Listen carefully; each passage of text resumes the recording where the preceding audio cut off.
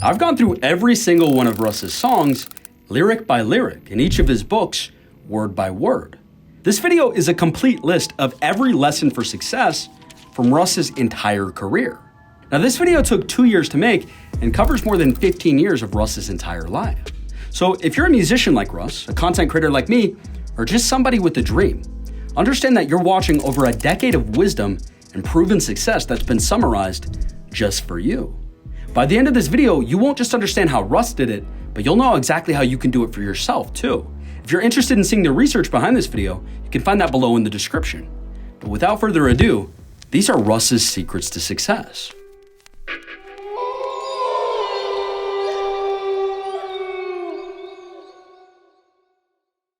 Self-belief and faith are the foundations of success. Self-belief and faith are two of the most important ideas that contribute to Russ's massive success in his career and in his life. And these are ideas that are hard to quantify and hard to measure, but nonetheless important for you to exhibit in your own life if you want to achieve your own success at a high level. We can see that as early as 2011, Russ exudes these ideas at a high level in his music.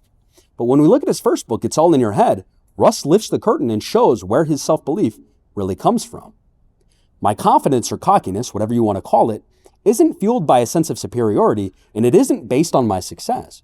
Yes, I believe I'm great, but I believe that when I was a kid making music in my basement. That's how I got to where I'm at today. I'm successful because I'm confident, not the other way around. I want you to understand that I'm not truly, but the fact is that I always believed I was the and that's the trick. That audacious self-confidence fed into everything else. It allowed me to put my work out into the world. It kept me striving to be heard, and it gave me the balls to think that on any given day, I could wake up a star. That level of self-belief is the kind of insanity that's required to succeed. Your success is directly related to your self-belief.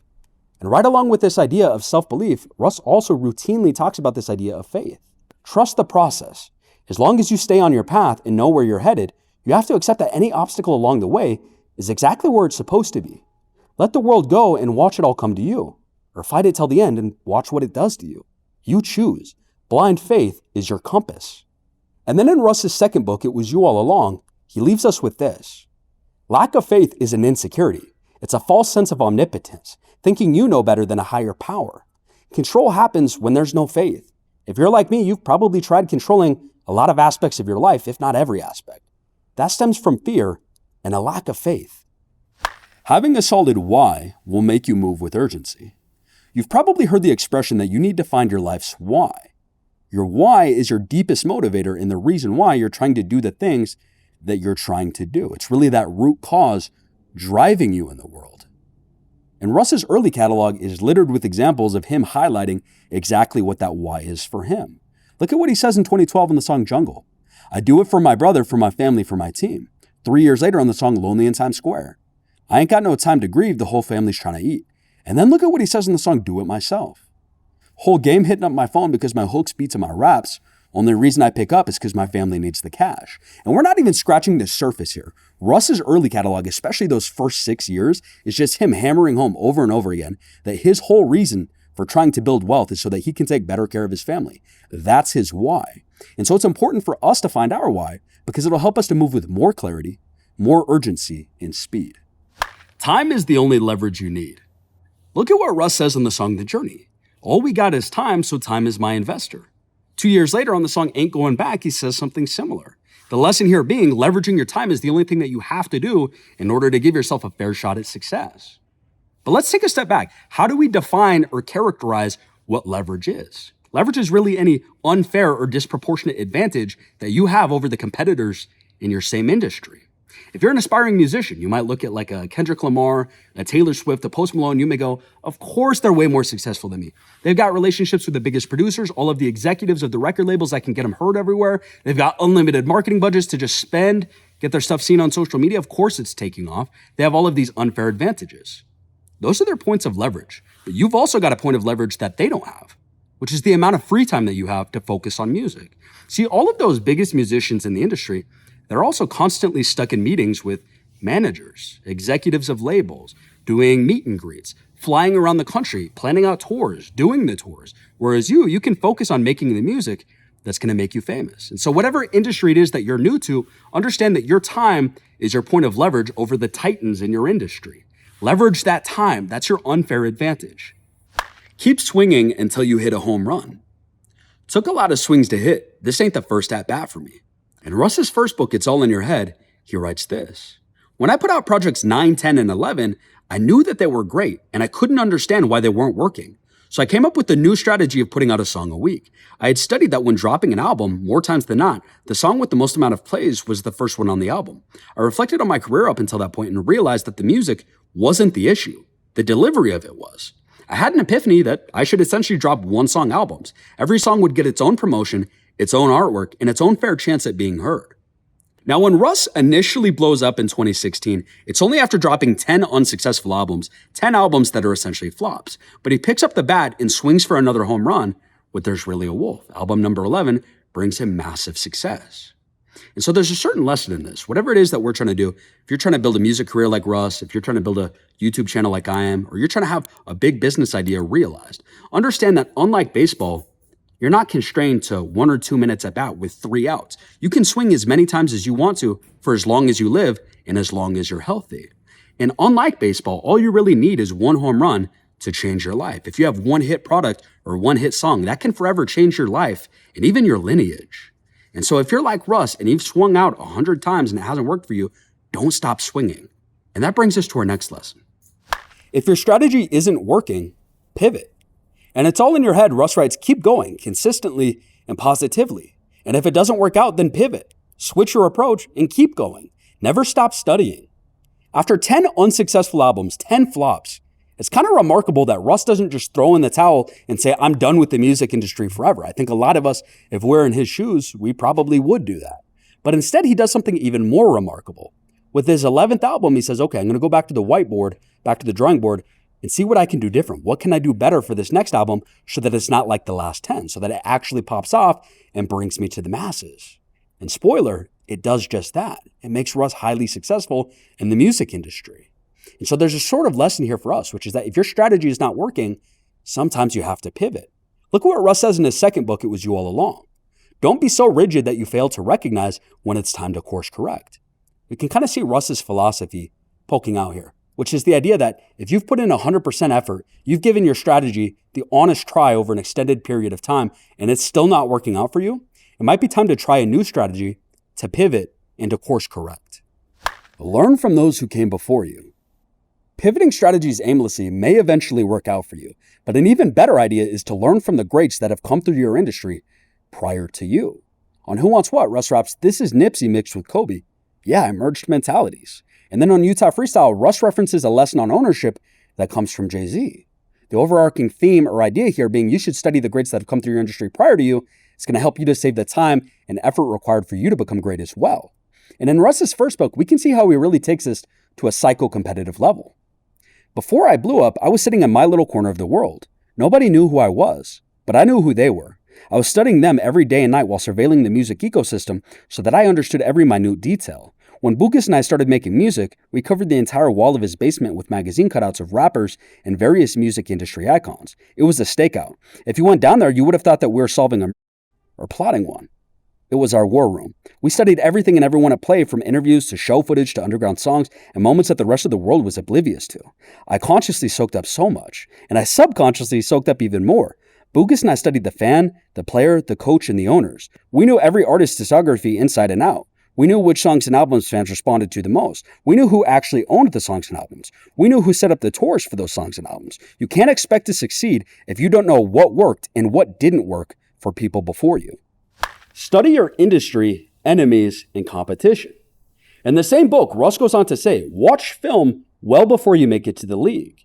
And then in 2013, he builds on this in the song Batcave. He says, I'm a student of my enemies.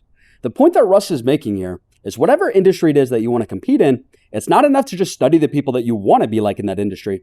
You also have to study the people that you don't want to be like. It's going to give you a better understanding of how that industry works, a more holistic understanding, and it'll allow you to compete at a higher level.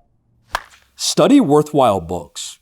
With social media and YouTube being so readily available nowadays, I think a lot of us end up doing our studying online. But the problem with that is that you're not getting the same depth that you might get from a book. Books are where you're going to find those hidden gems, those deep, nuanced thoughts, whereas oftentimes on social media, the algorithm is not going to push content of that same depth. On the song Since I Was Broke, Russ talks about his favorite artists. Napoleon Hill, Deepak and Paolo. That's what I read and I made this shit happen. And then look at what he says in his first book. The books that I did read were instrumental in arming me with the mental artillery to succeed. I wanted to read them because they offered me something I could use. Always keep learning and growing. Look at what Russ says in 2012, years before he's had any success in the music industry. Facilitating dreams in between being a student. 6 years later on the song Serious. Evolving daily. Please don't judge me off a song ago. And all throughout Russ's career, we can see that this is something he emphasizes time and time again, is a constant need to learn and grow as a person. Look at what he says in his first book. As long as you're becoming the best version of you, you will not disappoint yourself. In other words, you should never stop learning and growing. Those are two things that you need to do throughout your life. A lot of people look at learning and growth as a means to build success. Russ is saying that's something that you need if you want to stay successful, is to constantly learn and grow as a person. You can't stay stagnant. This is a lifelong pursuit. Developing your mindset comes before money. One of the recurring ideas that we see throughout Russ's catalog is this emphasis on strengthening your mind. And along with that, the understanding that a strong mind is a prerequisite for success, especially financially. Look at what Russ says on the song The Ceremony. You're broke because you're broken in the mind. Conversely, in the song Can't Be Me, rich is in the mind, not in your wallet, essentially showing that your state of mind and having a healthy state of mind is a prerequisite for achieving financial success. But if we look at the song Inside Job, Russ really boils it down as simple as it can get. I promise that success is an inside job. In other words, all success starts with developing and nurturing your brain. Don't take advice from losers and don't listen to those who are behind you. Have you ever had somebody tell you what to do with your life? And when you think about where that advice is coming from, you kind of cringe. You go, ooh, that person's life is not in order at all. They don't diet, they don't exercise, they don't have healthy relationships, their finances are a wreck, and they've never accomplished anything meaningful or admirable at all with their life. But they're telling me what to do? Yeah, taking advice from somebody who has a life that you don't want is a great way to get the life that you don't want for yourself. And I'll take it a step further. Taking advice from somebody with great potential but hasn't accomplished anything is also a great way to get results that you don't want. I'll give you an example of this.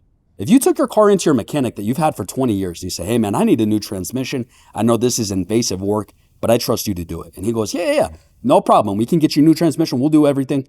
But I'm going to give it to my nephew. It's his second day on the job. And yesterday he did a great job putting air in tires of cars for the first time in his life, but he did a good job. So I trust him. He's got a lot of potential. He can change your transmission. I believe in him. You look at that mechanic and go, you're insane. This kid's got potential, but he doesn't have the resume to back up being able to do that kind of work. Oftentimes in life, that's exactly what we do though. We say, oh, that person has a lot of potential. I think they'll be great. So I'm going to listen to their advice, even though they don't have a resume or the body of experience to back up what they're saying. Similarly, a lot of times we take advice from people that are not qualified to give us advice at all because we don't stop to think about where that advice is coming from and how their perspective might be warped by the life that they've lived or haven't lived. Look at what Russ says on the song Put You on Game. Don't listen to people who lose or you'll do the same. A year later on the song Tired. Tired of people who failed at what they want to do, trying to tell me what I should be doing. But there is a flip side to this lesson. Don't miss out on learning opportunities because you don't like the messenger. In his first book, Russ writes it like this. Don't block your blessings because you're so crippled by the idea of where the message should come from that you fail to receive the message. In other words, there might be a certain circle of people that you look up to the most, but that doesn't mean that you can't get a great or powerful lesson from somebody else. And if this seems like a little bit of a departure from the previous lesson, it definitely is. But there's nuance to be had here, which is to say even a broken clock is right twice a day. You have to discern the message itself. Even if I don't agree with this person and they're not exactly living the life that I want, is what they're saying making sense? Is what they're saying seemingly built on a strong foundation or a good understanding? If so, maybe there's something to be understood in their lesson. I might put more stock in what the successful person says than the unsuccessful person when it comes to achieving success. But I can still at least listen to their message and discern whether or not there's anything to be gained there. Don't miss out on a good opportunity and a good lesson because you're waiting for the perfect messenger. Don't be prideful. On the song Can't Get This Right, Russ sings about one of his past relationships. He says, we both know what to do, but pride is in the way. We're both obsessed with being right and can't walk away. And even though the song is about a girl and a past relationship, pride is something that can exist in every facet of life. It could be pride in terms of intellect. You just think that you're always right. It could be pride about your possessions. Because of all the stuff you've acquired, you think that you're better than everybody.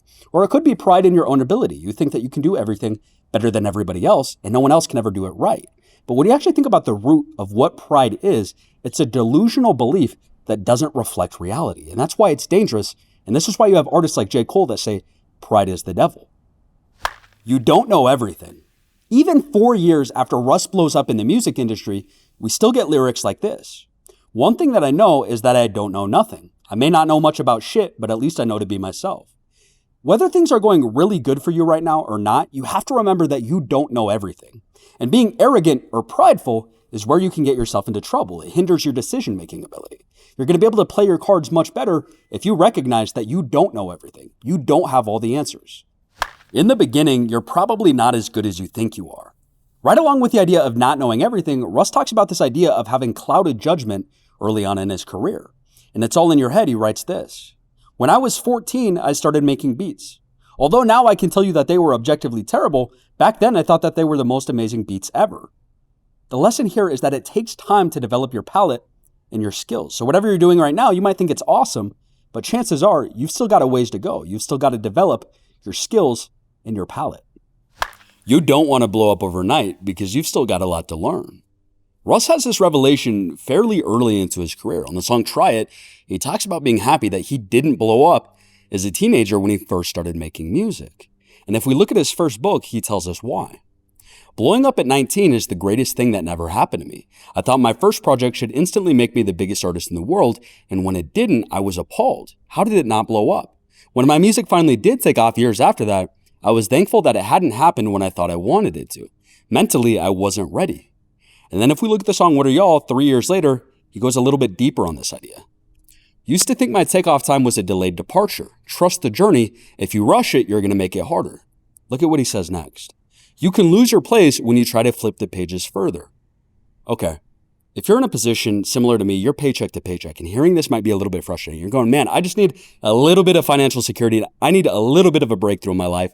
I get that for some people it needs to take forever. For me, I need it tomorrow. I'm hungry. But if anybody knows what it's like to struggle for years on end, it's Russ. He did it in his parents' basement, living off of McDoubles, not exactly living the life of luxury. And so this is Russ on the other side of success, sharing his honest opinion. It's not worth rushing it. You've still got a lot to learn. Embrace the discomfort that comes with growth. Don't get scared. The more you fight the process is the less you really let it unfold how it's supposed to. At first, when adversity came, I said, why me? Now I'd be staring it down saying, try me. When you think about what's required for success, we all kind of intuitively understand that growth is a prerequisite for success. But when you think about what's required for growth, it's dealing with discomfort. You think about the times in your life where you've grown the most as a person, you were probably dealing with some uncomfortable situations, some uncomfortable truths and realities. And so this is really a reminder for us. If you're dealing with discomfort, you're in these uncomfortable situations right now, that's actually a sign that better times are ahead. Tolerating pain and discomfort is a prerequisite for success. Look at what Russ says on Chomp 2. Victory's never won by somebody who cannot endure pain. Real situations always expose the fakes. In other words, that pain that you might be feeling right now that you have to endure through, it even feels scary, that's a prerequisite for your next major victory, your next major win in success. Think of it as sore muscles in the gym. It might not be fun today, but that just means that you're going to get what you want down the road. And in that same line, though, there's another lesson. Real situations always expose the fakes. Hard times expose fakes and frauds. If you really want to see what somebody's made of, watch how they handle difficult situations. I remember talking to somebody in my family who became a Marine back in the 1980s, and he was telling me about boot camp. And he said less than 50% of the guys that joined me in boot camp actually made it to be Marines. And he goes, it was all the guys that I didn't expect to make it that actually made it. I said, what did you mean? He goes, well, all these big guys that were jacked, that were gym bros, I thought the workouts were going to be a walk in the park for these guys. He goes, they were the first ones to drop out. And he goes, it was the smaller, quieter, kind of scrawny guys that actually made it through to the end. They had something mentally that the big guys didn't have. I remember being surprised by that. And then he explained to me that was the entire point of boot camp, is to weed out the guys that were quitters and to select the guys that mentally had something a little bit extra going on. And so there's a sort of sub-lesson in this as well that I often think about, which is both of those groups went through torture, went through a hard time. The big guys, they decided to quit after being tortured, whereas the small guys decided to see it through and get the reward of becoming Marines. And so for me, whenever I'm going through hell, I'm going through a difficult situation, I often think about that. I go, do I at least want to see this through? If I'm already in hell, do I want to see this through and get the reward of going through this? Or do I want to give up now and have nothing to show for the difficult situation that I'm in? A new why will keep you going. We already talked about the importance of having a strong why for doing what you're doing, something that's going to help motivate you when times are tough and help you to keep moving with urgency. But one thing that we learn from later in Russ's career is that you might have to change that why. Your old why may not motivate you forever. It may not be relevant forever. And that's where it's going to be important to find a new why. We see that early on in Russ's career, his motivating factor is really wanting to take care of his family, especially financially. But look at what he says in 2024 in his second book. I shifted my intention, the why, if you will. I won a Grammy and a #1 album because I've never had either. They mark progress. In other words, Russ's why moves from the first one he has, one of scarcity, survival, needing to take care of people, to one of self-fulfillment. After his family's taken care of, that doesn't motivate him the same as it used to. So instead, he shifts it to a new goal that can continue to motivate him. You can only help others if you take care of yourself. If you're desperately trying to take care of the people around you right now, this lesson might be hard to hear, but it's a fact of life. You've got to adequately care for yourself before you can ever take care of the people around you. On the song A Lot More from Shake the Snowglobe, Russ says this: I'm in a space of serenity trying to focus on peace. I give everyone my all. It's time I focus on me. On the song Bet, 2 years later, he gets a little bit more specific. I was drowning from being an anchor for everyone, but I can't help you if I don't help me. So give me a second to breathe. And this is the reason why, if you've ever been on an airplane, they tell you you have to put on your oxygen mask before you're allowed to help anybody else out. If you don't take care of yourself first, you really can't take care of the people around you. What good are you if you pass out? And this applies to more than just an airplane. This is a life lesson. In his second book, Russ talks about how this applies to relationships. If someone you care about deeply spirals unhealthily, you don't have to enter their spiral. You don't have to react to their situation. Instead, you can offer your support by saying something like, that sounds really tough. Is there anything I can do to help? You can't help somebody who isn't ready to help themselves. In the song Problem Child from early on in Russ's career, he makes this point. I tried to take you to a world that was different than yours. I opened opportunity. You should have opened the door.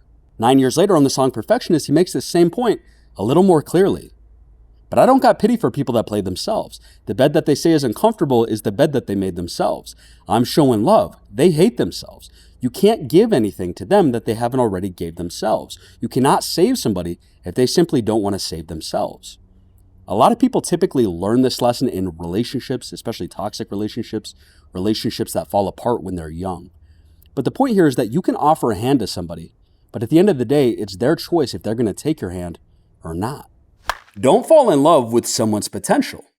Now that might sound simple enough to hear and understand, but actually learning this lesson, especially in the context of a relationship that's gone bad, is where this becomes difficult. And that's the exact perspective that Russ speaks from in the song Let Me In. You was stuck on bullshit. I was stuck on potential. But if we look at how Russ's perspective shifts over a 7-year time span, he says this: F the potential. You should assume they're not going to change. And I'll just say this as a big brother to some of you guys watching this. Potential is really irrelevant. All human beings have endless potential. Potential is something that's in the future and never fully realized. There's always more potential to be had. If you're getting caught up thinking about, if somebody changed this, and this, they'd be perfect for me. They'd be the perfect friend or the perfect relationship. Well, you're banking on something that's probably never going to happen. Potential is irrelevant. I'll say this. When I was in college, I had a number of friends that were way more intelligent, way more brilliant than I was. They went to school. They got 4 O's in their first semester, but they ended up dropping out to chase girls and drugs. All of their potential that they had in the beginning, being so smart, was rendered irrelevant. I've had friends that did social media with me. Their pages were growing faster than me. They had way more charisma. They were way funnier than I was. But as soon as the going got tough with the algorithm, they quit. Again, all of their potential became irrelevant. And so getting older and maturing is realizing that potential is really irrelevant. It's not something to get excited about. Be inspired by your own potential. I get my inspiration from my own potential. This is an idea that Russ references over and over again throughout his career. And it's the idea that no matter how big or successful he becomes, he's always excited about the prospect of an even better future, an even better Russ. Look at what he writes in his first book. The future version of yourself should be your inspiration. Get obsessed with that idea of a better you. The process of getting better is the fun part. That's why I keep working. That's everything. The idea that there is always an upgraded version of myself that can be attained is what keeps me going. I'm often asked about which artists inspire me. The answer is the future me. I'm aware that that sounds arrogant, and of course I listen to and am moved by a lot of great artists, but when it comes to inspiration, my biggest motivator is my own potential. Consider your life as a video game. You create a player, start out as a 60 overall, pick your position, and navigate your career accordingly. What keeps you playing the game is the tangible possibility of becoming a 99. What Russ is saying here is that you can always get better. There's always a new hill to climb, a new mountain to climb. There's always new skills to learn and master. And instead of seeing that as something scary or daunting, view that as something exciting. There's a whole world out there for you to live. There's plenty for you to learn and master. Limits are just illusions. Your potential is endless. This is one of the more important ideas that we'll talk about today, and it's something that you should reflect on and might want to come back to. Oftentimes in life, when we see limits in front of us, there's limitations put on us. Understand that that's something that you've manufactured yourself. It's something that your brain is using to hold you back, but it may not be reflective of objective reality. It's a mental block put there to keep you living a safe and simple life. Look at what Russ says in his first book. Your potential has no roof. Stop giving it ceilings. On the song Perfectionist from Chomp 2.5, I know that the hardest step is walking past my threshold. Hopefully that resonates with some of you guys. I think all of us have these mental blocks, these limitations that come from our brain that we're battling. Could be in different areas. It could be business, artistry, could be relationships. And the reason for that is it's biological. It's very human. Our brains want to stay in a state of homeostasis. What does that mean? Our brains don't want to constantly be in fight or flight, going through these emotional whirlwinds, up and downs. It wants you to live a simple, safe life. It's actually a protection mechanism put there by your brain so that you're in less risk, so that you're taking less risks with your life. And once you understand that, that's when you can start to challenge it and start shooting for bigger goals and achieving greater things, making it past those limitations in your life. Don't beat yourself up for not being perfect and making mistakes. Russ makes this point almost verbatim on the song Put You On Game. And that same year, in his second book, he gives us a little bit more context. Mistakes are inevitable. I'm allowed to make mistakes. That's just part of the human experience. It's interesting that Russ is making this point in 2023, 7 years after some of that initial success that he's had in the music industry. He's coming back around, taking his victory lap, saying, look, if I had to think about some of the things that I could have done better, it's this. If you're on the come up, don't strive for perfection. That's not a realistic goal. You're always going to feel defeated. And I think one of the most interesting lines that he drops on this is on the song Perfectionist. He says, I need more grace. A lot of times the people that struggle with this need to be perfect and with perfectionism, they're type A personalities. They're people that feel like, oh, I need to strive for this and achieve this. And if I fall short at all, I don't deserve to be happy. Well, you think about when Russ says, I need more grace, what is the context that you typically hear the word grace in?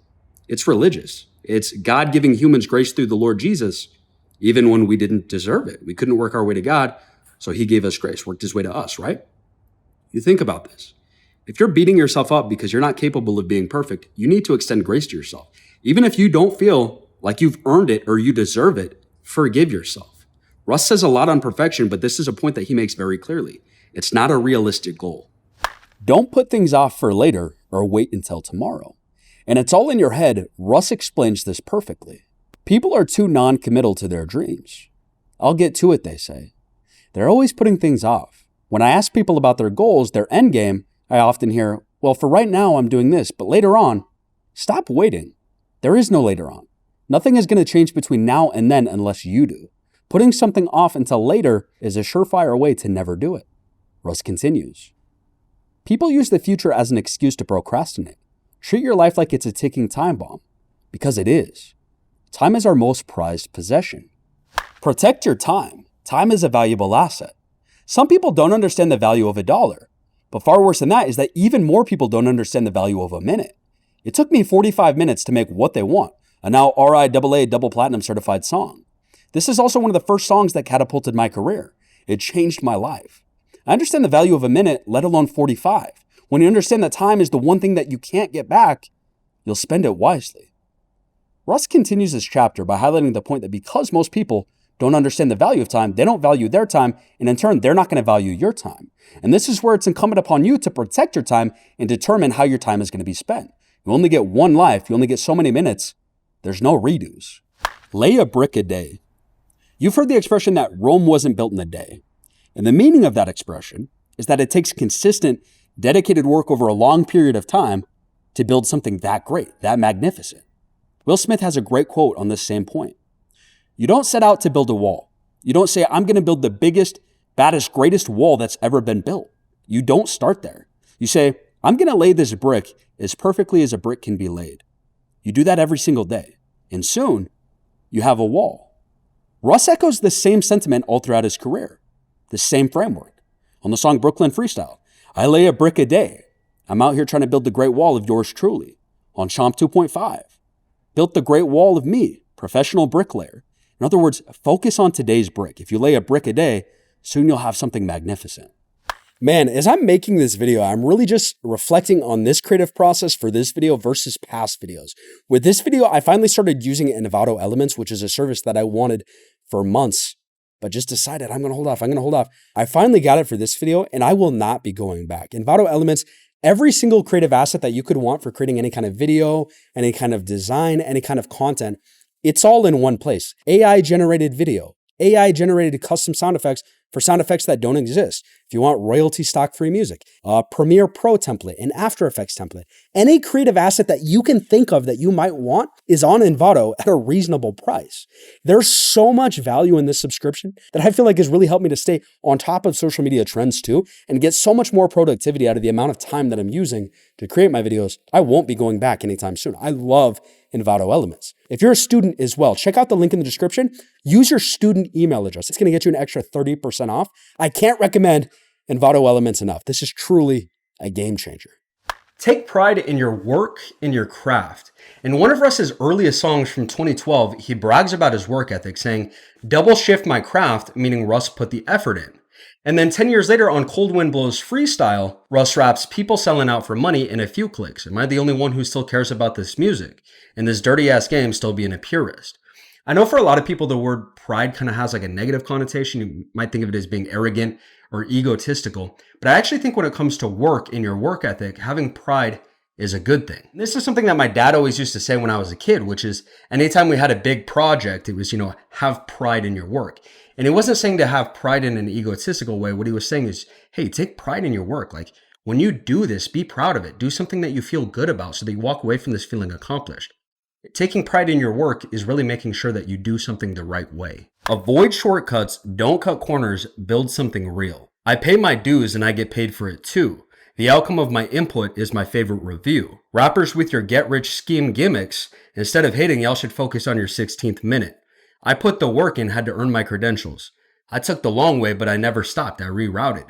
They quit. The last mile is always the least crowded. Stop trying to take shortcuts. Stop trying to find the easy way to do something.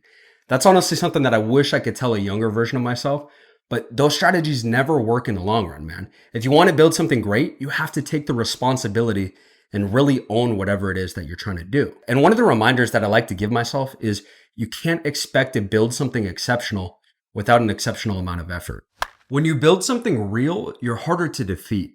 Even if you're not sold on the whole honorable side of doing thorough work, there's still real tangible benefits that come with it. Think about it. If you've ever met somebody that they only got to where they're at off of connections, scams, cheat codes, or maybe just luck, they don't have a solid foundation. They basically built their house on sand, right? It's a lot easier to defeat a person like that. Whereas if you take the longer route, but you build things correctly, you're a lot more durable. You're a lot harder to defeat. If we look at the song Italy, Russ raps, pandemic proof, made millions in 2020, dummy. And that might go over a lot of people's heads, but you think about the pandemic and what that meant for the music industry, right? You basically had 2 years where artists couldn't do shows. They couldn't tour. And for a lot of artists where the label owns their actual music, shows is how they make most of their money. So 2 years of not being able to do a show, that's pretty bad for artists. And a lot of these artists, they're pretty trendy. Their personality is really what sells. So not being in front of the public for 2 years, it's easy for them to sort of be forgotten and kind of fade away. But with Russ, he had 9 years of building a solid fan base, building up his music catalog, and then actually owning his music catalog. So even though there wasn't 2 years of doing shows, Russ is still making money, Russ is still successful, and he's still on fans' minds because he's built a real fan base. He's built a real connection with these people. And then add on top of that, the fact that Russ dropped the book in 2019. So even though the pandemic and music is doing its own thing, Russ has got a second form of income through his book sales. And on Utah Freestyle, Russ raps, luckily I'm free, regardless if they mass hated. Unlike most of these rappers who are economically castrated, because y'all don't own your music, y'all don't have an effing voice. Till a promoter hires y'all are unemployed. living check to check, that could never be me. Like Jay-Z said, own your own or you can never be free. Stupid. The point that Russ is making is even if it's harder right now, your future self is going to thank you if you take the right path and you build things the hard way, you do it the correct way, and you don't take shortcuts, because you're going to be a lot more durable. You're going to be a lot harder to defeat because you have that solid foundation. If you're desperate for money, you'll be taken advantage of. This is another one of those lessons that probably sucks to hear, especially right now where a lot of people are struggling financially. But if you're too desperate for money, you're going to be taken advantage of. It's kind of one of those weaknesses where you don't want it to be leveraged against you. And this is something that Russ talks a lot about in his music. In Freed Up, Russ raps, "Can't believe they really just let me walk. I'm leading the pack. You only lose when you're needing the cash." And for me personally, I've been trying to get good at being comfortable with less, because I'm somebody who's ambitious and I do want more money for my family. I want them to, enjoy a nice life. But at the same time, when you're overcompensating for money, you're more likely to make bad decisions, get yourself into trouble, get scammed, be in places you shouldn't be because you're really worshiping money too much. And if you think about it, that's how a lot of get-rich-quick schemes sort of prey on people, is they go after people who really want money or they really need money. They feel like, oh, I need to get some cash quick. And they promise that. And then before you know it, you spent $2,000 in a dropshipping course that really didn't help you at all. Or you spent $2,000 in a Forex course that didn't help you at all. So it really is just like one big poker game where you've got to sort of keep your composure. You've got to keep a good poker face. And even if you do need the money, you've got to pretend like you don't. You've got to trick your mind. Because if you don't, that's where you become more susceptible to be taken advantage of. You don't need anybody to put you on. Just go do it. This is one of those things where I think subconsciously, a lot of times we feel like we need somebody's help. We need a helping hand to get to where we want to be at because it feels so far out of reach. And in the past, that was true of a lot of different industries, right? You had Hollywood in the 80s, the music industry until recently, where there were a lot of gatekeepers. You really did need somebody's help to get to wherever it is that you wanted to go. But nowadays, that's not the case, right? We've got technology like this iPhone, right? Computers, the internet. We've got all these ways that we can create things. We can build a fan base. We can get in contact directly with the fans. And we can build things without having to go through the old gatekeepers and the old systems that used to slow people down. You really don't need anybody's help anymore. And if we look at the song Do It Myself, Russ says, "No one put me on. Damn, F it, I'll do it myself." And then on that same album, on the song Me You, Russ says, "Thank you to anyone who ever slammed the door on me. Because of you, I did it myself, so it means more to me." And then on Family and Friends, Russ raps, "I did this myself, I'm my own cosign." And then further proving his point on the song Easy, Russ says, "Light your own fire if they don't want to pass the torch to you." But my favorite line comes from the song Faith on Chomp 2.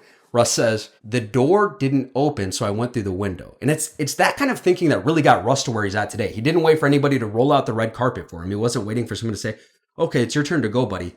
He just made it happen for himself. He just went out there and did it, right? It's that kind of thinking of, if you don't open the front door for me, I'm going to go around back and I'm going to crawl through a window. I'm going to make it happen and I'm going to do it myself. Success doesn't just come to you. You have to go get it. If we look at the song Emergency from There's Really a Wolf, Russ is sort of rapping from the perspective of being newly famous, being newly wealthy. And he says, "Flights by coastal, everything's paid for. That's just how it goes when you take what they wait for." And then 3 years later on the Inside Job, Russ raps, "My ship never came to shore. I had to swim to it, stupid."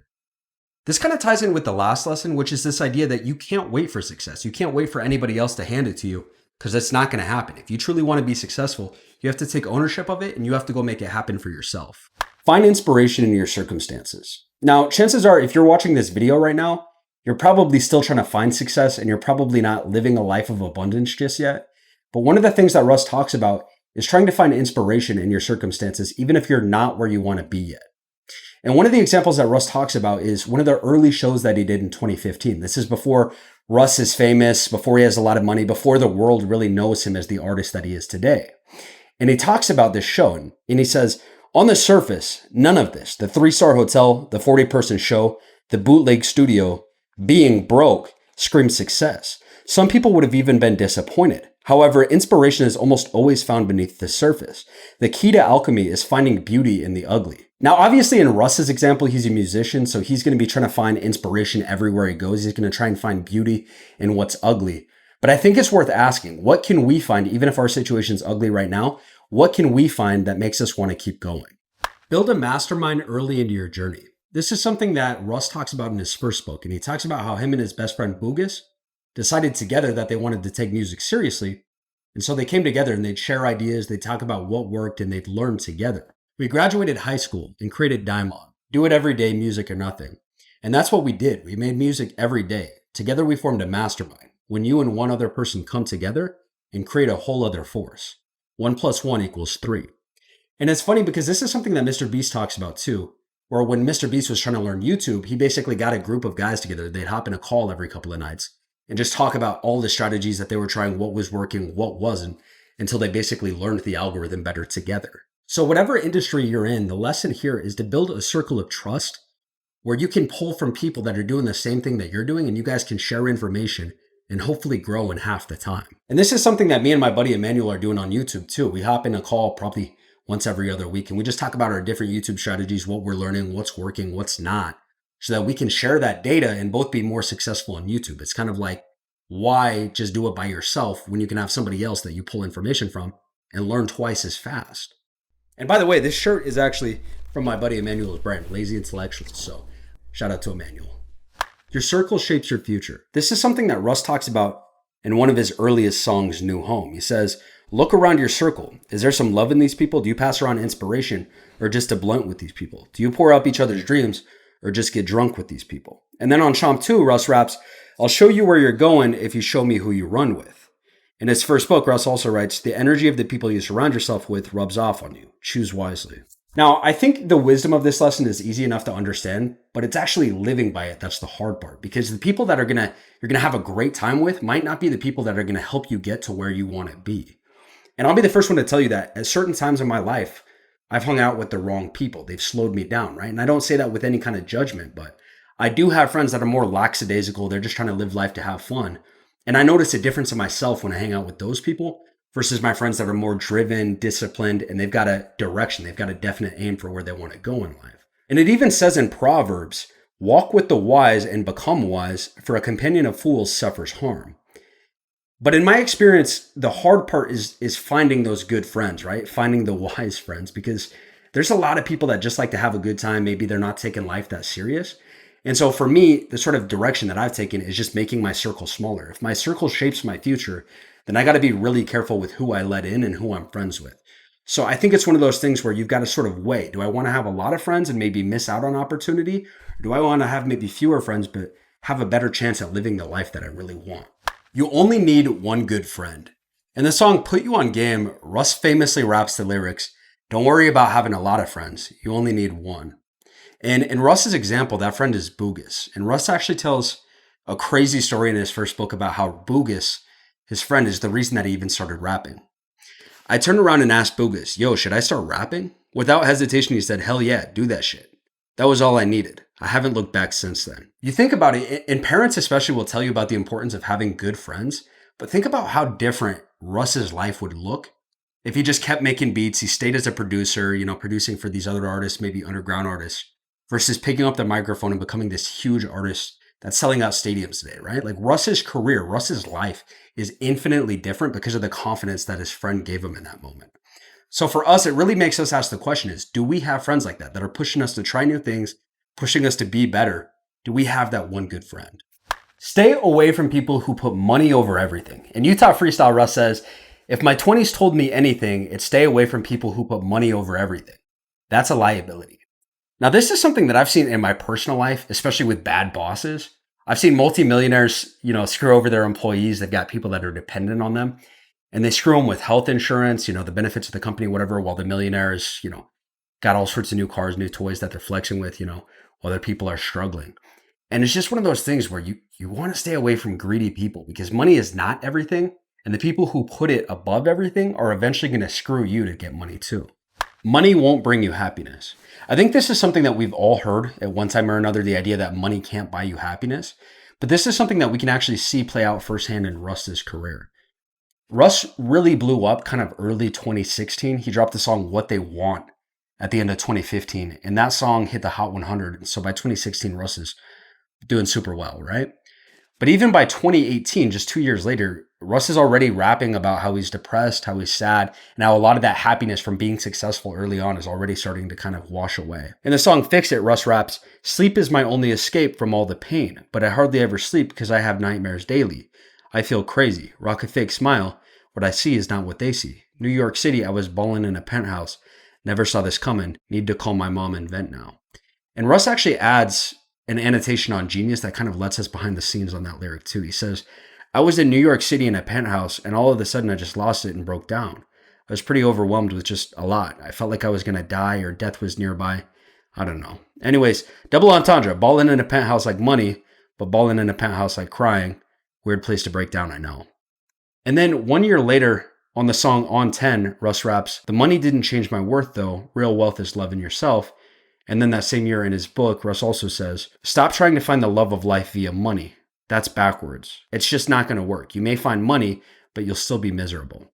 And again, I think this is a lesson that's probably hard to hear for those of us that don't have money or really need money, right? Or struggling is it seems like, oh, I could just fix all my life's problems if I had money and I'd be happy. But what we can actually see in his example is, it might temporarily buy you happiness, but money alone is not going to keep you happy over a lifetime.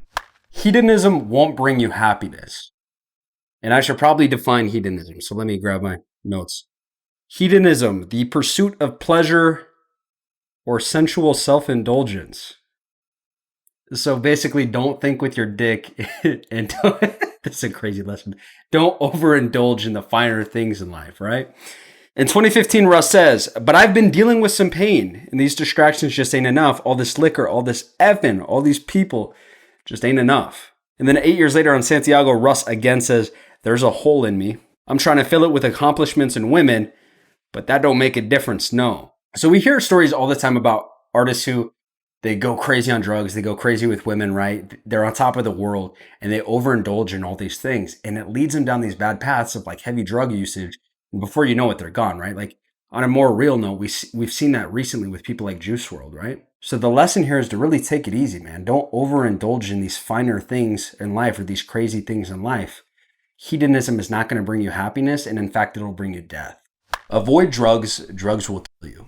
This kind of ties in with the last lesson that we just talked about, but this is a point that Russ makes over and over throughout his career. And if we look at the song Prosper, Russ says, rap game so crazy, if I'm sober, I'm silly. Yeah, I drink, yeah, I smoke, but that's natural elixirs. You live like your future ain't in the picture. And then on the song Sore Losers, Russ also says, a lot of kids are popping Zans and sipping lean now. A lot of rappers using Instagram to teach how. A lot of kids read that you don't read about because they don't follow rappers, they just follow fiends now, but I'm the bad guy for calling it out. And then on Wicked Race, Russ even offers a sort of incentive to these rappers that have drug problems. He says, the drugs in you got you feeling gassed. If you make it to 30, I'll give you 30K in cash. And this is one of those things where everybody knows that drugs are bad for you, but knowing is really only half the battle. Having the discipline to say no, to get off drugs, to quit, that's a whole other battle. So I'm going to put a hotline number on screen where if you guys need help, reach out to this number because you think about it, man, you only get one life and it's too short to be wasting it on the wrong things, doing the wrong things. So please take this seriously. Don't use drugs. It'll kill you. Don't waste your time on things that aren't meaningful. So whatever it is that you might be struggling with, sex, drugs, wherever you're spending your time right now, don't waste your time on things that aren't meaningful for your life. And this could be big things like that, or it could just be small things in your life. On the song Free from Chomp 2, Russ raps, I'm ghost if it don't move my spirit like a Ouija board. And this is one of those things where for me, I'll just say, for me, video games was a big way that I've wasted a ton of my life in the past. I used to be really into the game CSGO back in the day, and I never got really good at it, but I spent so much time. Anytime I had free time, I'd play CSGO. And it tracked on Steam the number of hours that I played that game, and I looked one day, and it was 1,700 hours that I had played CSGO, and it just hit me like, man, that's 1,700 hours of my life that I'll never get back. So it's just one of those things, don't look back and look at all the time you wasted. Don't waste your time on things that aren't meaningful. Comfort is the enemy of success. This is one of those lessons that Russ talks about a bunch in his career, but one of the earliest examples of this comes from the song Brooklyn Freestyle, where Russ says, I've been hiding out in Brooklyn. I got too comfortable. I had to rearrange the cushions. And then there's a line from almost 5 years later where Russ says something pretty similar. He says, you've been getting comfortable, something you shouldn't do. And this reminds me of the time that I was doing summer sales. I was 21 years old, and it was a crappy experience, but there was this one guy on the sales team that always used to say this line. He'd say, a comfort zone is not a growth zone, and a growth zone is not a comfort zone. And that always stuck with me even after summer sales because it's proven to be true in my life, at least. The times where I'm the most comfortable are not the times where I'm growing, where I'm being challenged, and where I'm becoming a better person, but the times where I'm the least comfortable, those are the times where I'm being challenged, I'm growing as a person, and I'm learning new things, right? So it's kind of one of those things where if you want to be successful, you almost have to reject comfort, because discomfort is that kind of growth zone where you can hopefully grow and become the person that is successful. Change and maintain your environment to one that's conducive of success. This is a lesson that I've heard a lot of successful people talk about, especially online, but this is something that Russ actually talks about in his first book too. He says, I need to be productive. I'm impulsive. I need to be able to create at any moment. I don't have time to ask someone else to facilitate my creativity. Get out of the chair and I'll do it. I was controlling my workload, controlling my growth, and therefore controlling my own trajectory. And then in the song Sometime, Russ talks about this in more of a mental health perspective of kind of controlling that environment. He says, please don't call my phone. I need some time just to sit and think about my life. It's been every day nonstop every night. I just need some time. And then if we look at the song The Stakeout, Russ kind of famously talks about that basement that he used to really get his start in music. He says, I've been calculating, living in this house of patience, quarantined myself down here, but now I'm breaking out the basement. So the sort of lesson here is, whether it's a physical place or a mental place that you got to go to, or more likely it's going to be both, you've got to sort of maintain these environments that allow you to do the work that's required to become successful. So part of that is pushing away distractions, and part of that is building a place where it's easiest for you to get the most amount of work done.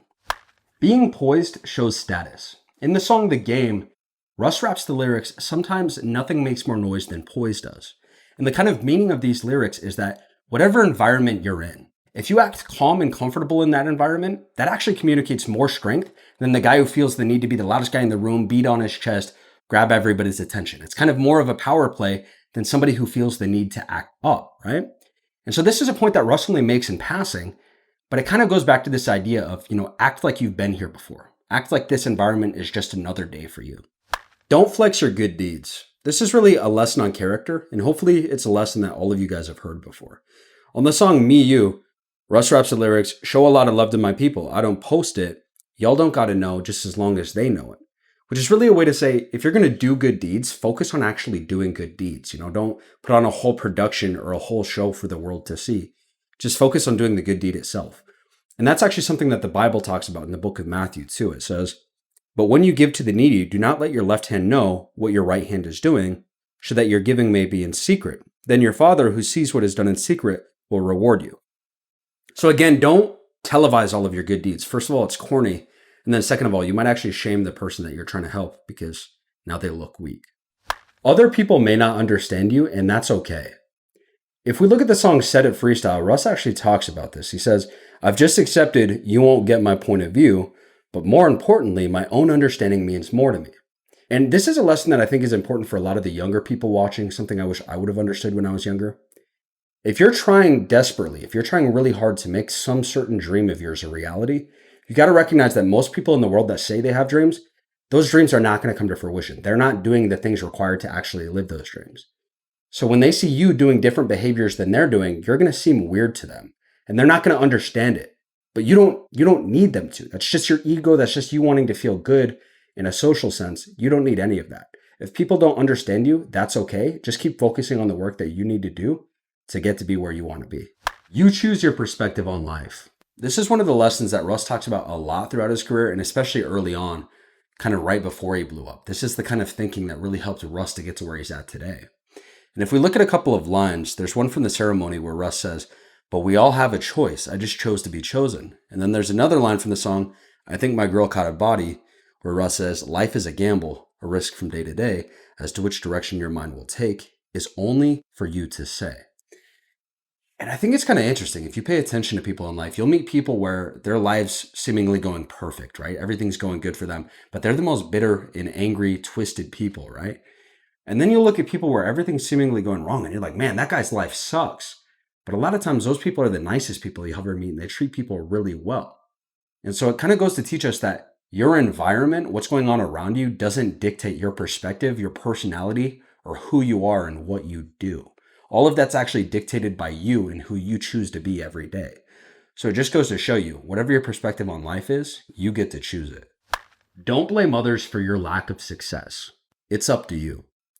On the song Put You on Game, Russ has a lyric that I'm sure a lot of you guys will recognize where he says, stop pointing the finger and start taking some of the blame. And this is really a lesson on accountability where Russ is saying, look, whatever's happening or not happening for you, that's your fault. That's because of you. Don't go around pointing the fingers at everybody else.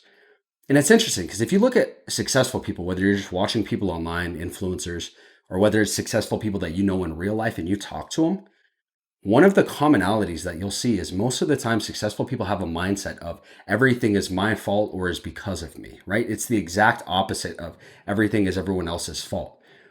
And it's interesting because Jocko Willink has a book on this called Extreme Ownership. And I think that's the best way to phrase it, is you want to take ownership of everything in your life so that you have as much control as possible over making your dreams happen versus that sort of victimhood mentality that pop culture, the media is trying to shove down our throat, especially right now, where we're victims and everything happens to us.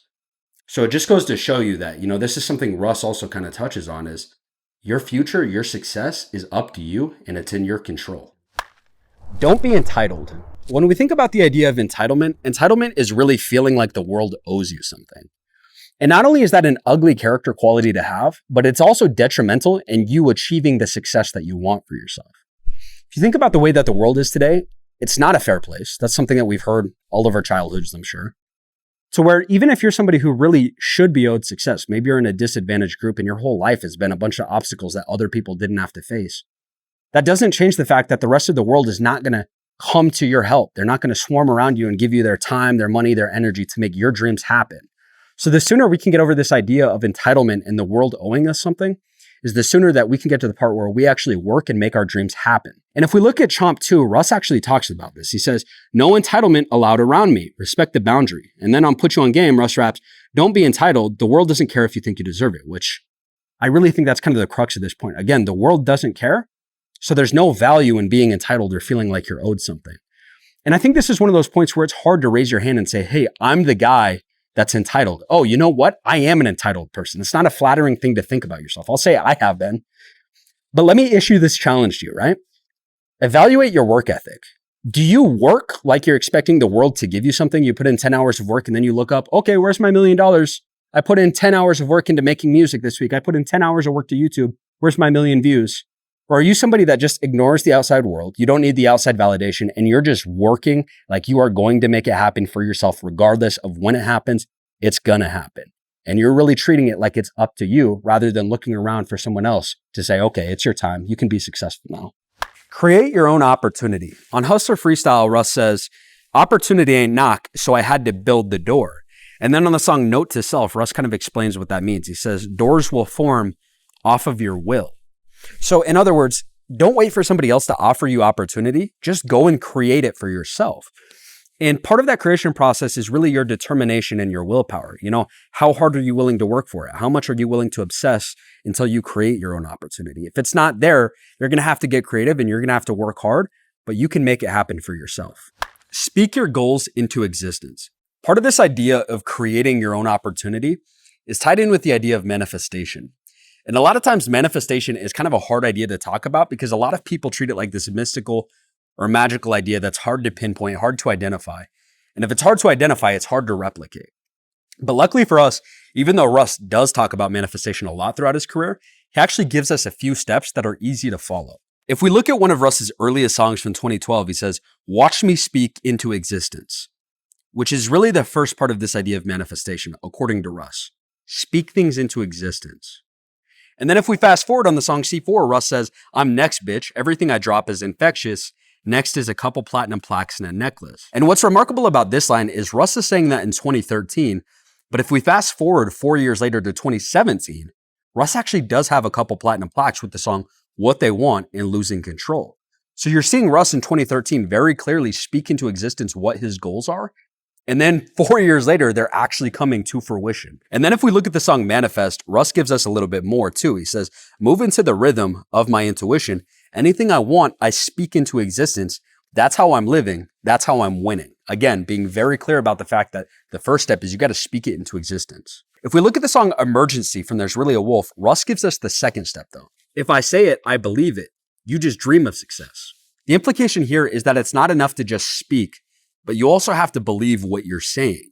So whatever dreams you're speaking into reality, you also have to have the belief in your head that, hey, this is really going to happen for me. I believe in myself. I believe that this can happen. And then if we look at the song I Love You Boy from Santiago, Russ gives us the third step in this equation for manifesting. He says, you prophesized this from the get-go. Anything you wanted, went and got it because you said so. And the important lesson here is this idea of execution. So yeah, you spoke, yeah, you believed it, but then Russ went and worked for it, right? So his success wasn't just all up here, but it was also physical and tangible. So for following Russ's example from his own career, the first step is to speak things into existence. The second is to truly believe that they can happen and that they will. And then the third is to actually execute, or to just go and do it, get the work done to bring those goals into fruition. And then if we look at Russ's book, he drops an important fourth step. Speak your future goals in present tense. People tend to talk about all of the things that are going to happen in the future. They say, I'm going to be successful, or I'm going to be a big artist. That's a mistake. When you set your achievement in the future, you're already putting it off. The future never comes. It will always remain the future, and you will always remain chasing it and waiting for it. You need to say, I am successful. You need to believe that so deeply that you're just waiting for the world to catch up. So what Russ is saying here is one of the ingredients in speaking things into existence is the tense that you're speaking in, right? So even if it's not true yet, you need to speak the future tense in present tense terms. I am a billionaire. There might be a little bit of cognitive dissonance there where that feels weird, but according to Russ, that's something that helps in the manifestation process. Externalize your goals. This is something else that Russ talks about in his first book, and it's really building off that idea for manifestation of speaking your goals into existence. And more specifically, this is Russ saying that we also need to externalize our goals for the whole world to hear. Those positive declarations weren't secret affirmations either. I posted them on Twitter for the whole world to see. I was externalizing, which is part of the manifestation process. What would happen if you wanted something unabashedly? If you had said your desire out loud, you would have fought harder for it. At that point, you have to prove yourself right, which is far more powerful than proving someone else wrong. You are going to fall, and it is going to look stupid to people on the outside. But what's even more stupid is being people on the outside. They don't even believe in themselves enough to have the opportunity to fall. You have to be willing to throw yourself out there, and sometimes that means you will look foolish. Believe out loud. And I really love the last part of that passage where Russ says believe out loud, because it's one thing to believe something in your head and you kind of believe it, but if you're so willing to believe out loud that you'll let the whole world see it, then you really call your belief into question. You really see if you're about it. And I remember being inspired by this book. The first time I read this passage was early 2021 during the pandemic. And at the time, my YouTube channel was super small. I think I had less than 2,000 subs. But I read this and I felt inspired. I said, okay, I'm going to externalize my goals. I'm going to really believe it. I'm going to stand on it. And so I went on all my personal social media, like my Instagram and stuff, and said, I'm going to be a YouTuber. I'm going to feed my family off of YouTube. And I had a couple friends at the time kind of tease me about it. Like, oh, you're a YouTuber now? Because I barely had any content out, right? I had less than 2K subs. Like, okay, buddy. Like, yeah, I'm sure. But I remember feeling jazzed up. I remember feeling energized from this quote in this book. And I went and I created a video right after I externalized. And I thought, man, this video is going to be the video to get 50,000 or 100,000 views for the first time on my channel. This is going to be the video that blows me up. And then it did nothing. An entire year went by and this video had 200 views. This video that I felt so inspired by after reading this passage on externalizing my goals, I externalized them, got 200 views. And then out of nowhere, right after that 1 year mark, it popped in YouTube's algorithm. And right now that video is sitting at 3.2 million views. So it just goes to show you, maybe there is something to having the confidence to externalize your goals that gives you a different kind of energy that you can work with. And if you feel kind of silly or kind of scared to externalize, just know that I did too. It didn't feel natural. It didn't feel right when I was doing it, when I was typing on my personal Instagram for all my friends, family, everyone I went to school with to see. But ultimately, last time I was willing to take that leap of faith, it did help me get 3.2 million views. So maybe there's something to it. And on that note, let me tell you about Metricool. This is the only social media planner and analytics tool that I use, both personally and professionally. If, like me, you're trying to grow your social media because it's going to help you to be successful in your field, I highly recommend this. This is the only tool that I use. It's going to allow you to post on all of your different social media platforms from one place in your web browser. This is one of the biggest time savers that I can recommend, and it's free to start with if you want that scheduling functionality. Now, I do have the paid version because I love the analytics tools that come with the paid version. It's $22 a month, I think. But this paid version is amazing because it allows you to see all of your different analytics from those different platforms in one place, which is major if you're trying to grow on social media. I really can't recommend this tool enough. I've recommended it to friends, family. Anytime I get a new marketing gig at a different company, I get them onboarded onto Metricool because it's the same technology that the biggest companies in the world are using to grow their social media, but it's a fraction of the price from some of those bigger named apps. This is a smaller company still trying to get a name for itself. It's a fraction of the price for that same technology that the biggest brands in the world use. I really can't recommend it enough. If you're trying to grow on social media, this is a real leg up. Check out Metricool, link in the description. Surround yourself with your goals. This is something that Russ talks about in his first book. He says, I got this jumbo-sized notepad and a red Sharpie, and I scrawled out a bunch of signs, then hung them up around my room. I have a platinum debut album. I am the biggest artist in the world. I am the most sought out producer in the world. I wanted to wake up surrounded by my goals. Now, this is something that Russ gives us again to manifest, another kind of tangible thing that we can use in manifesting. And what he's saying is surround yourself with your goals so that you're constantly seeing them. Because if you're constantly seeing or hearing your goals, it's going to make it harder to forget what your goals are and to move away from them. But it's also going to make it easier to work on them because you're constantly reminding yourself, yo, this is what I'm supposed to be working towards. Imagine your goals vividly. The last tool that Russ gives us for manifestation is actually the intentional use of your imagination. Put yourself into the life that you want. Close your eyes and surround yourself with whatever you're manifesting. Immerse yourself in that moment. More important than what it looks like, embrace what it feels like. Make yourself feel the pride and joy of walking into your new home. Imagine the thrill of answering the phone and being offered your dream opportunity. Can you feel your spirit heat up? Your cheeks aching from smiling? That warm electricity shooting up the back of your neck? Can you feel the irrepressible joy? Transmute those feelings into your work every day as you move toward what you want. What Russ is saying here is imagine that future so clearly that it excites you. And then take that excitement and apply it to your work. And that may sound like a crazy idea, but if it worked for us, it's probably worth trying. Work with the tools that you're given. I made something out of nothing. I was always resourceful. Russ's career is really a masterclass in playing whatever cards you're dealt to the best of your ability, working with the tools that you're given and making the most out of those. He talks about living in his parents' basement, turning that into a studio and surviving off of McDoubles from McDonald's, right? Not exactly glorious, not exactly all of the money that you'd want to make a music dream happen, right? He talks about using his parents' computer, his family's computer with Rock Band to make his first few beats, right? Not exactly the big studio that you'd expect. He talks about making music independent without any of the financial backing that one of these music labels has to offer. And the kind of common thread through all of that is that Russ is saying, look, you don't need the perfect hand. You just got to play your hand well and be resourceful with what you've got. And there's actually a line on the song Rem where Russ says, life gave me lemons, then I flipped it into limelight. And if you look at Russ's first book too, you can kind of see this resourcefulness play out in the way that he built his first studio. He says, we needed to figure out how to record. So we set up the most bootleg studio in my basement. We took the microphone from the video game Rock Band and duct taped it to a guitar stand. We made a pop filter out of a wire hanger and pantyhose that my mom gave us. And then we put that up in the closet and powered everything from a guitar amp because it had a USB outlet so we could connect the microphone to the computer. It was shitty, but it worked. Work like luck isn't a factor. If you think about it, your work ethic is one of the few things in this life that you really have full control over, right? You don't have control over your luck. You don't have control over the hand that you were dealt, the resources that you were given. Some people are going to be richer than you. Some people are automatically going to have things handed. You can't control that, but you can control your work ethic. And this is one of those kind of themes that we see throughout Russ's music over and over again. Work like luck is not a factor. There's a song Last Forever where Russ says, I couldn't sit around and wait. I had to hustle on it. Too busy looking for success, that's how I stumbled on it. Russ got the potion, F just hoping. Luck tends to bet on the ones in motion. If we look at the song Me You, Russ also says, you wish for it, me, I worked for it.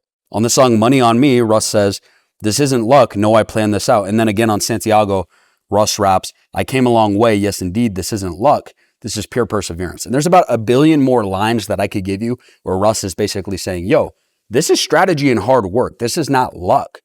But this is one of those things that we got to understand is you got to work like luck is not a factor. Even if it is, that's not in your control. What is your work ethic. Talent can't replace the work. If you think about it, talent can take you pretty far in life, but it's not going to be the thing that wins in those clutch situations when you need a little extra something. That's where work ethic comes in. And that's something that Russ talks a lot about in his music. In one of Russ's earliest songs, he says, talent is surely powerful, but I'm still working, making sure my crops are bountiful. And then in his first book, he also says, a lot of people think that talent is the essential ingredient to success. They're wrong. The X factor is hard work. No one sees the hours Kobe spent in the gym or watching film on his opponents. They just see the final product, him scoring 50 over and over again. The reality is that the public will praise you for what you practice in private. And that's one of my favorite Russ quotes. So I'm going to read it again. The public will praise you for what you practice in private. That's powerful, man. Repetition is how you become great. This is another gem that Russ drops in this first book, and I'll give you a paragraph where he kind of explains it. Keep doing, keep making, keep pushing. It's about output. Do it so you can do it again. Get in as many reps as possible. Repetition is the father of perfection. You have to simultaneously believe that what you are doing is good and have the foresight to understand that even if it's not as good as you want, it will become great through practice. You have to be okay with not being great for a year or 10. Now, I think when you hear that paragraph, it's easy to think about it from a kind of logical perspective and go, oh, well, of course I need to get reps in if I want to get good. But you actually think about a year or 10, that time frame, and it really puts it into perspective. He dropped 10 albums that went nowhere. He had no major buzz until he dropped that 11th album, There's Really a Wolf. And for Russ, that was a 5-year time span. You really think about, could I sit in the basement for 5 years and keep putting out music that people think is garbage, put out 10 albums over 5 years of my life that I'll never get back? But he did. And he went, and on the 11th, it blew up. It was Really a Wolf. It was a hit, right? And that just kind of put it into perspective for me the first time that I heard that paragraph is, sometimes I'm like, man, why isn't my YouTube growing faster? Dude, I'm only 3 years in. My quality is not there yet. And it goes back to this. Repetition is how you get good. Repetition is how you get great. You need to hyper-focus to reach your highest potential. This lesson kind of builds off that last one, that idea of repetition, because repetition is important. But the other kind of part of that is being hyper-focused and all the way locked in whatever it is that you're trying to do.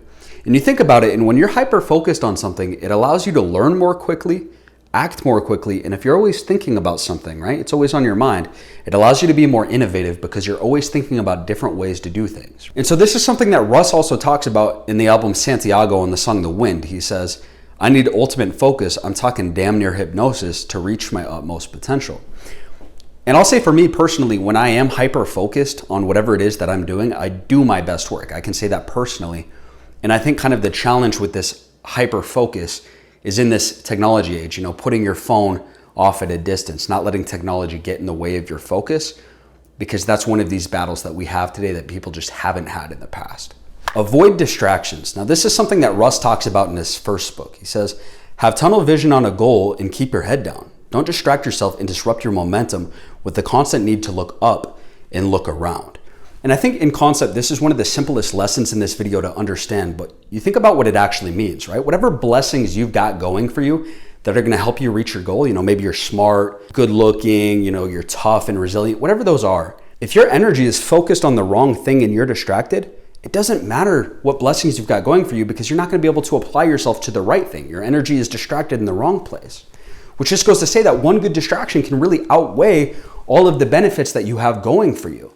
And we talked about how in the modern era, we've got things like phones that distract us, right? But it's not just phones. There's, social media, but there's also streaming apps. You've got HBO, Amazon Prime, Netflix, all these streaming apps nowadays. How many hours are we wasting on shows, movies that are not actually helping us reach our goals, right? You think about relationships too. Maybe you're just casually taking guys or girls on dates. You're not necessarily looking for marriage, but you're just looking to have fun each week. How much time are we wasting on that, on something that's not really going to bring any value into our lives? And I'll be open and honest here. I recently looked at the screen time in my iPhone.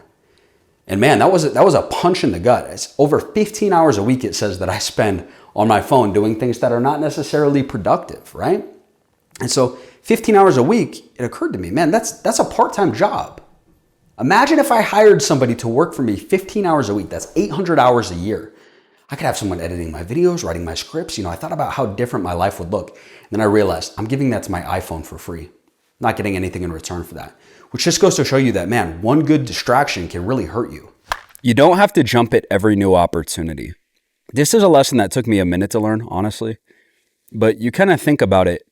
And if you're changing up your life right now, if you're building new friendships, you're reading new books, you're putting in all these different positive inputs, you're going to be blessed with a whole lot of opportunities or friends that are telling you about new things that are going on, right? But one of the things that I think is important to think about is every opportunity comes with a cost. Even if it's not financial, it comes at the cost of your time and your energy, right? And this is something that Russ actually talks about. There's a song, Get Up and Get It, where Russ says, stop talking to me about NFTs. I don't have the bandwidth or energy. If you're a homeowner, right, and you want to plant green grass, you want a green yard, you can't just plant the seeds, walk away and go plant more seeds in every other yard on the block and expect your seeds to come back green, right? At some point, you have to show up every day and come back and water your grass and make sure that what you have, the seeds that you've planted, are actually nurtured. And so it just goes to say, you're going to be blessed with lots of opportunity in your life, but you need to make sure that you're not picking those new opportunities at the expense of your first or most important opportunities. You're your greatest asset. Invest in yourself. I'll give you a line from Shake the Snowglobe. Russ says, I hope you know that you're your greatest stock and reinvest. And Russ kind of gives us this financial metaphor, but if you think about it financially, right? You can lose your bank accounts, you can lose your relationships in life, you can be born into a crappy situation, but the one thing that nobody can take from you is your education, your skill sets, and the tools that you give yourself, right? You've got one body and you've got one mind. What are you doing to invest in the vehicle that allows you to get to where you want to go? Work to keep your body, mind, and spirit healthy. This kind of builds off the last point, but this is something that specifically Russ talks about a ton in his music. If we look at the song Yellow, Russ talks about the importance of meditation. And then on Grammy Bag Freestyle, he talks about cutting out soda for health. If we look at the song Inside Job, he talks about the importance of physical health. Harvard Business School accepted me. I'm taking classes. I'm trying to keep my mind sharp, working on my cardio. That's why I'm trying to climb charts. And then in his first book, Russ kind of talks about all aspects of health. He says, all aspects of your life warrant being checked in on and improved. Pursue your best self. Your best self is your whole self. So you think about it and you only get one life, one body. There's the financial side, but there's also the physical side of, are you putting in the right fuel to make sure that your vehicle is going to go as long as it can and as well as it can, right? And I love the car analogy because if you're not getting regular oil changes on your car, you understand when it breaks down and it doesn't work well. But our bodies are kind of the same, right? They're organic, but they're vehicles. What are we putting into our body? Are we exercising? Are we doing the right things to make sure that we have a healthy vehicle? Avoid a toxic work ethic. Try to avoid a work ethic where you're always finding new things for yourself to do, where you're not just working to get things done, but you're working to get them done and then find new things to do. Russ kind of talks about this idea that yes, your work and your work ethic is important, but so is your rest. And he kind of talks about this in the song Tired. He says, tired of feeling like I got to struggle or else I'm not worthy of any success. Tired of feeling like that to the point that I give myself work. I'm addicted to stress. And I'll say that personally, I struggle a lot to find this balance, right? Because you get to a point where you're working so hard, you're getting things done, and you're exhausted, but you kind of trick yourself into thinking, man, if I just push through this exhaustion and keep going for as long as I can, then I'm a hard worker. I'm getting a lot done. But the kind of irony in that is that by doing that while you're exhausted, you're actually getting less done because your mind is not clear, it's not thinking as good, and you have less energy to work. That if you just took a day and truly rested, caught up on what your body needs, and then you came back to it, you could actually get more done. And so what Russ talks about here is, yes, work is important, but so is rest. Don't have such a toxic work ethic that you're tricking yourself into always working and never taking the time that you need for yourself. No failure is final, no success is permanent. This line actually comes directly from Russ's song Emergency, but Russ's line is actually a remix of an even earlier Winston Churchill quote where Winston Churchill says, success is not final, failure is not fatal, it is the courage to continue that counts. And so the kind of wisdom in this lesson or these lines is understanding the time horizon of your life, right? You might have had a good day today. Maybe it was a bad day. Maybe you got a pat on the back. You did great at work. Maybe it's a bad day. You were lazy. You feel bad or you got scolded, right? You're not going to remember that in 2 months. No one else is going to remember that in 2 months. The good and the bad that happens to you is all forgotten with time. And so what's important is what's in front of you right now, focusing on the next thing, continuing to move. If you're still alive, then you're still in the game. And so you don't want to get bogged down in one of the plays that went wrong in the game. You want to get your head back in the game and focus on making your next shot, right? And so again, it goes back to this idea of time horizon. The past will be forgotten. Focus on what's in front of you right now. Life comes in good and bad waves. Today's wave isn't forever. This kind of ties in with the last lesson, but it's looking at it more through our emotional perspective on what's happening in life. We're emotional creatures, but what can we do to stay calm when life is going through these really good and these really bad kind of periods? What can we do to stay stoic and stay sane? And Russ kind of gives us, some of the ups and downs throughout his career. In Shake the Snowglobe, he says, I thought I was going to die around the time that I made Zoo, but I kept a smile plastered, kind of talking about some of the depression and hard stuff that was happening in his life at that time. But then a couple of years later on the song Enjoy the View, he says, I feel like it's all waves, just got to maintain perspective. When you're up, appreciate that the game can change in seconds. That goes for when you're down too, so relax. And then in his latest book, Russ gives us even more perspective. He says, now when things are going great, I celebrate instead of worrying about when the wave is going to crash. Inevitably, the wave is going to crash, so enjoy the ride, have gratitude for it. And when you're back to floating, Don't sit there and freak out thinking, oh no, a wave is never going to come again. That's what waves do. That's just the nature of waves, and that's the nature of life. Good things come and they pass. So do bad things. The question is, what will you do in between? So Russ is saying, look, there's going to be these highlights, there's going to be these lowlights in your life. Try to keep your emotions just a little bit more tapered in the middle there. Don't get too caught up in the swings of emotion, especially as you're becoming more successful and your life becomes more and more crazy. Keep going and keep believing, even if things don't go according to plan. On the song Set Me Free, Russ says, my mind's so gone, but I gotta hang on. I used to have a real plan, but that can make you lose it. So all I do is keep the faith, keep making this music. And the wisdom here is saying, look, if you're headed down a path towards your goal, right? And that path is obstructed, don't just turn around and pack up and say, it's too hard, it's not for me. Figure out how to get around that obstacle that's in your path, right? You think about water, think about a river. If you put a rock in a river, does that just magically stop the river from going? Or does the water figure out a way, a path around the obstacle that you set in the middle of the river, right? So Russ is telling us to move more like water here, keep the faith and keep going to what you're trying to achieve. Don't just give up because there's an unforeseen obstacle in front of you. And if you're a creator, if you're an artist, if you're in business, life in general is going to throw you curveballs.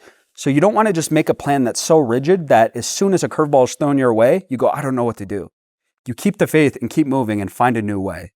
Overcoming obstacles creates strength and resilience. And this is something that I think all of us have intuitively kind of learned throughout our lives, but it's something that's not really fun to admit out loud. But if you think about all of the people that you look up to, whether that's real life people or even in kind of movies, shows, and media, they're people typically with crazy backstories who had to overcome some sort of obstacle to get to where they're at, And the classic example of this is Rocky Balboa.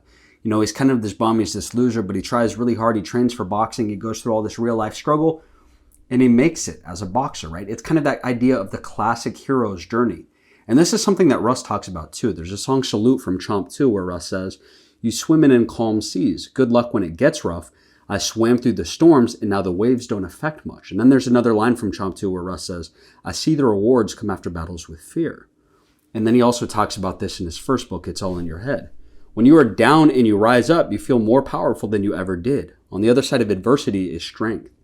And while that perspective doesn't necessarily make your struggle easier right now, it just serves to remind you that if you're going through a struggle, you're on your hero's journey. You're actually building that strength and resilience that you're going to want down the road, and you're paying the price for it right now.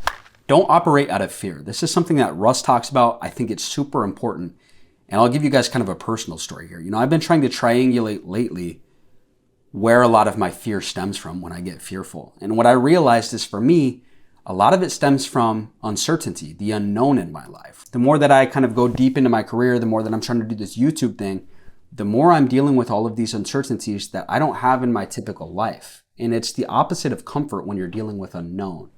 But what I kind of realized is a way that I can combat this is by going down the rabbit hole of what if, the kind of mental rabbit hole, but doing it logically. So when I start to freak out about, what if I spend all this time making this YouTube video and it flops and my YouTube channel is irrelevant and I don't make any ad revenue and I never make it, to a point where I can feed my family off of YouTube? Well, then I'll go get a job and be middle class like the rest of the world, but at least I had the balls to try. It's kind of using that logical side of your brain to step in and say, okay, let's pinpoint this fear and where is it really stemming from? And I'll give you some quotes from Russ's second book. He says, we must hop the fence of our fear in order to flourish and become a better version of ourselves. And he continues, our greatness is often restrained by our fear. We don't allow ourselves to achieve and be great out of fear of criticism and judgment. So Russ is saying, look, you're putting a limit on yourself because you're worried about being judged or criticized. And I'm arguing that for me too, another one is I'm putting a limit on myself because I'm worried about the unknown. But when you kind of triangulate the roots of your fear, you can start to attack it and fight it back and say, oh, I don't need to be fearful. I know why my brain's freaking out for a second, but I need to put this fear aside if I'm going to go to the next level in my life and my career. Don't be scared to make a mistake. Own it. Now, this is something that might seem kind of common sense, and it's probably something that you've even heard before. But this is something that Russ talks about in his music. On the song Window, he says, it's my right to be wrong. And then 8 years later, on the song Still, he says, I'm down to F up. I don't need to pass blame, which is Russ basically saying, look, man, I'm not scared to make a mistake. And it makes sense, right? Whatever you're going to do in this life, no matter how big or small, you're going to make mistakes, right? We're human. That's what we do. That's not something to be scared of. Don't let that be a hindrance to you in whatever it is that you want to accomplish. Making mistakes is part of the learning process. Now, this kind of ties into the last lesson here, which is, don't be afraid of mistakes. But this builds on it, and this is something where Russ is saying, look, man, making mistakes is how you're going to learn and how you're going to progress in life. So even more than don't be afraid of it, maybe lean into those mistakes and understand that those are opportunities for growth, and mistakes are necessary for growth. You made mistakes. You weren't perfect. You're a human. The intolerance of our own mistakes is an intolerance of the process of learning. It is the antithesis of being patient with ourselves and giving ourselves grace and the space to figure things out. In other words, you need to make mistakes. That's how you're going to grow, and that's how you're going to get better. So don't be afraid of it, but in fact, embrace it. It's better to make mistakes when you're young and have less to lose. Now, this is something that Russ initially introduces on the song I'm Here from There's Really a Wolf. He says, the older you get, the more expensive lessons will be. And this is something that we kind of intuitively understand, especially when we're thinking about relationships, right? You understand that the 18-year-old who's in a bad relationship and made a mistake with who he's dating at 18 is not in as serious of a situation as the 50-year-old who might have kids with somebody, who might have a mortgage and a bunch of other assets with somebody who's now decided that they're with the wrong person. You understand that the 18-year-old has an easier time breaking up than maybe that 50-year-old, right? We understand that those mistakes when you're young are less impactful than when you make them down the road. But then a lot of times we don't give ourselves the same grace when it comes to, college, picking the wrong degree, or business, or whatever it is that you want to do. You suddenly beat yourself up. Man, why am I making mistakes at 22? I'm an adult. I need to hurry and have this done so I can be a millionaire by 25, whatever it may be. But what Russ is saying here is basically, look, man, it's okay to make mistakes while you're young. And in fact, your future you is going to thank you because it was easier to make these mistakes today than tomorrow. Once again, just saying, hey, it's okay to make mistakes, part of the learning process. And in fact, it's better to make those mistakes today than down the road. Don't repeat mistakes. Now, this is kind of a funny lesson. It's kind of common sense. But this is the one time where Russ is saying very clearly, don't make mistakes. And he's saying, don't make the same mistake twice. Learn from your past mistakes, right? On the song Put You on Game, he says, once you get burnt, don't put your hand back in the damn fire, stupid. Which is kind of a funny line, but he's right? A lot of us are humans and we make a mistake and we do it again.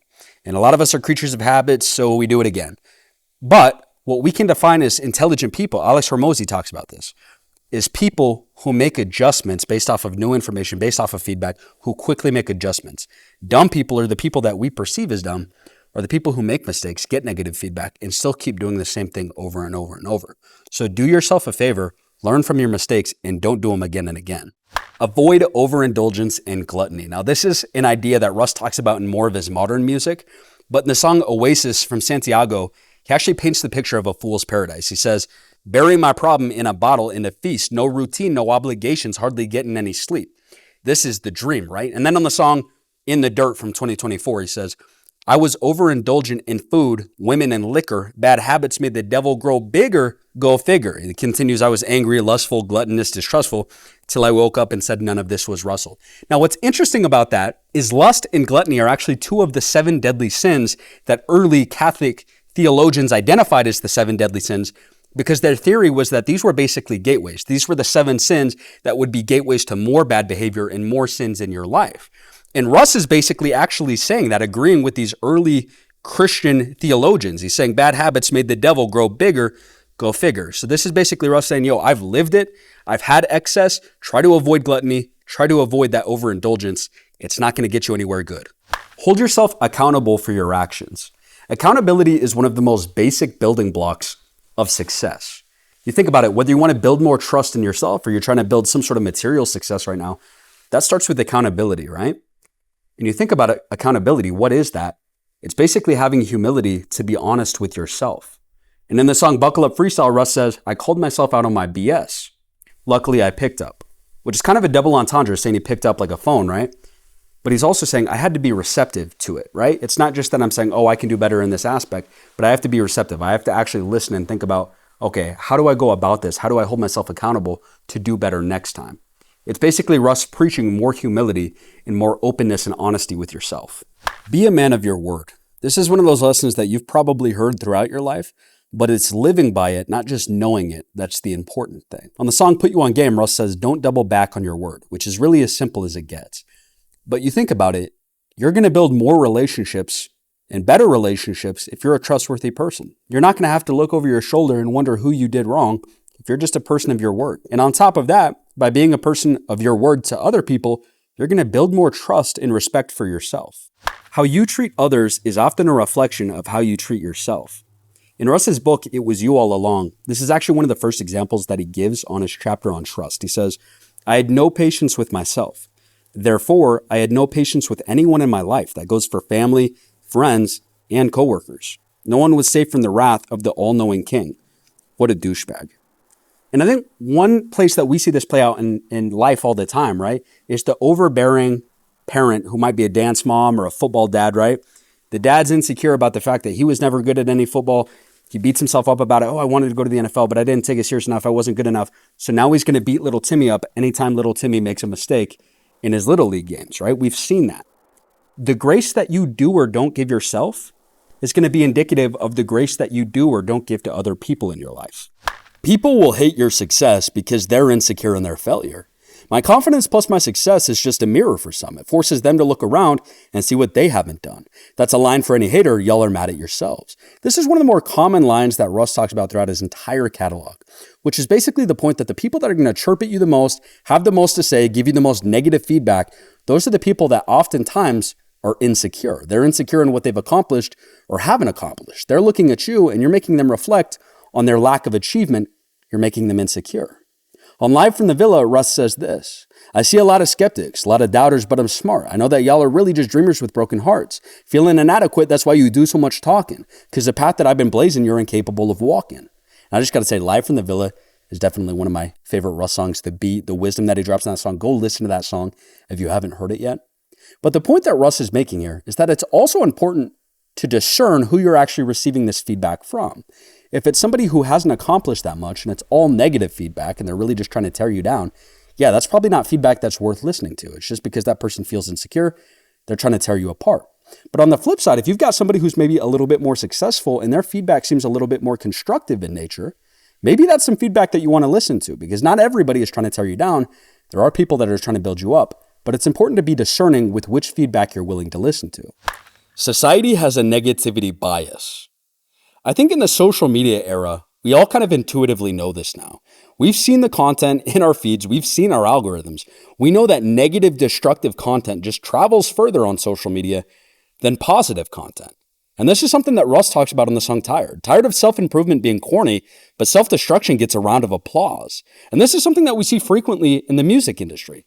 You'll have a Christian artist rapping on the same beat as a secular artist. The Christian artist is talking about his love for God, his love for his family, his love for man, all of these wholesome things. And then the secular artist on the same beat is rapping about destruction, drug use, violence. And for whatever reason, that secular artist is getting more views, more attention, more clicks than the Christian artist. And there's actually research that shows this. Negative news headlines get significantly more clicks than positive news headlines.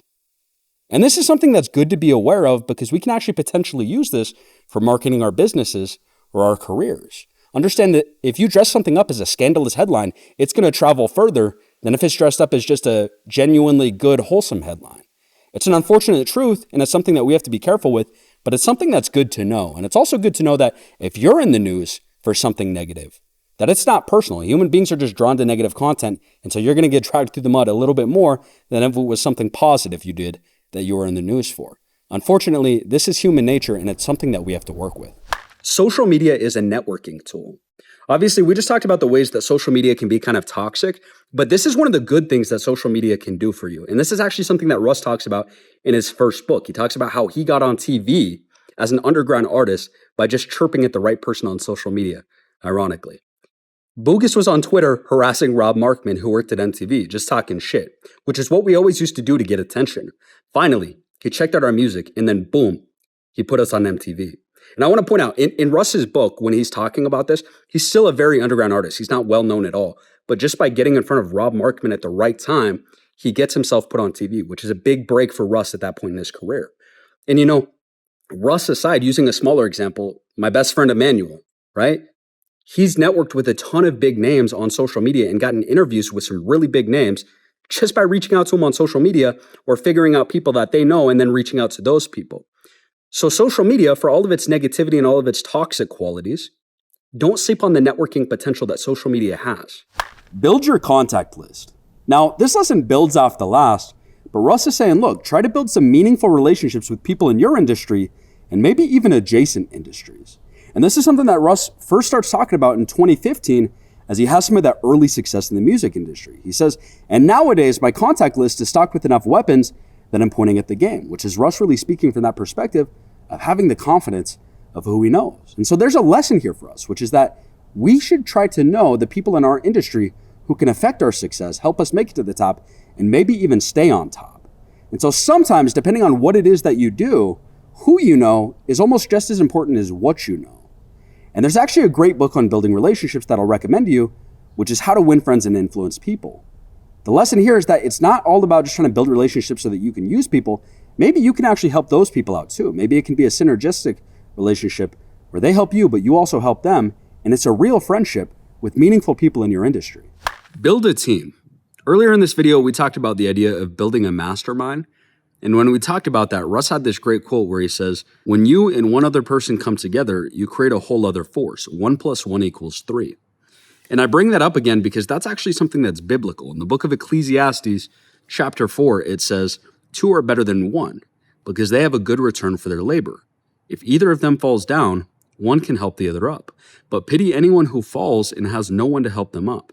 And I'm reiterating that point because if you're anything like me, that's probably your comfort zone, is actually having all of the control, not necessarily having a big team, being a solopreneur, being able to work on your terms when you want to. But this is both the Bible and Russ reiterating the importance of building a team. And in the song Battle, Russ even says, so I got out and sought out what I dreamed of. Then I got a team plus the means, which I think kind of lends itself to this idea of sequencing, right? Building a team is important, but building the mastermind is sort of the first step. He says, what I sought out and dreamed of, then I got the team, right? The team comes after seeking out and figuring out exactly what you want. And I think that's where the mastermind group is phase 1 and building a team is phase 2. A mastermind is a free exchange of ideas. You're essentially using your buddies or people who you trust to give you feedback on ideas, and maybe you're doing the same for them. There's not the same level of commitment that there is with a team. When you go into that phase of building a team, you shouldn't be doing that until you actually start to need help with things, right? Maybe you need resources, you need help getting the job done, or maybe you need expertise on a regular basis because you're actually starting to grow now. That's really the distinction between a mastermind group and then actually officially building a team.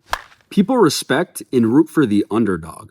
This is something that Russ starts to talk about in 2017, right as his music career is starting to pop off. And on his album, There's Really a Wolf, he even says, me, got it out the mud. They respect that, essentially showing, hey, when you're an underdog and people know that, it's actually easier to get people on your side and to get people rooting for you. And Alex Hormozy, who's a successful entrepreneur, he has a great clip that really kind of highlights this. Everyone believes in the American dream until it comes true. When I was sleeping on the gym floor, I was the underdog. My clients were all like, oh, good for you. You're going after your dream. They'd see my blanket and my pillow in the corner of the gym and they knew I was sleeping there. And then within 9 months, I had hired people and I had a manager. And I remember I walked in the lobby and the same people were like, boss man's here. Oh, you're not too good for us now, right? And I remember being so jarred by the experience. And I was like, you guys rooted for me. And now I did what you said you were rooting for me to do. And that was when I realized that people want you to do well, but not better than them. And this brings us to our next point.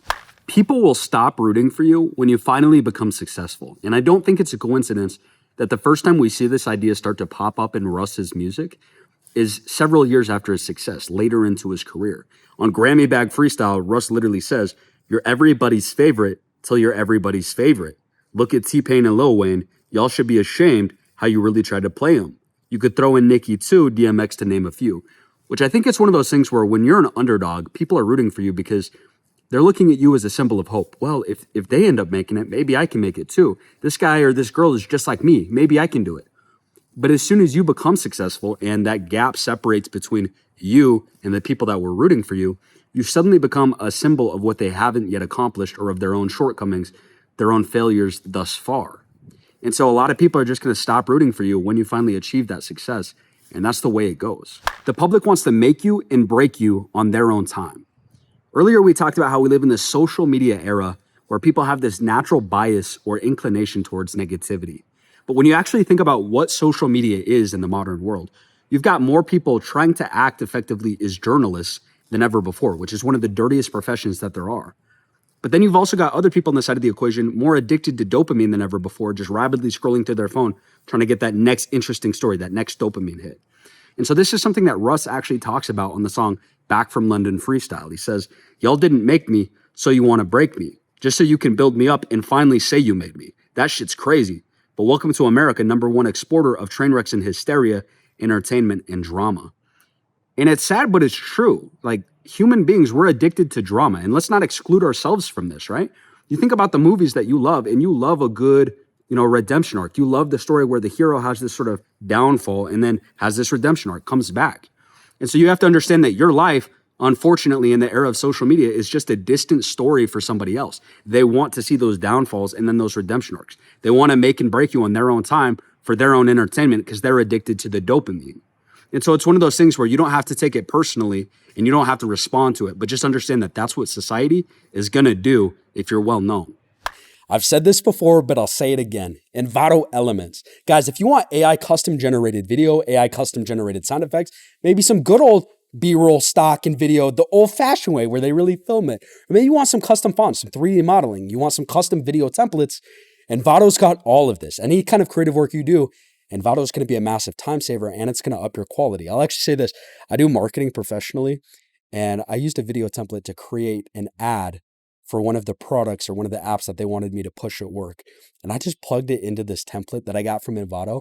And they go, this looks so good. We've never seen anything like this from one of our marketing people before. You need a raise. I said, I agree. I put so much work into this. It took me a couple hours.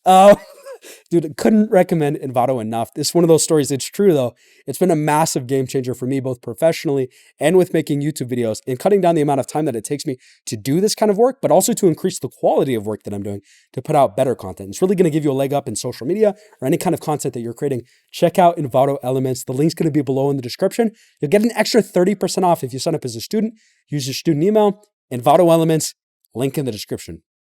The pursuit of success can be lonely and isolating. And this is something that Russ talks about in the song Alone, where he talks about how achieving success has really affected his mental health, his relationships, and this feeling of isolation. He says, lately I've been feeling like I'm all alone. Hotels and airplanes is what I call home. I might need somebody. I don't trust nobody. So I guess I'm really on my own. You know, it's different when your mom feels distant. You understood everything, but now the shit, it's not your fault. It's just something you're going to learn too.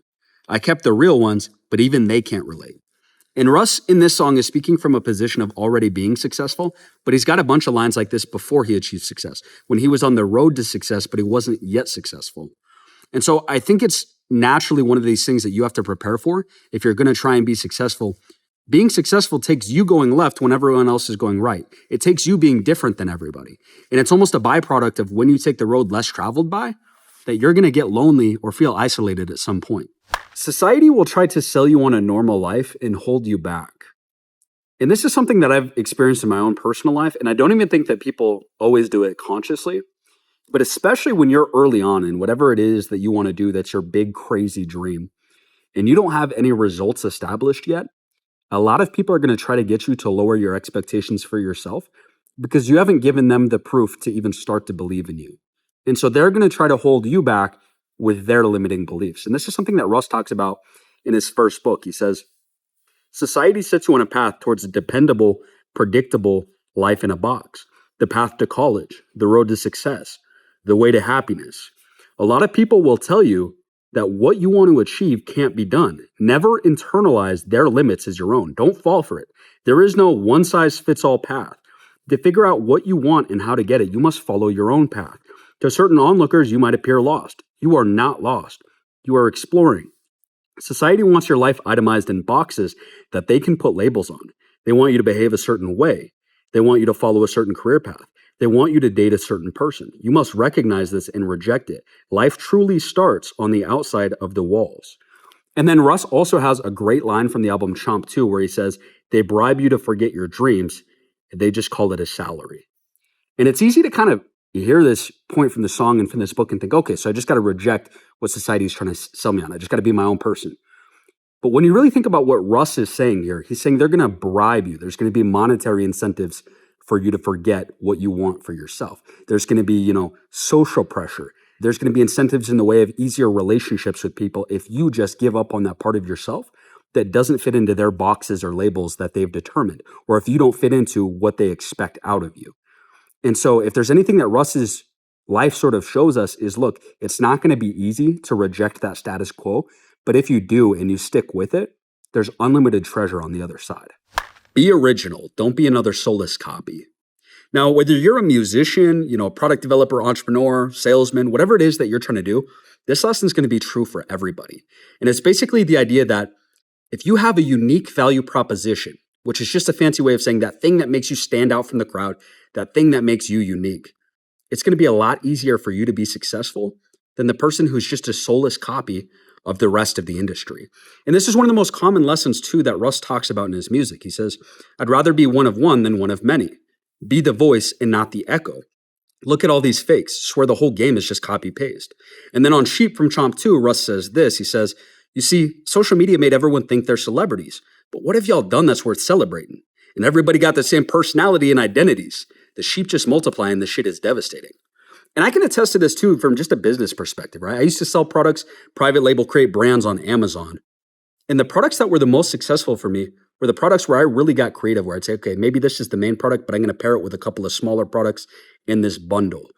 The bundles or the products, the listings that were the most unique were the listings that sold the best. The listings where it was kind of essentially a copy paste of other brands, but maybe I was just competing on price because the product itself is pretty much the same. There's nothing unique. That's where I saw the least success. So for you, whatever you're trying to do, figure out what your unique value proposition is. How are you unique and how is that good for other people? Find your niche and fill a gap in the market. And this lesson builds off the last, but it takes it further. More than just being unique or different, stop and survey the landscape of the industry or the world that you're in. What groups are not currently being served? Or maybe what problems don't currently have a solution? And how can you, while being authentic to yourself, offer a solution to that, right? If you're a musician, maybe there's a certain sound or vibe of music that's not being captured at a high level that you could produce. If you're a businessman, maybe you've got an idea for a way that something could be done more efficiently, innovation that's not currently being done, but you can introduce that solution. The key here is to still be true and authentic to yourself. And I think we can use one of Russ's songs as a case study for this. In the song Keep My Wits, Russ says, I can look and see that the world is malnourished. They're hungry for some real shit, and I'm about to serve it. And let me just point out, this song came out in 2018. You think about the landscape of hip hop in 2018. The music is heavy on 808 instrumentals or 808 beats, lots of auto-tune in the rappers. They're all talking about shallow stuff, drugs, violence, self-destruction, et cetera, et cetera.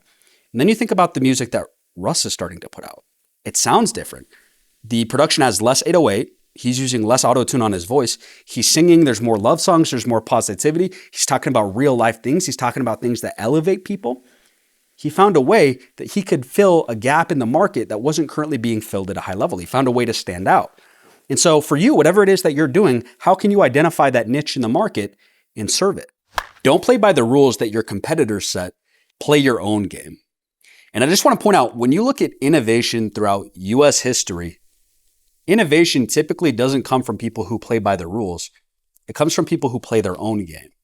And this is a sentiment that Russ echoes. In the song Batcave, he says, what the F's the rap game? I've got my own rules. And then on the song Free, he again says, F the rules of the industry. I'm fouling out. Just showing that he doesn't care about these preset industry rules and guidelines that are set up by people that want to stack the deck in their favor so that they can stay on top. If you want to be successful in an already established industry, you're probably going to have to move more like a wild card. You're going to have to move a little bit quicker, think outside the box, set up the game, play on your own terms. Think like David and Goliath, right? If you play on your own terms, you can actually stack the deck into your own favor so that you stand a better chance at winning. Find your own blueprint. Don't follow someone else's. Now, just a minute ago, you might remember that I read you this quote from Russ's first book where he says, there is no one-size-fits-all path. To figure out what you want and how to get it, you must follow your own path. To certain onlookers, you might appear lost. You're not lost. You are exploring. This lesson really refers to that whole exploration process and how if you're trying to get somewhere that no one's ever been before, or you're trying to develop something that no one's ever made before, it's going to require you to come up with a unique roadmap or blueprint for how to build that or how to get there. And luckily, when we deep dive into Russ's catalog, we can see this kind of play out in his psychology. How he's thinking about this, how he's dealing with this, and how he gets through it. In the song Didn't I from 2012, Russ says, I'm trying to put my life together without any manuals. And then a year later on the song Mad, he says, driving through this tunnel fast as I can with no map or buckle, basically showing that Russ understands, man, I don't have any guidance. I'm trying to figure this out on my own. But then when we get to 2016 and Russ is starting to get some early success in the music industry, he kind of takes a different tone with his music. And on the song Try It, he says, see, the blueprint I sketched out, I was right all along to let your opinions get left out. And then he says something similar on the Stakeout. He says, I can't take the same route. I got this mapped out differently. Basically showing that Russ is happy or glad that he developed his own sort of blueprint for how to get to where he wanted to go. He didn't just follow someone else's prescription. And this is really a lesson to you that if you're trying to do things differently than anybody you've ever seen, right? Even if you like the way that somebody did most of their career, but you want to do things a little bit different or a little bit more in line with your values, you got to understand that that's going to require you to be creative and make your own roadmap or your own blueprint to get you there. Be your own biggest fan. This is something that Russ talks about in his second book, and he says this: be a diehard fan of yourself. Be the fan that you need in your life. You need someone who supports you through the highs and lows and doesn't burn your jersey if you have a bad game. And in Russ's second book, he talks a lot about this idea of sort of protecting your mental health, protecting your self-worth, even building it. And this is something where he relates it back to being a fan of yourself. If you're a true fan of yourself, you're going to be able to provide for yourself what the outside world is often not going to. A lot of times people are going to give you negativity and they're going to try to beat up on you when you're trying to do something. You're trying to accomplish better for yourself. But if you're your own biggest fan, you're going to be your own battery pack. You're not going to respond as much to those outside voices because you've got your own biggest fan right here. And this is something too where Russ actually gives us a framework of what does it mean to be a real fan of yourself and a fake fan of yourself. He says this: you are a fair weather fan of yourself if you only celebrate when you win. Real fans have cheered through 30 losing seasons in a row. Diehard fans of losing franchises should be studied. If you ask a diehard fan of a consistently losing franchise where their adoration comes from, they champion the small wins. We improve our hitting, they say proudly. They celebrate drafting a great rookie. They are experts in seeing the silver lining. Be a diehard fan of yourself. Celebrate the small wins along the way. Now, this is something that Russ actually talks about in both of his books. And in his first book, he says this: it is essential to recognize your achievements and to feel gratitude for your wins, large and small. In his second book, he says, seeing all of the small wins can help you keep perspective when things don't go how you wanted them to. Recognize and celebrate the small wins so that when you get the trophy, you don't check to see whose name is on it. Which is basically Russ saying three things here. If you're stopping on your journey to success and celebrating these small wins, number one, you're going to have a better time getting there. Number two, when you run into these roadblocks or these obstacles, they're not going to be quite as negative or quite as heavy because you're taking time to celebrate the good too. And then number three, you're not going to have some sort of imposter syndrome when you get there because you know what you've been working towards and you've been celebrating along the way. Imposter syndrome happens when you don't give yourself enough credit. You might be in a moment of triumph, sitting at the head of a table, standing on stage, receiving all this external recognition, but still there won't be any internal recognition. In moments like that, you question yourself, what am I doing here? Am I good enough to be here? What makes me deserving of this spot? When you get everyone clapping for you, but inside it's crickets, that's when the imposter syndrome starts kicking in. What Russ is basically saying here is that imposter syndrome is just the discrepancy with how the outside world views you and how you view yourself. And he actually turns this into an equation. External recognition minus internal recognition equals imposter syndrome. So to boil all of that down, just make sure that you're giving yourself credit from time to time. Don't be an abusive self-critic.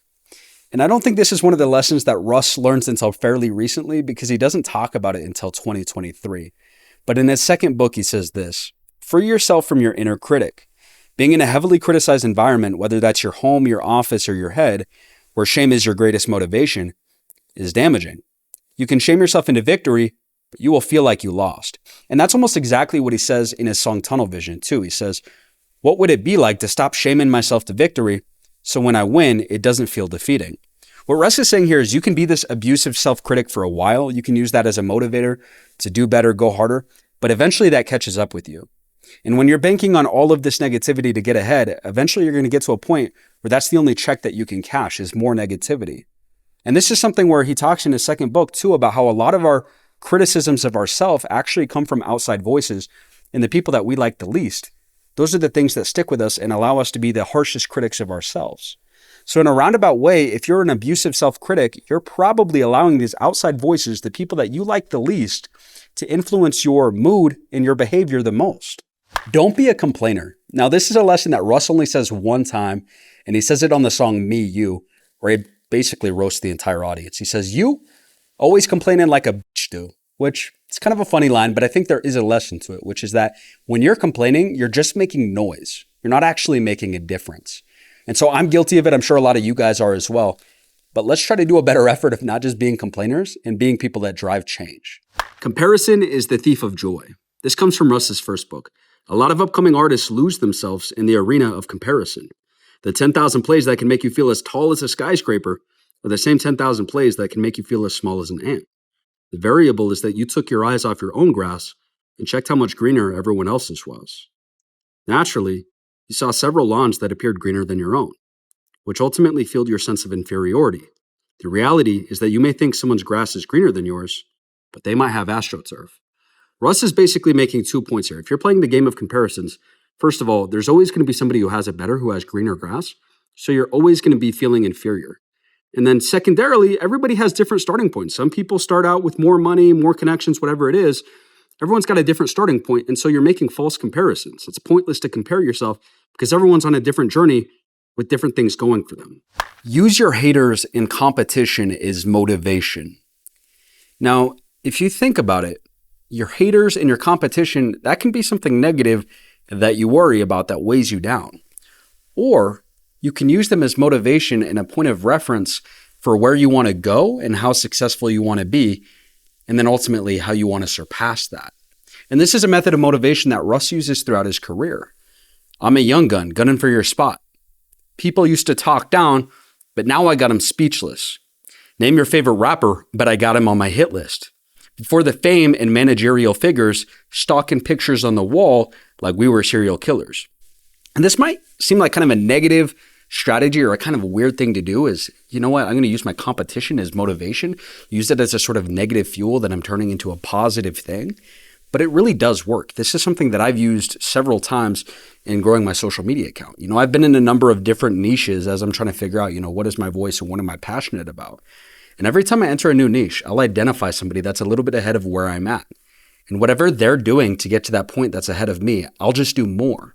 So if I'm, you know, doing a rap page on Instagram and I see, oh, this page has got 20,000 followers, he puts out 5 posts a day, I'll put out 10 posts a day until I'm bigger than he is. Or if I'm on my YouTube channel, right, and I'm looking at other people that are making similar content to me, this guy's got almost as many subscribers as I do, he's putting out 20-minute videos that are a certain quality, I'm going to make sure that I put out a 30-minute video that's even better quality.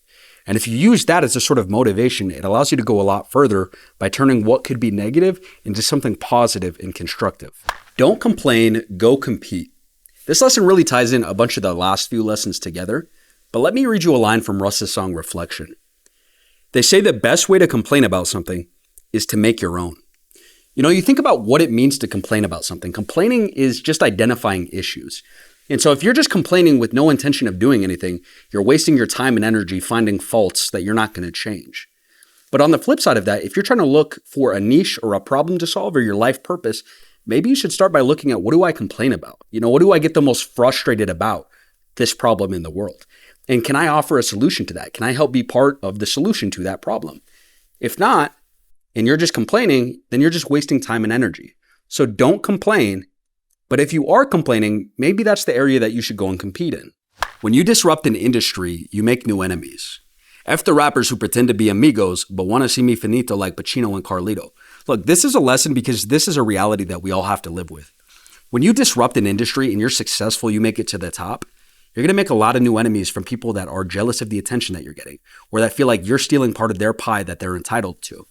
And this is something that Russ actually talks about more broadly for the music industry. On the song Cold Wind Blows Freestyle, he says, put out handsomer, went top 40 for the first time.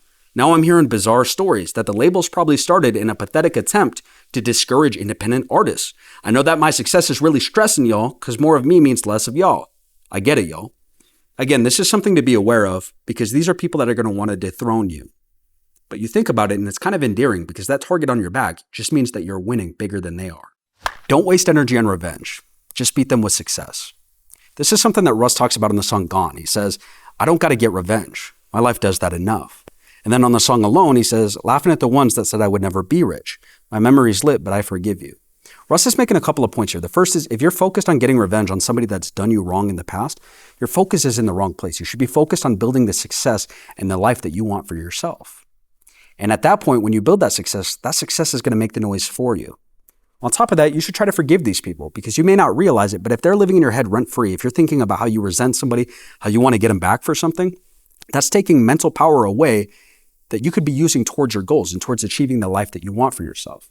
Anything that they do or say to hinder you, if you just ignore it and go and become successful anyways, all of that becomes irrelevant.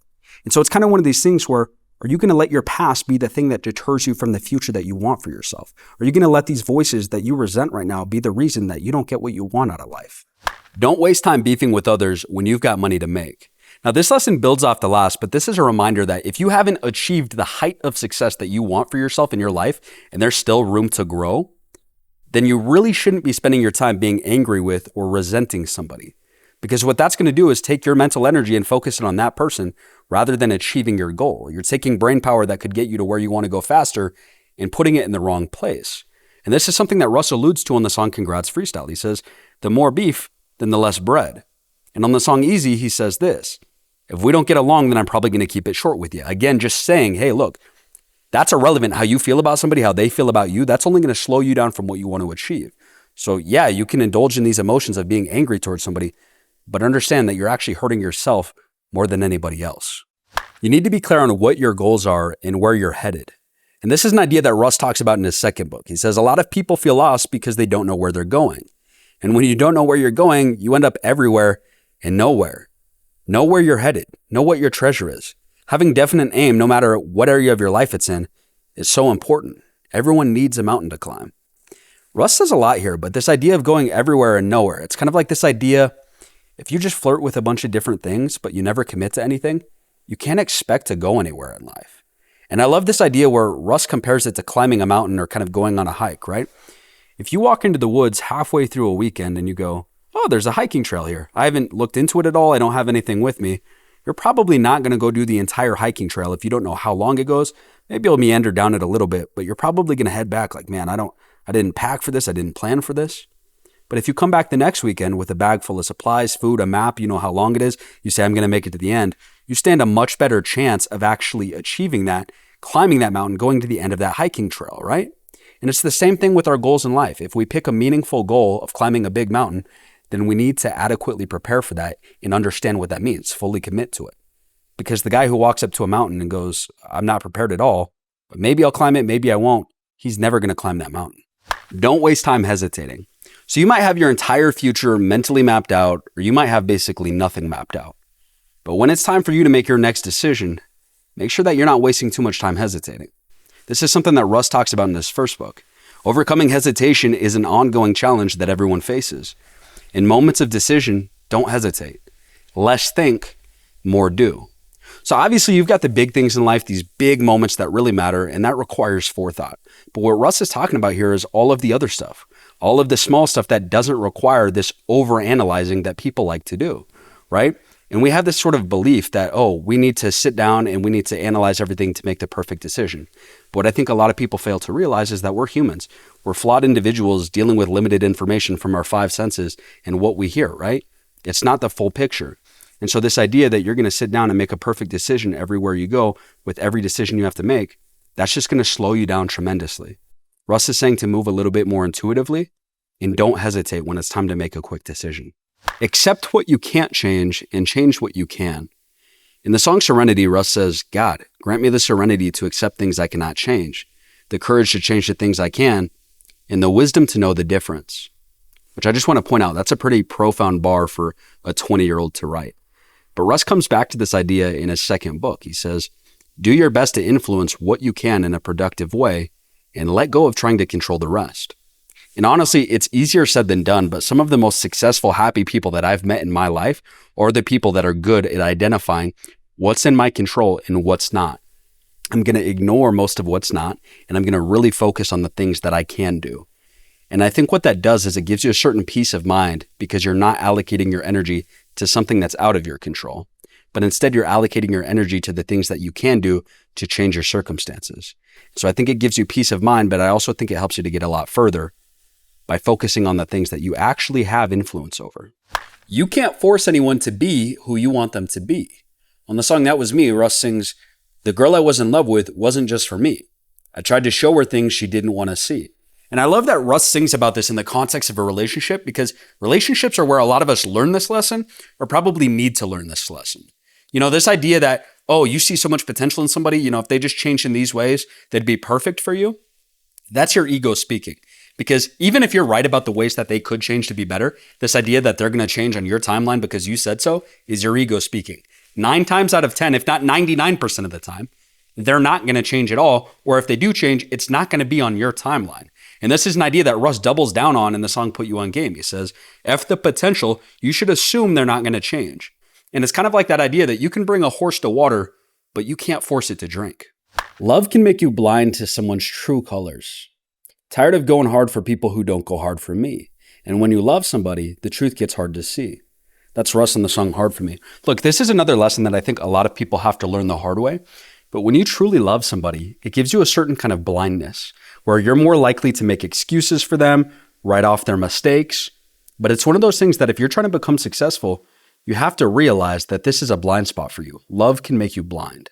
Don't waste your time with low-quality men or women. On the song Put You On Game, Russ says, don't fall in love with someone until you know what's beneath the surface. And this really shouldn't be a controversial topic, but I know in the whole era of red pill, alpha male influencers, dating coaches, this is kind of a weird topic. If somebody's an anchor in your life, they detract you from the things that you want and need for yourself, they're probably not the best person for you. And Russ kind of talks about this on the song You Could Have Left Me Alone. He says, when I saw you wave your red flag, I should have waved my white one. Basically saying, look, you got to get away from these people that are walking red flags. And you think about it. The two people that have the biggest influence over your life are you and God, right? But number 3 is whoever it is that you choose to spend the rest of your life with, whoever you get married to, have kids with, they're going to have the third biggest impact on the way that your life turns out and who you are as a person. And so I'll put it another way. If you were starting a company and the third biggest voice on your board of trustees didn't see the same vision for the company, they were trying to dissolve the company, stop the company from doing business, you would probably get that person out of the business. You'd say, okay, you are not a good fit for the business. I can't let you be on the board anymore because you're constantly trying to get in the way of things.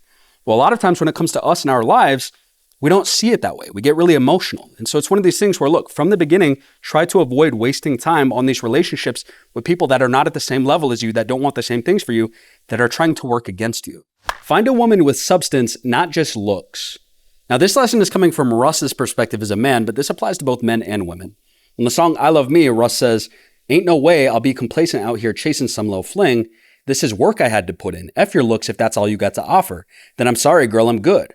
The audacity for you to keep harassing me when you ain't got no substance. Russ is basically saying, look, I have worked way too hard to build what I'm trying to build. If all you bring to the table is good looks, that's not going to do it. If anything, that's going to jeopardize what I'm trying to build.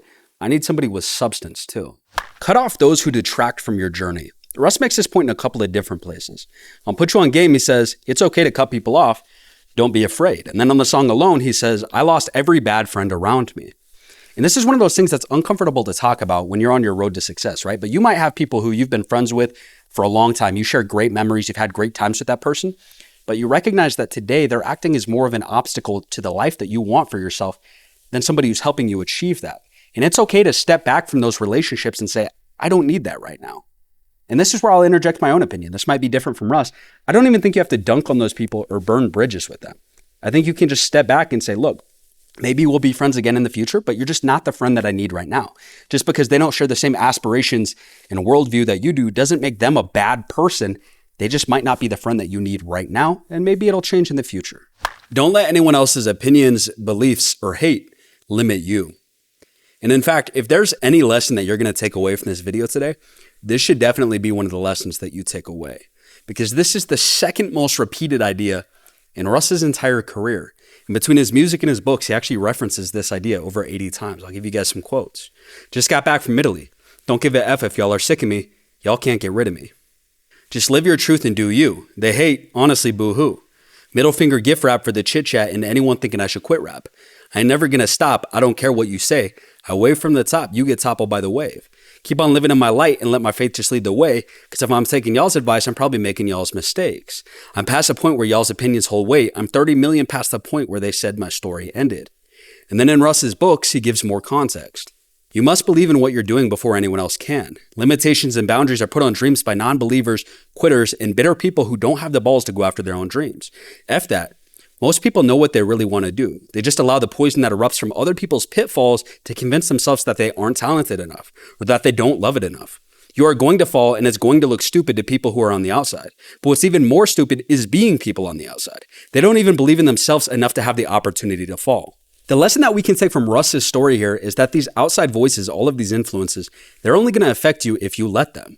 All of these people that are commentating and making the most noise about what you're doing, they're commentating because they don't have the balls to go for it themselves.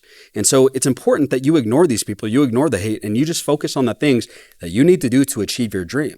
You look at Russ's story, he was underground for years. You can only imagine the amount of hate that he would have gotten in year 5 when he hasn't blown up yet, right? And he's telling everybody, oh, I'm going to be huge. People are going, yeah, okay, yeah, right.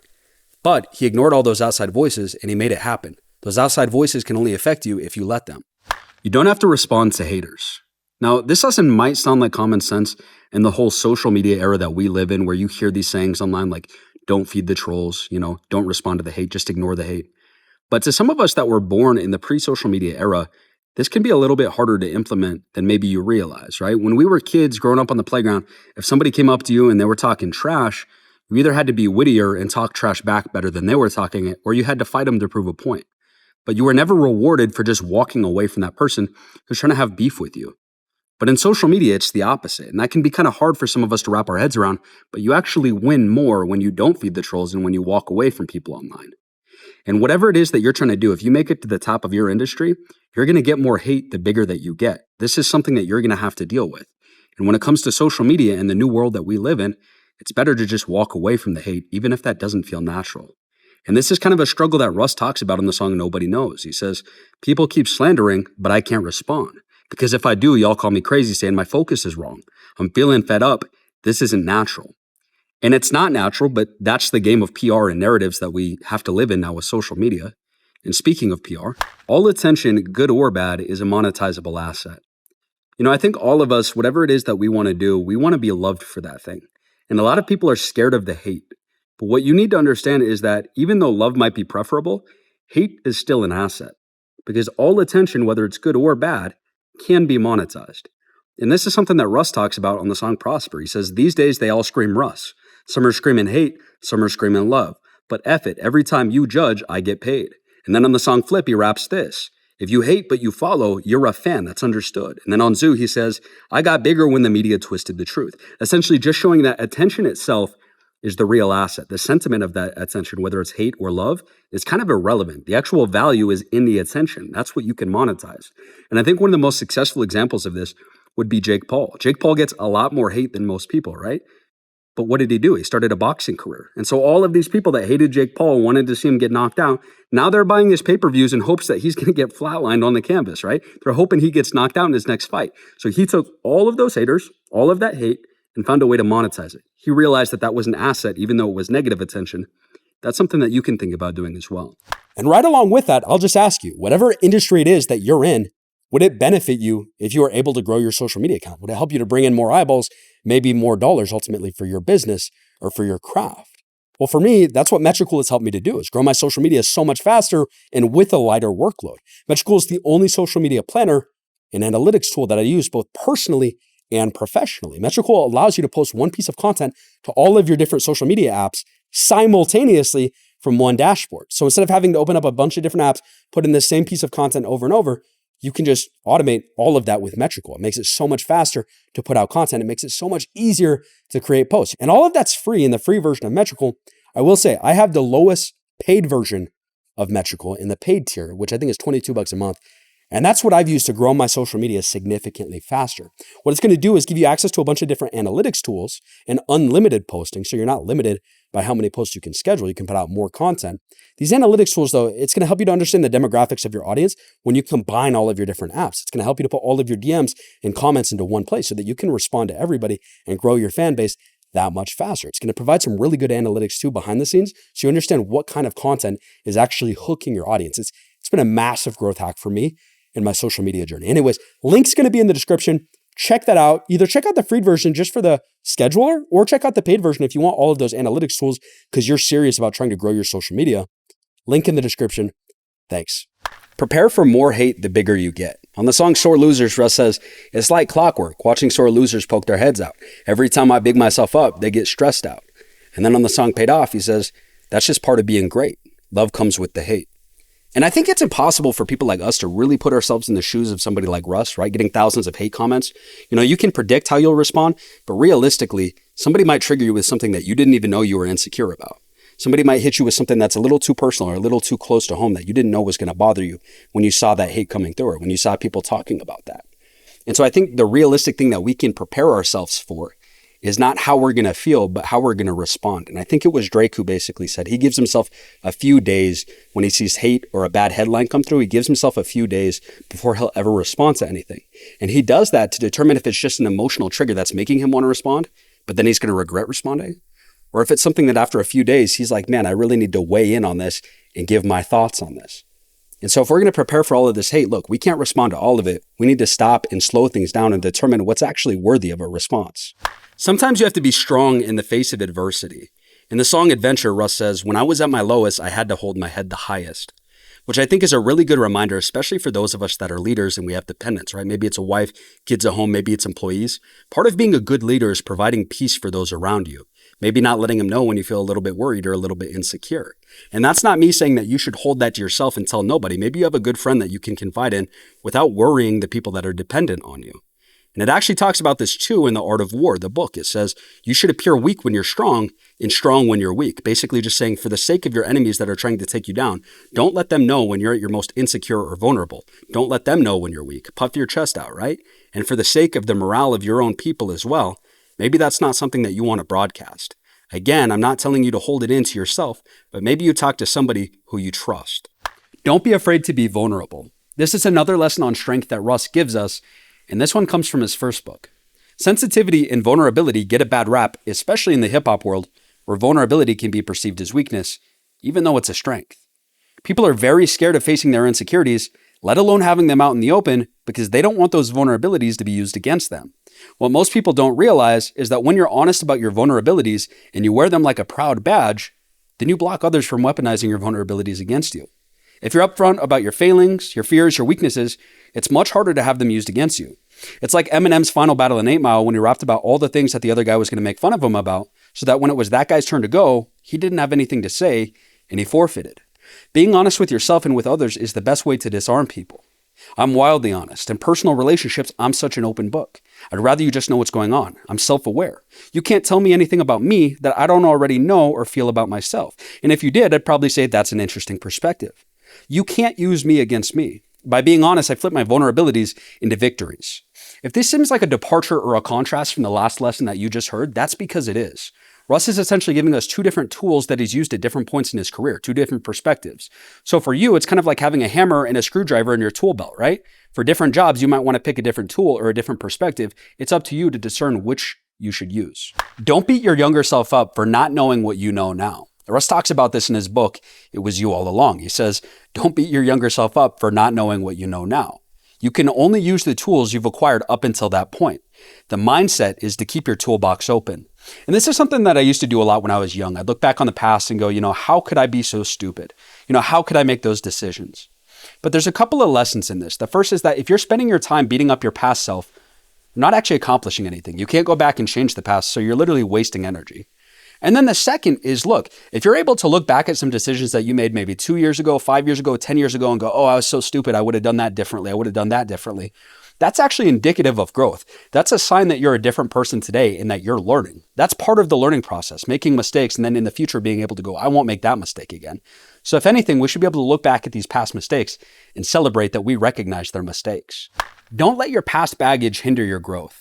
I think a lot of us are familiar with the idea of self-sabotage, where our brain subconsciously works against us in having good things for ourselves.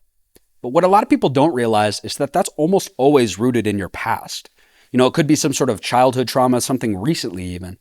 This is something that Russ talks about in his music. In the song Perfectionist, he says, I'm a recovering perfectionist, a self-destructive specialist. My 30-second session with my therapist is evidence. And then a year later on Santiago, he says this, betraying myself was straining, enslaved by my past, I'm racing. But then in Russ's second book, he gives us a fuller picture of this idea. He says, we all have childhood experiences that have ripple effects into our adulthood, and we have to become aware and learn how to navigate them, and potentially unlearn behaviors that aren't serving us. It's our job to figure out who we are and to figure out why we are. And then it's our job to figure out who we want to be. Once you understand why you do certain things, then you can decide what you're going to do about changing those behaviors. I think Russ is basically saying, look, take the time to self-reflect here. Look at your life as you've lived it so far. Do you have any sort of self-destructive tendencies, patterns, behaviors? If so, you need to figure out what in your past is the root cause of that. And once you figure that out, that's how you start changing it. Therapy is a worthwhile investment. This is a realization that Russ comes to later in his career, and it's something that he talks about a lot in his second book. He says, therapy feels like it's chiseling away at all of the BS that was on me. After every session, I can see myself more clearly. That's a place where you can not only go to empty the bottle, but examine what's inside and where it's coming from. Having a therapist means I have a place to go for help. A mixture of arrogance and fear had stopped me from getting a therapist sooner. And you know, there is a certain stigma attached with guys and going to therapy, and I think that's getting better. But you think about what a therapist does. They're just somebody who's trying to help you with your mental health, get out of these toxic cycles that you might be stuck in, right?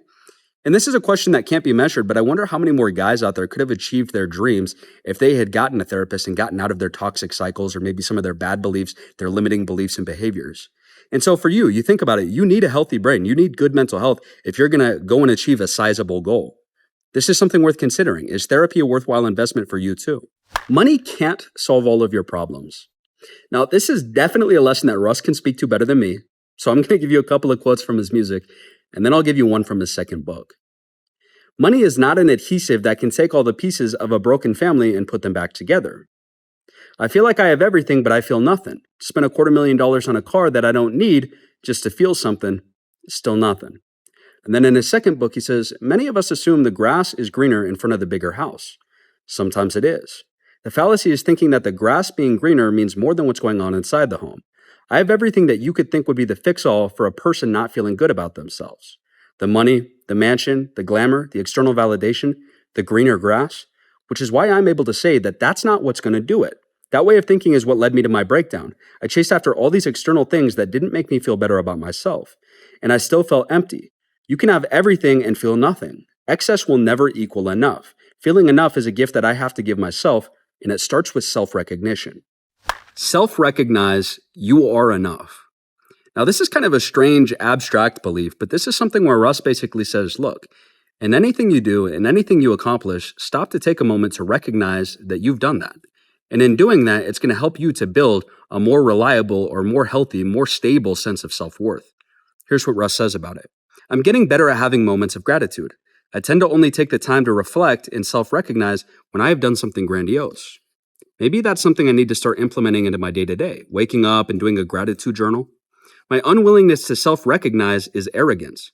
It came from a belief that I shouldn't need to celebrate myself. Self-recognition is a skill. It's something you have to practice. If you've never done it before, it might feel awkward. You might think, I shouldn't need to clap for myself. But you do. Refusing to recognize yourself keeps you in a place of shame. Never being good enough for yourself locks you in a negative headspace and prevents you from having gratitude for what you've done and accomplished. And here's the line that you're really going to want to hold on to. Knowing that you're enough begins with an acknowledgement of where you are, a celebration of what you've done, and grace for what you haven't done. Get out of your own way. Don't be a liability to yourself.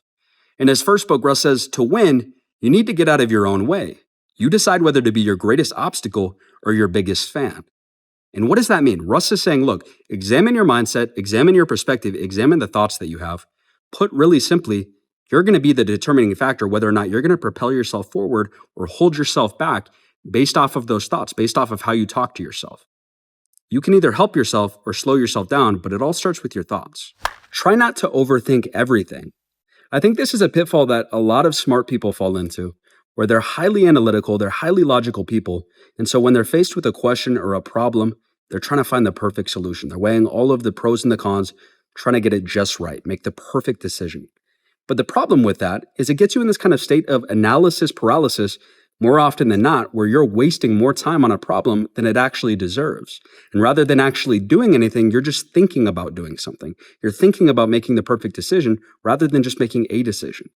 And this is something that we kind of touched on a little bit earlier, but this is something that Russ really harps on over and over again in both of his books. In his first book, he says, overthinking can paralyze your progress. Get out of your way. In his second book, he goes a little bit deeper. All of my overthinking stems from one question. Am I going to be okay? When that energy sparks up, it's my responsibility to assure myself. That's what I needed as a kid, but now it's my job to father my inner child.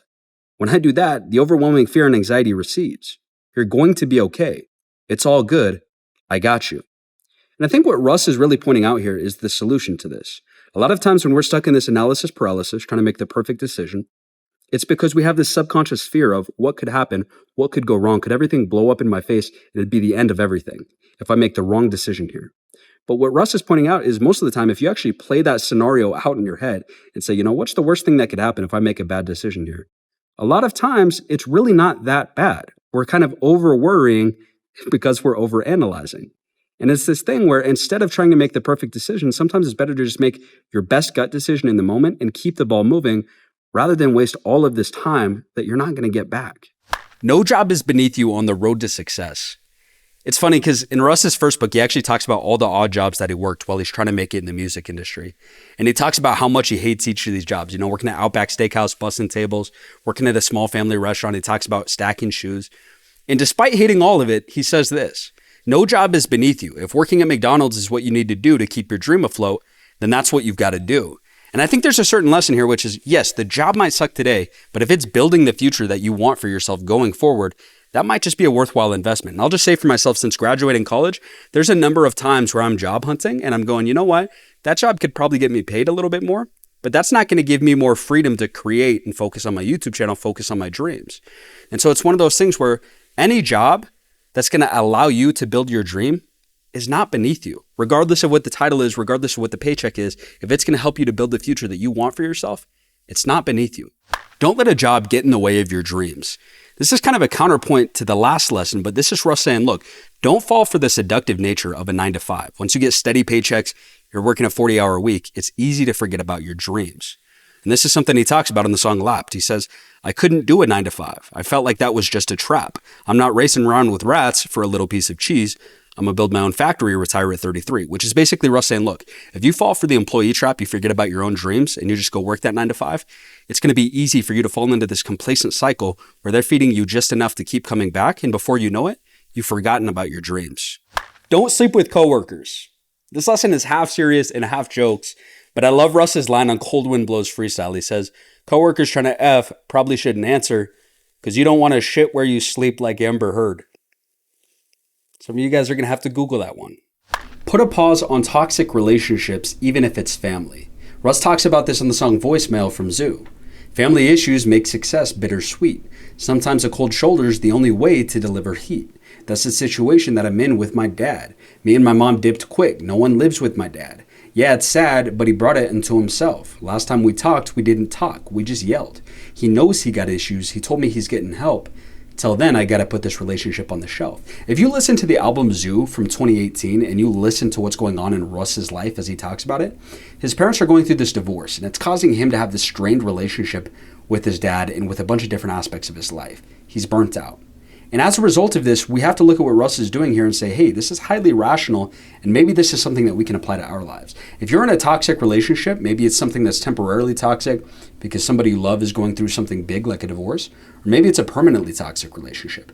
Take a step back so that you can really reflect and assess what's going on, so that you can lower tensions, lower emotions, and think about things more logically and rationally. And when you do that, if it's a relationship that you end up wanting back because maybe it's only temporarily toxic due to some outside circumstances, that allows you to really think things through and then come back and be able to communicate like adults rather than super emotionally and create bigger issues. On the flip side, if the relationship is permanently toxic and you take some time away from that, you'll be able to recognize that.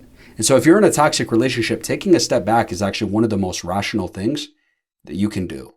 Peace of mind is an extremely valuable asset. And on the song Congrats Freestyle, Russ even says it's the only thing on his Christmas list. And so you have to look at that and say, maybe this is something that we should hold high in regard in our life. Meaning whatever it is that you want to do, if you want to go chase a certain career, make a certain amount of money, you want a relationship with a certain somebody, if that's not adding to the peace in your life, if that's not giving you that peace of mind, allowing you to feel more at ease, comfortable, what is it doing? Is it really worth it? Peace of mind should be one of those things that we all strive for. And I'll give you guys a quote from Russ's second book. He says, this journey is not just about your career. It's not just about your romantic relationships. It's not about achieving the external markers of success, going platinum or earning $1 million. All of that means nothing if you're still losing to yourself. Real success isn't just money, it's quality of life. This is something from Russ's second book. Don't be so busy making a living that you forget to make a life. I've always loved that saying, but I never knew the value of it until I got burnt out due to my lack of balance. And then on the song Oasis, Russ says this: I put on 30 pounds of fat. Friends say I'm getting money. If this is rich, then take me back to being broke and bummy. And the lesson here is that money isn't everything. You should strive to have an actual good quality of life, a meaningful life, more than just making money. And yes, making money can lend itself to having a better quality of life, but at a certain point, there's diminishing returns where you're more focused on getting more money than you are actually building out your life in ways that are going to make it more meaningful and more happy overall for you. And so the goal is to have a good life, not to be greedy. Quick reminder, if you're enjoying the video today, but you haven't yet hit like or subscribe, and you'd be willing to do so, well, that kind of thing helps me out a lot on YouTube. I know you've heard it from other YouTubers before. You know how the whole algorithm works. That kind of thing goes a long way on YouTube, just hitting those buttons. If you also wouldn't mind leaving a comment, tell me your favorite Russ song. I'd be so curious to see where the different favorite songs stack up. What are some of the outliers? What are some of the common songs that everybody loves? Anyways, thank you guys so much for watching, and back to the video. Generosity. That's the lesson. Generosity. You know, Russ talks about tipping a waiter $700 on the song Set It Freestyle. And I think Russ is a classy guy, so there's probably a lot of generosity he doesn't talk about in his music, or that he doesn't talk about publicly. But I think this is one of those virtues that we can all observe and all learn from. Because if we were all more generous, the world would have a lot less inequality, a lot less need. It'd be a better place, right? And I'll just say, I was a server for like 8 years, and I never saw a $700 tip. The biggest tip I ever saw was probably like $250. So shout out Russ for that one. Sacrifice the parties in fun now for future success. Russ has got some wordplay about this on the song Corleone. He says, had to plant a garden, you were trying to let the Knicks play. Basically saying, look, while all of his friends are watching the Knicks play basketball at Madison Square Garden, having the time of their life, Russ is focused on planting his own garden, planting his own seeds for future success. And he talks more about this too on the song That Was Me. He says, cut off everybody, I ain't got no time to party. Missed out on a lot, yeah, my 20s were a blur. My mind was always focused on the future, that's for sure. And what's interesting is even after achieving success, Russ keeps this kind of mentality where he wants to stay in, continuing to plant seeds for the future, continuing to work towards his future rather than going out and partying, going to clubs, right? Which just goes to show you that this is the kind of mindset that will take you to the success that you want, but also the mindset that'll keep you in that place if you continue to do it. Discipline is an act of love, not punishment. And this is one of the bigger ideas that comes out of Russ's second book. He says, discipline sometimes has negative connotations. For a lot of us, the word discipline evokes doing shit that you don't want to do, but have to. It's associated with being militaristic and harsh and often thought of as a punishment. The reality is, I don't necessarily want to get up early and work out. I don't want to have to say no to pizza. I don't want to settle down, but I have to if I want to be the person that I strive to be. Doing things in your control that are hard is going to feel uncomfortable, but it's an act of self-love that better prepares you for the hard shit that's out of your control. Making decisions that align with the identity of the person that you want to be is a celebration, not a punishment. It's not about being judgmental. It's about finding motivation from your future self to start making choices on a day-to-day basis that are in harmony with that future version of you. The identity that I'm trying to create is someone who tries to choose the healthy path across the board, mentally, physically, creatively. Discipline is the epitome of self-love and self-respect. Respect your body, respect your mind, respect your energy. Honor the gift of your health, life, and freedom. When you treat yourself with discipline, you're treating yourself with love. And this is honestly one of those lessons that's more of a paradigm shift than something tangible that you just quickly implement. But it's really a way to look at those hard things in your life that require discipline that you don't want to do and look at them in a more positive light. It's an investment in your future self that you want for you. Discipline leads to happiness and confidence. This is an extension of the last lesson, basically just showing you, what are some of those benefits to your mental health that come with discipline. When you start making healthier choices about where to put your energy and your emotions, you feel so much better about who you are as a person. You're in control of your decisions, your choices, and your energy. So many of us are not even aware we're holding the power of choice. You can turn your life around. You can eat better. You can treat yourself better. Exercising control over your decisions gives you a lot more confidence. When you're disciplined in one way, it's easier to become disciplined across the board. And I just want to point out, in Russ's second book, he actually gives us a really good story about this. He talks about hitting a low point in his life where he's overweight, he feels like he's lost all of his discipline, and he goes to his brother Frank saying, yo, I need to lose weight. Give me a workout regimen. Give me, a diet that I can follow. And he talks about following this for months. But afterwards, this is what Russ says. After about 8 months, I had lost 30 pounds of fat, but something more impactful happened. My discipline multiplied and showed up in other areas of my life. Just like negative habits multiply, so do positive ones. When you discipline one aspect of your life, disciplining another becomes easier. Disciplining my thoughts seemed like an impossible task, and for a while it was. But that's because nothing else in my life was disciplined. Once I disciplined my eating habits and my energy, my mind was better conditioned to be disciplined. And I just want to point out what Russ's sort of order of operations is for building discipline here, because maybe you're somebody who wants to build more discipline in your life. What he starts by doing is focusing on what he's putting in his body and the exercise that he's doing with this body. And I just point that out because obviously the food that you put in really does affect, how you feel. If you're drinking the right amount of water, you're going to have more energy. But on top of that, going to the gym, I'll speak to it. Doing cardio especially, but also weightlifting, makes all of life's problems just feel easier once you get those endorphins rushing through your body. So I think Russ, if we're going to follow his example here, he gives us a good blueprint that says, look, if you're trying to build discipline in your life, start by working out and eating healthier. And from there, it's going to be a lot easier for that discipline to trickle into other areas of your life.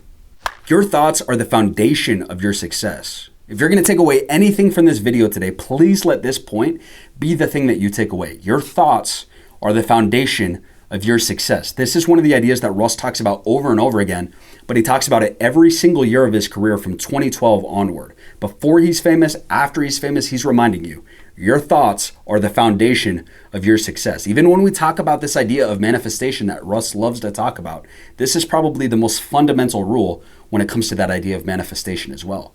Your thoughts are the foundation of your success. In Russ's music, he says, harvesting my field of dreams. Thoughts are my cash crops. My dreams are up for sale. It's only costing me a few thoughts. I put my thoughts into the world until they come true. I believed in non-existent. All my thoughts into fruition. And then Russ talks about this in both of his books. In his first book, he says this, all my success is a manifestation of what's been in my head. Despite popular opinion that you have to see it to believe it, it's actually the opposite. You have to believe it to see it. What we fill our heads with holds real power. Positive thoughts, affirmations, and a vivid, visceral feeling about what you want will put you on the wavelength to perform the magic trick, turning nothing into something. And then in Russ's second book, he gives us a sort of warning. He says, when you're afraid of success, you subconsciously command the universe to keep you stagnant. You're communicating that you're only good with this level because you can manage this level. If you let go of that fear and you let go of that need for perfectionism, how much bigger could your success be? And I'll just say, as I started reading Think and Grow Rich by Napoleon Hill here, which is one of Russ's favorite authors that he talks about over and over again, I think this is where Russ got this idea from, that your thoughts are the foundation of your success, because Napoleon Hill talks about this. And I think on the flip side of that, your thoughts could be the thing that holds you back. Your thoughts are one of the most important things going on inside of you. Don't limit your mind and kill your dreams. Now, this lesson might be a little bit redundant from the last lesson, but I really want to reinforce that you shouldn't let negative thoughts take root in your mind. In the song Connected, Russ says, I see the prisons that men and women build inside their mind and choose to live in, or rather dying. And earlier we talked about this idea that society might try to sell you on less. Society might try to tell you that you're not capable of living the life that you want, achieving the dreams that you want. But sometimes, even if we push society away, secretly in our own brain, we're having those negative thoughts as well. And so this is just a reminder to you that your brain is your greatest weapon. If it's filled with negativity, it's going to be very hard for you to achieve the life that you want for yourself. Be patient in your ambition.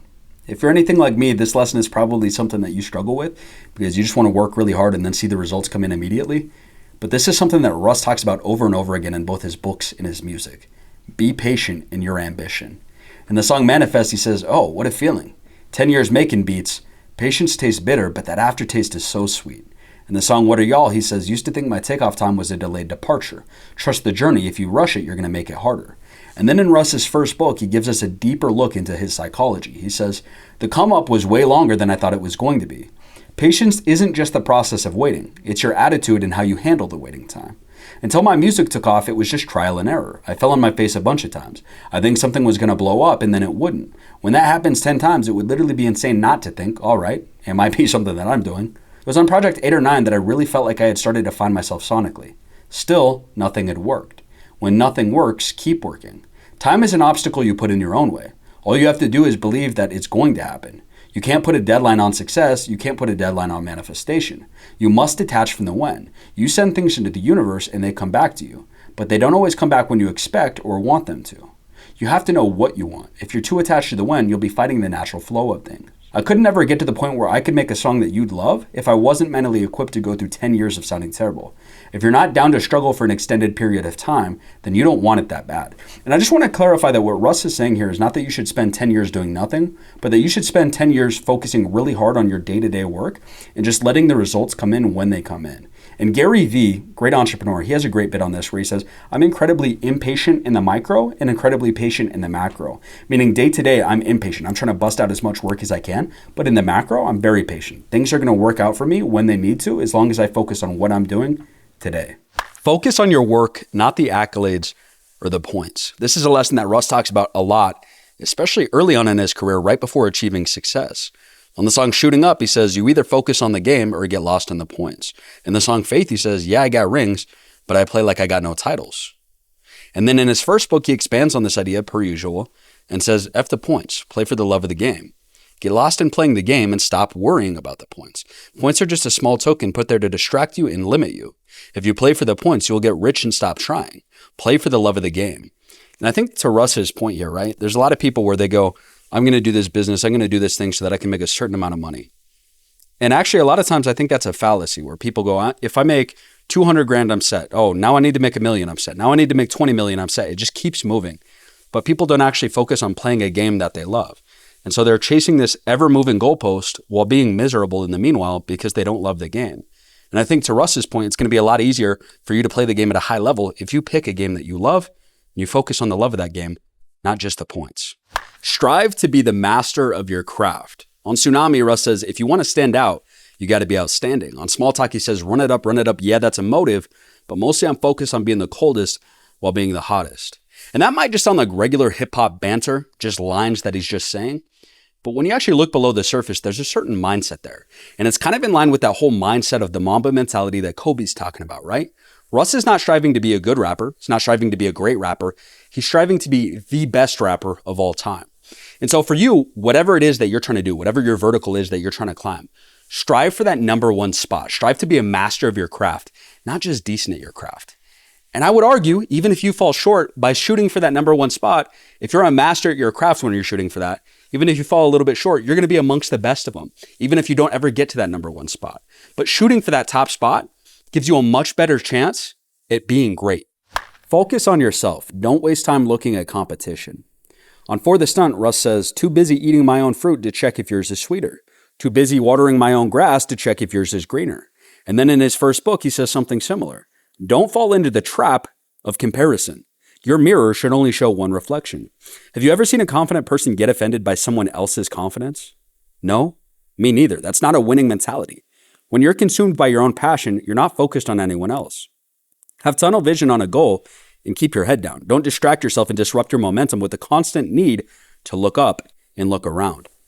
I think the point is pretty evident. I don't want to beat a dead horse, but it's like that saying, mind the business that pays you, which most of the time happens to only be your own business. Bet on yourself. You know, I remember somebody a long time ago saying, I'd rather bet on myself than anybody else because I trust myself more than I trust anybody else.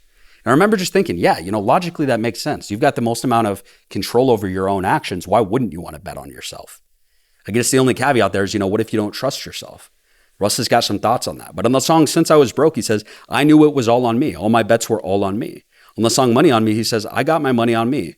I bet on myself, which if you haven't heard that song, it's a great song about Russ betting on himself and becoming successful in the music industry. But then in Russ's first book, he says this, having confidence in your decision-making skills is ultimately a byproduct of self-trust. But one way to develop self-trust is to bet on yourself. In other words, it requires a certain leap of faith. You just got to bet on yourself off a leap of faith and you'll continue to develop that trust in yourself. But it requires that initial sort of leap of faith in the beginning. People are drawn to confidence. Even if you're not a naturally confident individual, this might be a skill or an attribute that you want to develop for yourself. Russ talks about how once he developed his confidence, it became easier for him to grow a fan base in the music industry. On the song Act Now, he says, no one felt me until I felt myself. Again, just saying that once Russ became confident in who he was and what he brought to the music industry, it became a lot easier to get that core audience, to get that loyal fan base. And so you think about it, and whether it's the music industry, the entertainment industry, business, most great leaders, most people who accomplish great things, are either confident or they're good at projecting confidence. We know that psychologically, people want to follow confident people. It's a trait of leadership. And so for you, if you're trying to build a great team, a loyal fan base, maybe get more customers, that can start with confidence, because projecting confidence attracts more people. Don't be too humble. In Russ's first book, he says this: being humble is living according to other people, because even that humble person thinks that they're the greatest thing in the world. But in order to come off humble, in order to not offend insecure people, they will silence their roar. Society doesn't feel comfortable unless you're wearing a muzzle. No one who is winning has a problem with someone else who's winning. Being humble is a strange societal rule that's been drawn up to keep your own confidence in check and keep your self-belief in their pocket. They want to decide when you can have your own confidence. Humility makes you your own worst enemy. Why spend time trying to dim your own light out of fear that it could get in someone else's eyes? If their light was shining, they wouldn't even see yours. So what Russ is saying here is not that you should never be humble, or not that you should always be arrogant or something like that, but it ties back into this idea of confidence being a good thing, right? If you're too humble, you're worried about the way that you're coming across, you want to be the humblest guy in the room, you're basically handing the keys to your future to somebody else. Your self-belief, your confidence in yourself is going to be in somebody else's hands based off of their perception or your perception of their perception. In other words, you're basically so worried about what other people think that you're holding yourself back from being the most confident and most capable version of yourself. Don't be too humble, because it's going to hold you back. Move on your own time. Don't be reactive. On Inside Job, Russ raps, "Won't catch me begging for a seat. I built my own damn table." On the song I Love Me, he says, "When you say jump, I don't say how high." The implication basically being that Russ is not moving based on anyone else's timeline or what's going on around him. He's trying to move to the beat of his own drum on his own time. And if you've listened to Russ's music for more than 5 minutes, this should be an obvious lesson to you. But in Russ's second book, he says this: stillness is the antidote to being reactive. Again, the implication here is that you shouldn't be moving off of somebody else's timeline when somebody else is telling you to move. You shouldn't be reactive. Instead, you should be still and calculated and move on your own time. You can only control your actions, not how you're perceived. I'm tired of over-explaining myself when you don't want to get it. I'm not responsible for what you don't understand, just for what I say and who I am. That's Russ on the song Misunderstood. And then at the end of his first book, he actually has this passage where he talks about towards 2018, he starts to feel down on himself. He feels like the whole world has kind of robbed his mental peace, and he's beating himself up over a lot of perceptions and a lot of negative news coverage that he's getting. He says this: "For a second, I got lost. I forgot the very tools that got me here in the first place. I had to step back and tell myself to relax and remind myself that I couldn't control all of this shit. What I could control were my thoughts, what I put out into the world, and my behavior." And then in his second book, Russ builds off of this. He says, sometimes you have to step back and remember that you can't control the world, but what you can control are your thoughts and how you show up in the world. What Russ is saying here is, look, focus on your inputs. You can only control what you put out into the world, but you can't control how the whole world perceives you and reacts to that. So you just got to focus on being the best version of you and putting out good stuff. And you know, I've kind of heard this saying, but if you're focused on the outputs that you can't control, basically how the world perceives you, that's going to drive you nuts because you're focused on what you can't control. If your measure of success is focusing on what's actually in your power to control, you're going to have a much happier life because you'll know that you did what you could and anything else is actually just out of your hands. You can influence public perception with your work ethic. On the song A Lot More from Shake the Snowglobe, Russ says this: "It's at the point where you just look like sheep if you don't F with Russ."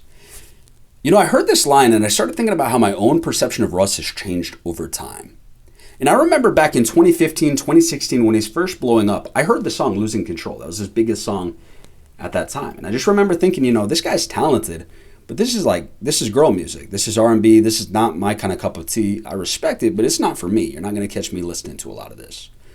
You think about how the perception changed by 2017, 2018. He's starting to get respected in mainstream hip-hop. He's on Everyday Struggle. He's out there advocating for why he's one of the best rappers. A lot of hip-hop is starting to accept him, you know, except for Double XL. But even so, there's a little bit of negativity with his brand. You know, the alleged altercation with Smoke Perp. It's a messy entrance into hip-hop. But then you look at 2020 and how his brand's changed again. And by 2020, Russ has become pretty undeniable. You know, he's got hits that are more R&B, hits that are more hip-hop, everything in between, a lot of genre blending and bending. People respect his artistry, but on top of that, they respect his business acumen. He's an independent artist doing it all, telling people about the game and what he's learned, why you should stay independent, why you need to look out for labels. And so it gets to a point where people that dislike Russ still have to admit, you know, he's a talented artist, he's just not my cup of tea. And so you look at that, and there's a certain lesson in how Russ has changed his own perception, which is that through your own work ethic, you can begin to silence a lot of the hate or a lot of the doubt that you may have right now. Eventually, the truth always comes out. And so it's incumbent upon you to keep being consistent and putting your best foot forward. And eventually, the crowds are going to catch up and realize who you are and what you are. The media is full of snakes who have agendas and play politics. On the song The Game, Russ raps, FMTV, y'all really snubbed me. How you choosing people with numbers that ain't above me? Oh wait, politics. On the song Park Stone Drive, Russ raps, I got way too much stress for any more bad press. Especially another lie that they make up and stretch. And I just want to point out that that line is actually a remix of Kanye on the song Gorgeous, where he says, I got way too many blues for any more bad news. Kind of a cool little Easter egg nod to Kanye there. But on the song Inside Job, Russ says, I try to use my past as a reference, but the media don't want me to evolve, so they're going to use it as my residence. And it shouldn't be breaking news to anybody that the media is a corrupt industry, that there's a lot of interests and things that journalists can't even talk about, can't even say because of who owns them. But you think about it, and whatever you're trying to do, this is what comes with the territory. If you're going to have a successful business, a successful career, you're going to get talked about, you're going to get lied about, they're going to smear you, they're going to spin stories to make you look a certain way. That's just what comes with the territory of being great, of being successful. Don't work for anybody else's love or approval, because then they control you. Russ talks about this in his second book. He says this, my inner critic was really my dad's voice, which over time morphed into my own. My dad was hypercritical, had unmeetable standards, and at times, his love felt conditional. I adopted my dad's metrics as my own, so that I was never good enough for myself. You think about it, and this kind of mind frame is really prevalent a lot of times in these parent-child dynamics like this. You know, it could be some childhood trauma. But I see it a lot, too, in toxic romantic relationships, right? Where people always are outsourcing their love, wanting acceptance from that person that they hold so high in their mind.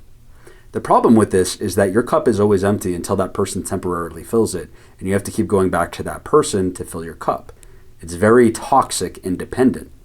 And so, if you're not able to fill your own cup, if God's not able to fill that cup for you, and all you're worried about is going to that person to fill your cup, they actually control you. It puts your own goals and your own abilities second after theirs, right? At the end of the day, you're always going to do whatever you need to do to get their approval, their love, rather than what you really need to do for yourself in your life. It makes you a second-class citizen to that person, and it's something that's hard to break, but it's something that you need to break so that you have more control over yourself. Maintain emotional sovereignty. Emotional sovereignty is being responsible for your own emotions and your emotions alone. Being emotionally sovereign is empowering and contagious. It not only allows you to have discernment with how to respond to your emotions, but that autonomy is inspiring to those around you.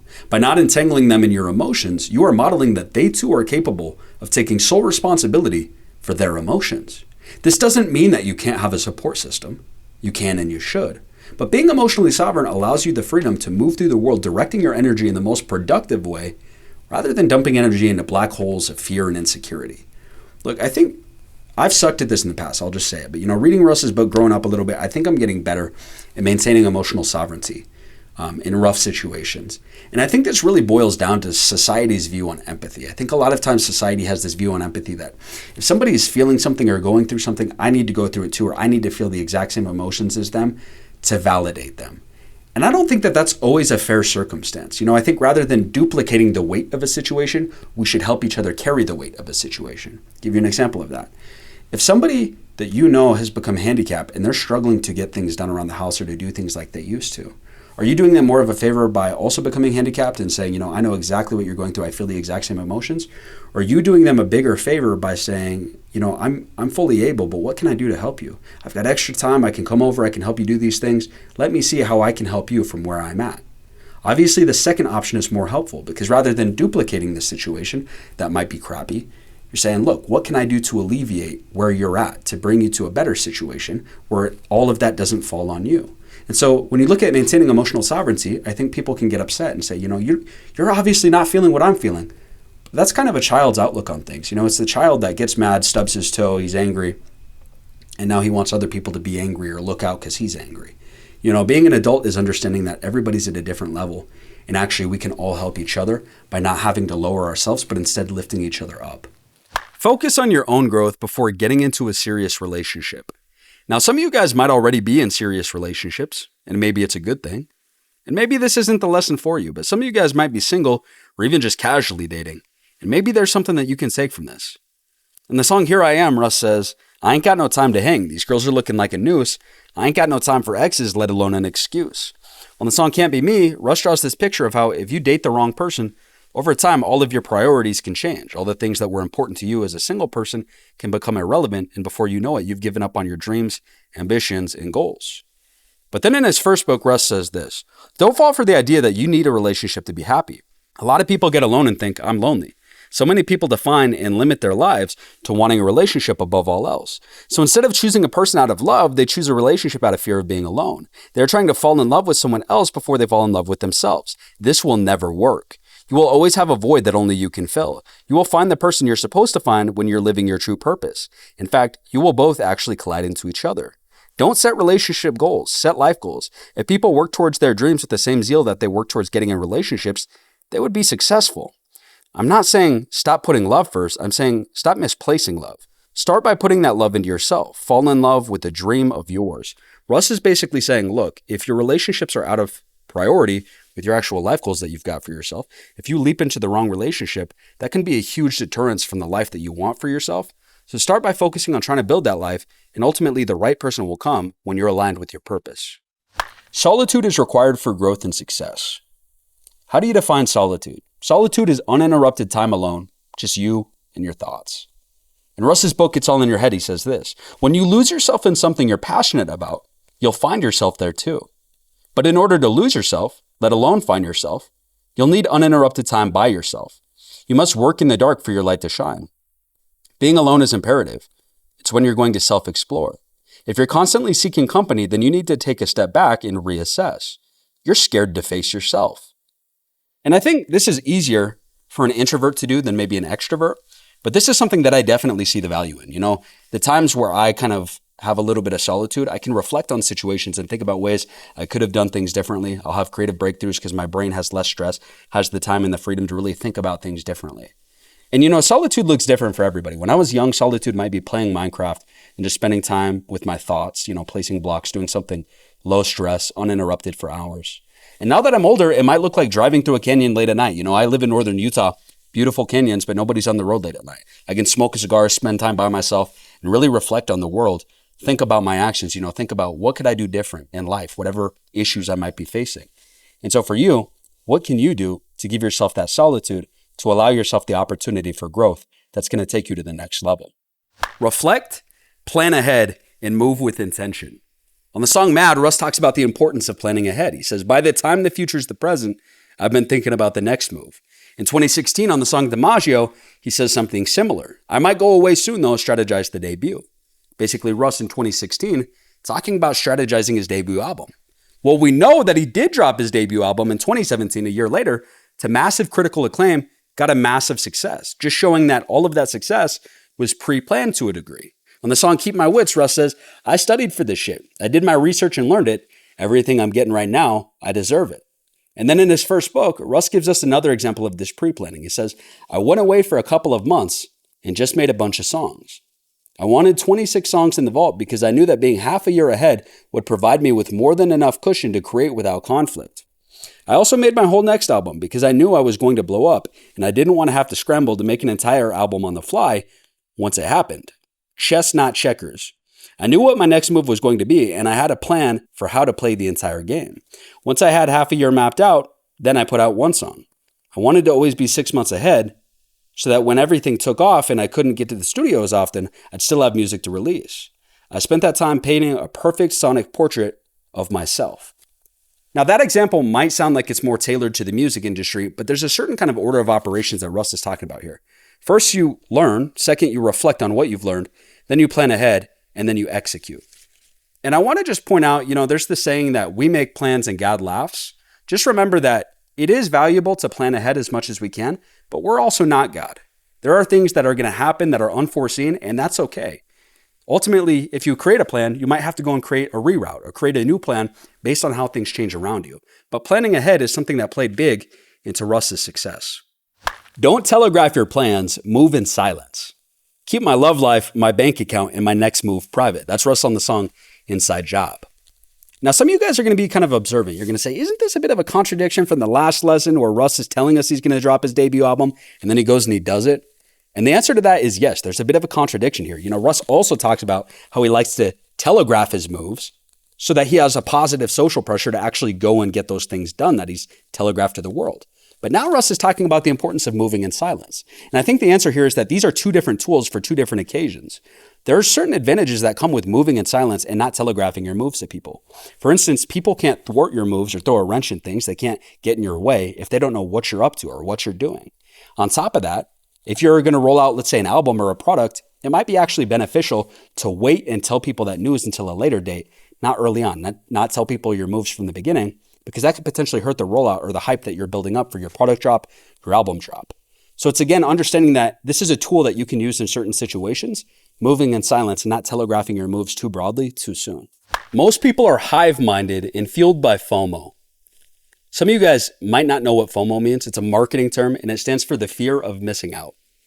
And it's basically the idea that people don't care about something until they see that there's another group of people that care about it first. And then they hop on the bandwagon because they're worried about missing out on whatever it is that everybody else cares about. And a really classic example of this is, you know, maybe you're in high school, you've got a couple friends, they're talking about this music artist that they love, they're talking about the new albums, new music that they dropped, maybe they're going to the concert, and you're like, man, I don't know who that artist is. So later that night, you're at home on Spotify, typing in their name, trying to catch up on all their music, trying to see what is all the hype about. You have that fear of missing out. You heard everybody talking about this artist, hyping them up, and so you're hopping on the bandwagon too.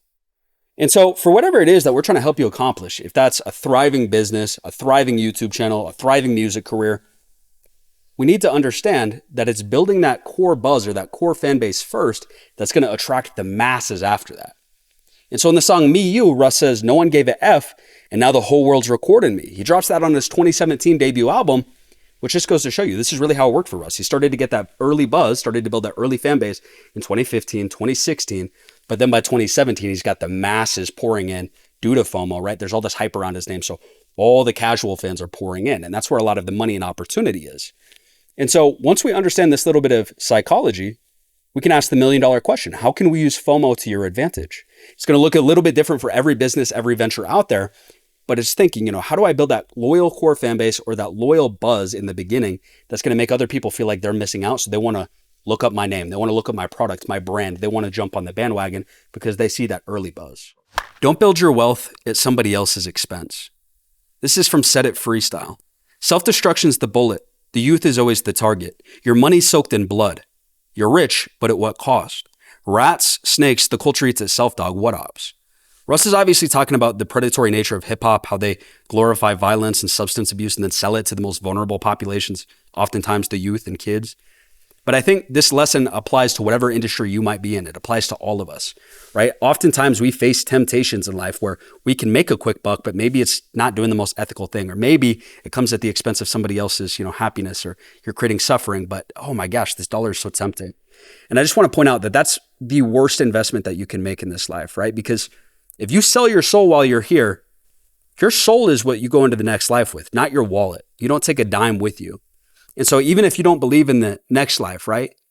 If you build generational wealth through sketchy means, do you want your kids to look back at your legacy and go, yeah, dad built this wealth through all this suffering over here, so now I feel bad about me. That's not the way that you want to go about it either. And I say this not to virtue signal, but just to give you guys a little bit of my personal experience with this. I used to sell product on Amazon and I was making good money. I'd buy it from overseas for the manufacturers over there, sell it to Americans, get a nice little upcharge. But I started looking into the manufacturing overseas where I was buying from and found out that their labor laws were atrocious, really bad. On top of that, there's a lot of religious persecution. Muslims and Christians were treated like second-class citizens. I'm like, man, I don't want to make my money off somebody else's suffering. So I pivoted into YouTube with really no idea. I was making money on Amazon and I'm like, well, I'm starting from zero on YouTube. But I will say this last year, I made more off of YouTube than I ever made off of Amazon.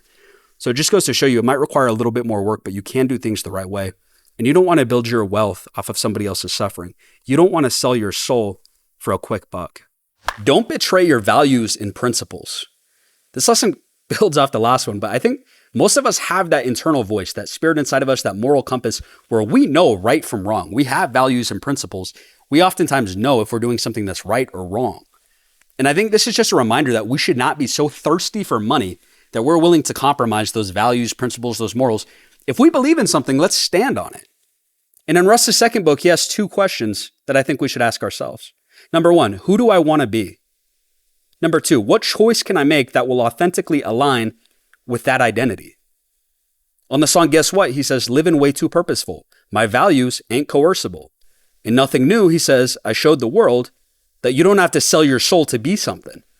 And I think when I was young, I had this misguided view that, most wealthy people probably have sold their soul. Maybe not in the Illuminati way that people think, online, but more so like, you probably had to do something sketchy to build that much wealth.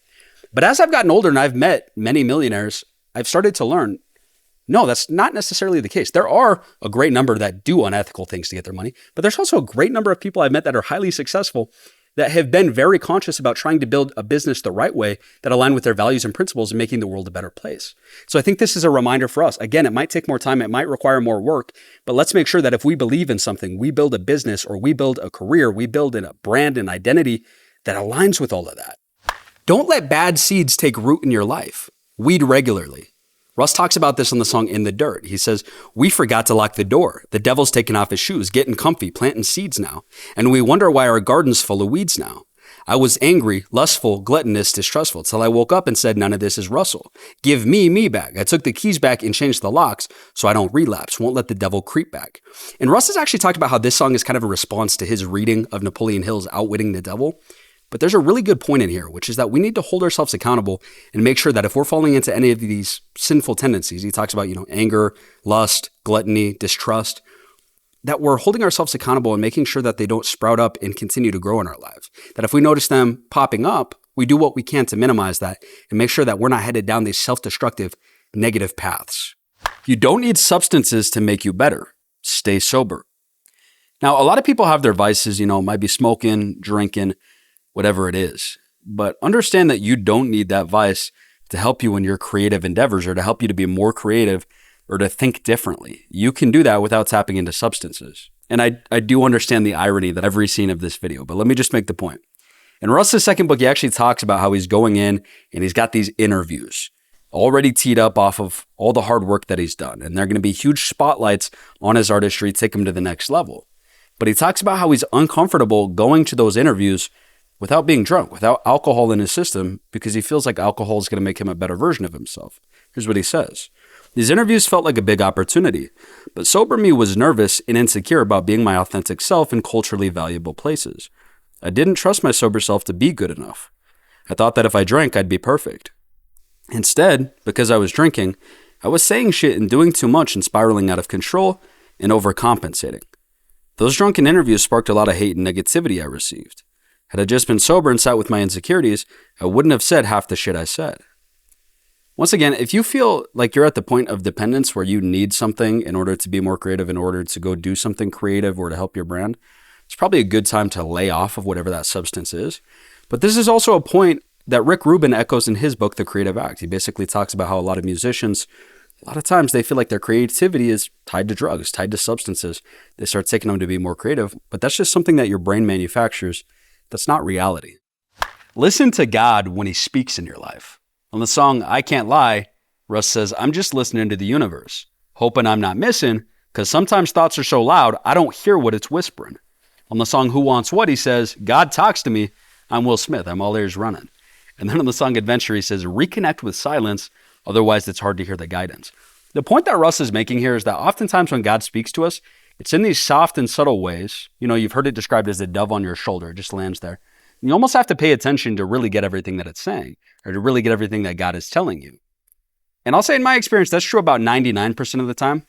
But then there is that 1% of the time where God is just loud. And it's like you don't have a choice not to listen.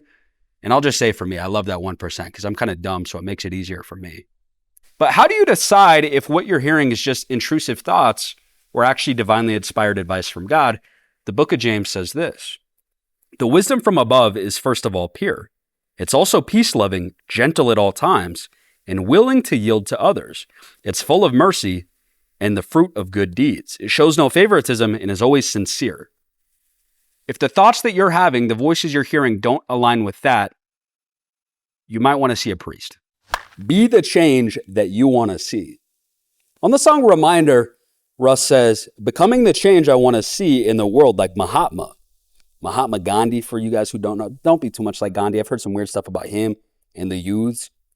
Beyond the point, Gandhi was right about this idea of, be the change that you want to see in the world. And it ties in with a lot of Russ's ideas on, self-confidence, self-belief. If you see that the world could change in a certain way that would make it better, there's no reason why you should just sit there and commentate and wait for other people to do it. You yourself can go and create that change through self-belief and taking action.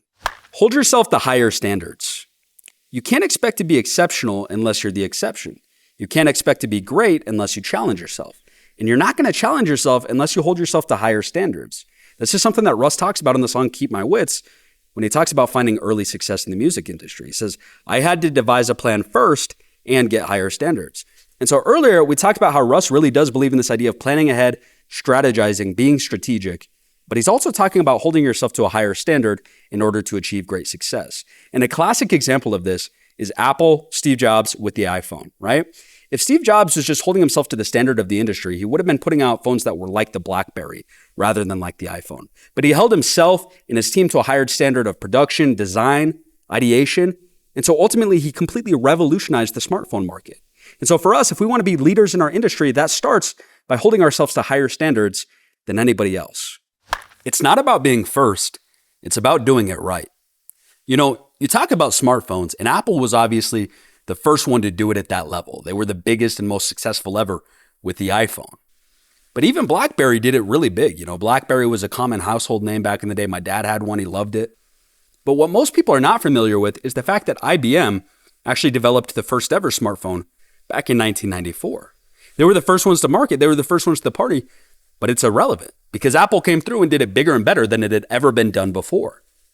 Look at the music industry. Look at hip hop. It's the same thing. You think about who's the biggest, most successful, most awesome rapper ever. You start thinking about names like Jay-Z, Lil Wayne, Tupac, Biggie, Kanye West, Drake, Kendrick. All these names are from the 90s onwards. But hip hop was started back in the 70s. The people who were the first ones to come and develop the genre are not the ones that we remember today because the next generations came through and did it bigger and better than ever before and commercialized it. And so it's not about being the first one to market or being the first one to do something. It's about doing it bigger and better than your predecessors. In the song King from 5280, Russ says this, you might have been the first to bat, but you striking out though. And I love that Russ is using a baseball analogy here because in baseball you have innings, right? And both teams play in an inning. But it really doesn't matter who goes first. What matters is who does more and who scores more points during that same inning. The quicker you rise, the quicker you fall. Russ makes this point all throughout his music. On the song The Journey, he says, the quicker you come in the game, the quicker you go out it. On the song Lapped, he says, I'll be patient for my entrance because the quicker you come in is the quicker that you exit. And the point that Russ is making here is that time before you blow up and build a name for yourself is when you're actually building the foundation of your career. You're developing new relationships, new skills, new understandings of your industry. And so the more time that you actually spend on that foundation, the more solid and the more high of a building that you can actually build. And Russ uses this framework of building in the song Exposed to further make this point. He says, you don't know how to build. You tried to start at the roof. You won't be here for too long. And so for us, I think it's important to be patient and remember, look, even if you haven't blown up as fast as you want to, that's okay. Because if you keep going, you're going to build an even more solid foundation to where you'll have better staying power when you do finally blow up. Direction is more important than speed. Russ makes this point pretty explicitly on the song Live from the Villa. And when I saw this lyric, it made me think of another quote that I had heard. I was recently talking to somebody. His dad was an entrepreneur. His dad owned a bunch of real estate, a hotel, a gas station, had a number of businesses and was very successful.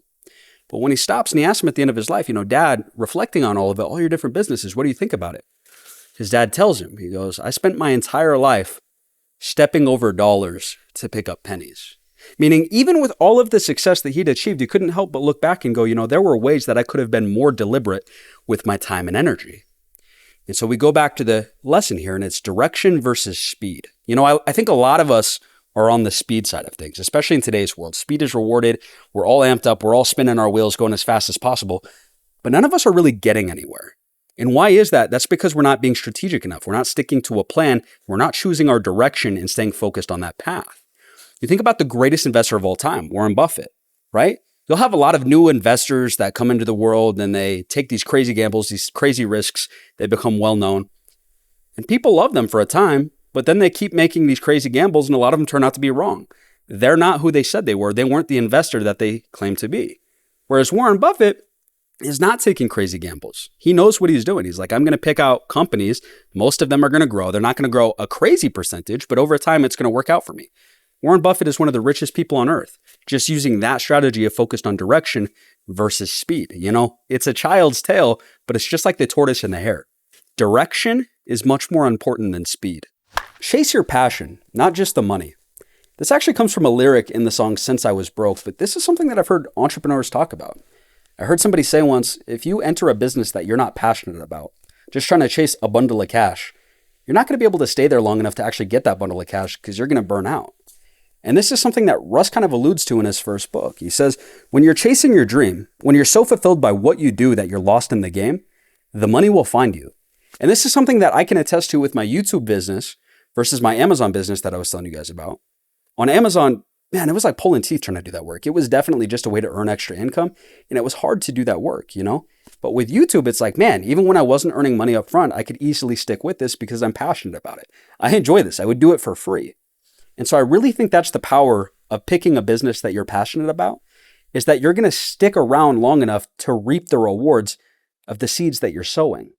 Keep the child inside of you alive. On the song Emergency, Russ raps, slightly philosophical, I want to die young as old as possible. And usually when people talk about this idea of wanting to keep their inner child alive, what they're talking about is that childhood excitement that you get, or that sense of imagination, that sense of wonder that the world is an open book and you get to write your chapter. And when we're kids, we all have that and it's powerful.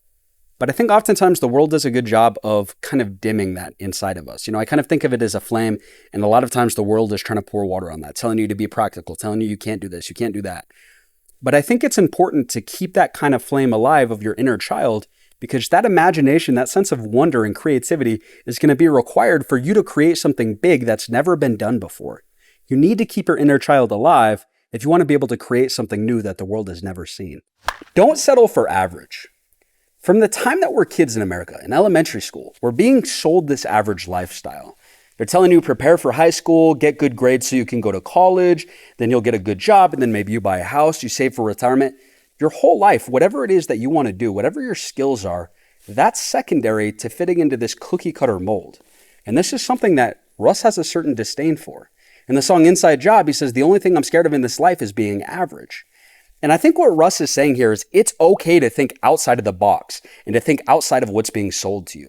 You know, it becomes very seductive to go for that 9-to-5 average lifestyle when that's what everybody's selling you, from your peers to your parents to your teachers. When that's all you're hearing, that's what becomes normal, but that might not be what's best for you. And so you don't want to settle for average, especially if you have aspirations beyond average. It's okay to think outside the box. You're more dangerous without a plan B. On Russ's feature on the song Time Flies, he says, reflecting on my journey and how I never had a backup route. Everything was absolute. I did what I had to do. And then if we go back in time to the song Window from 2012, well before Russ has had any success in the music industry, we can see that his mentality was the same all along. He says, F a plan B, you don't understand me.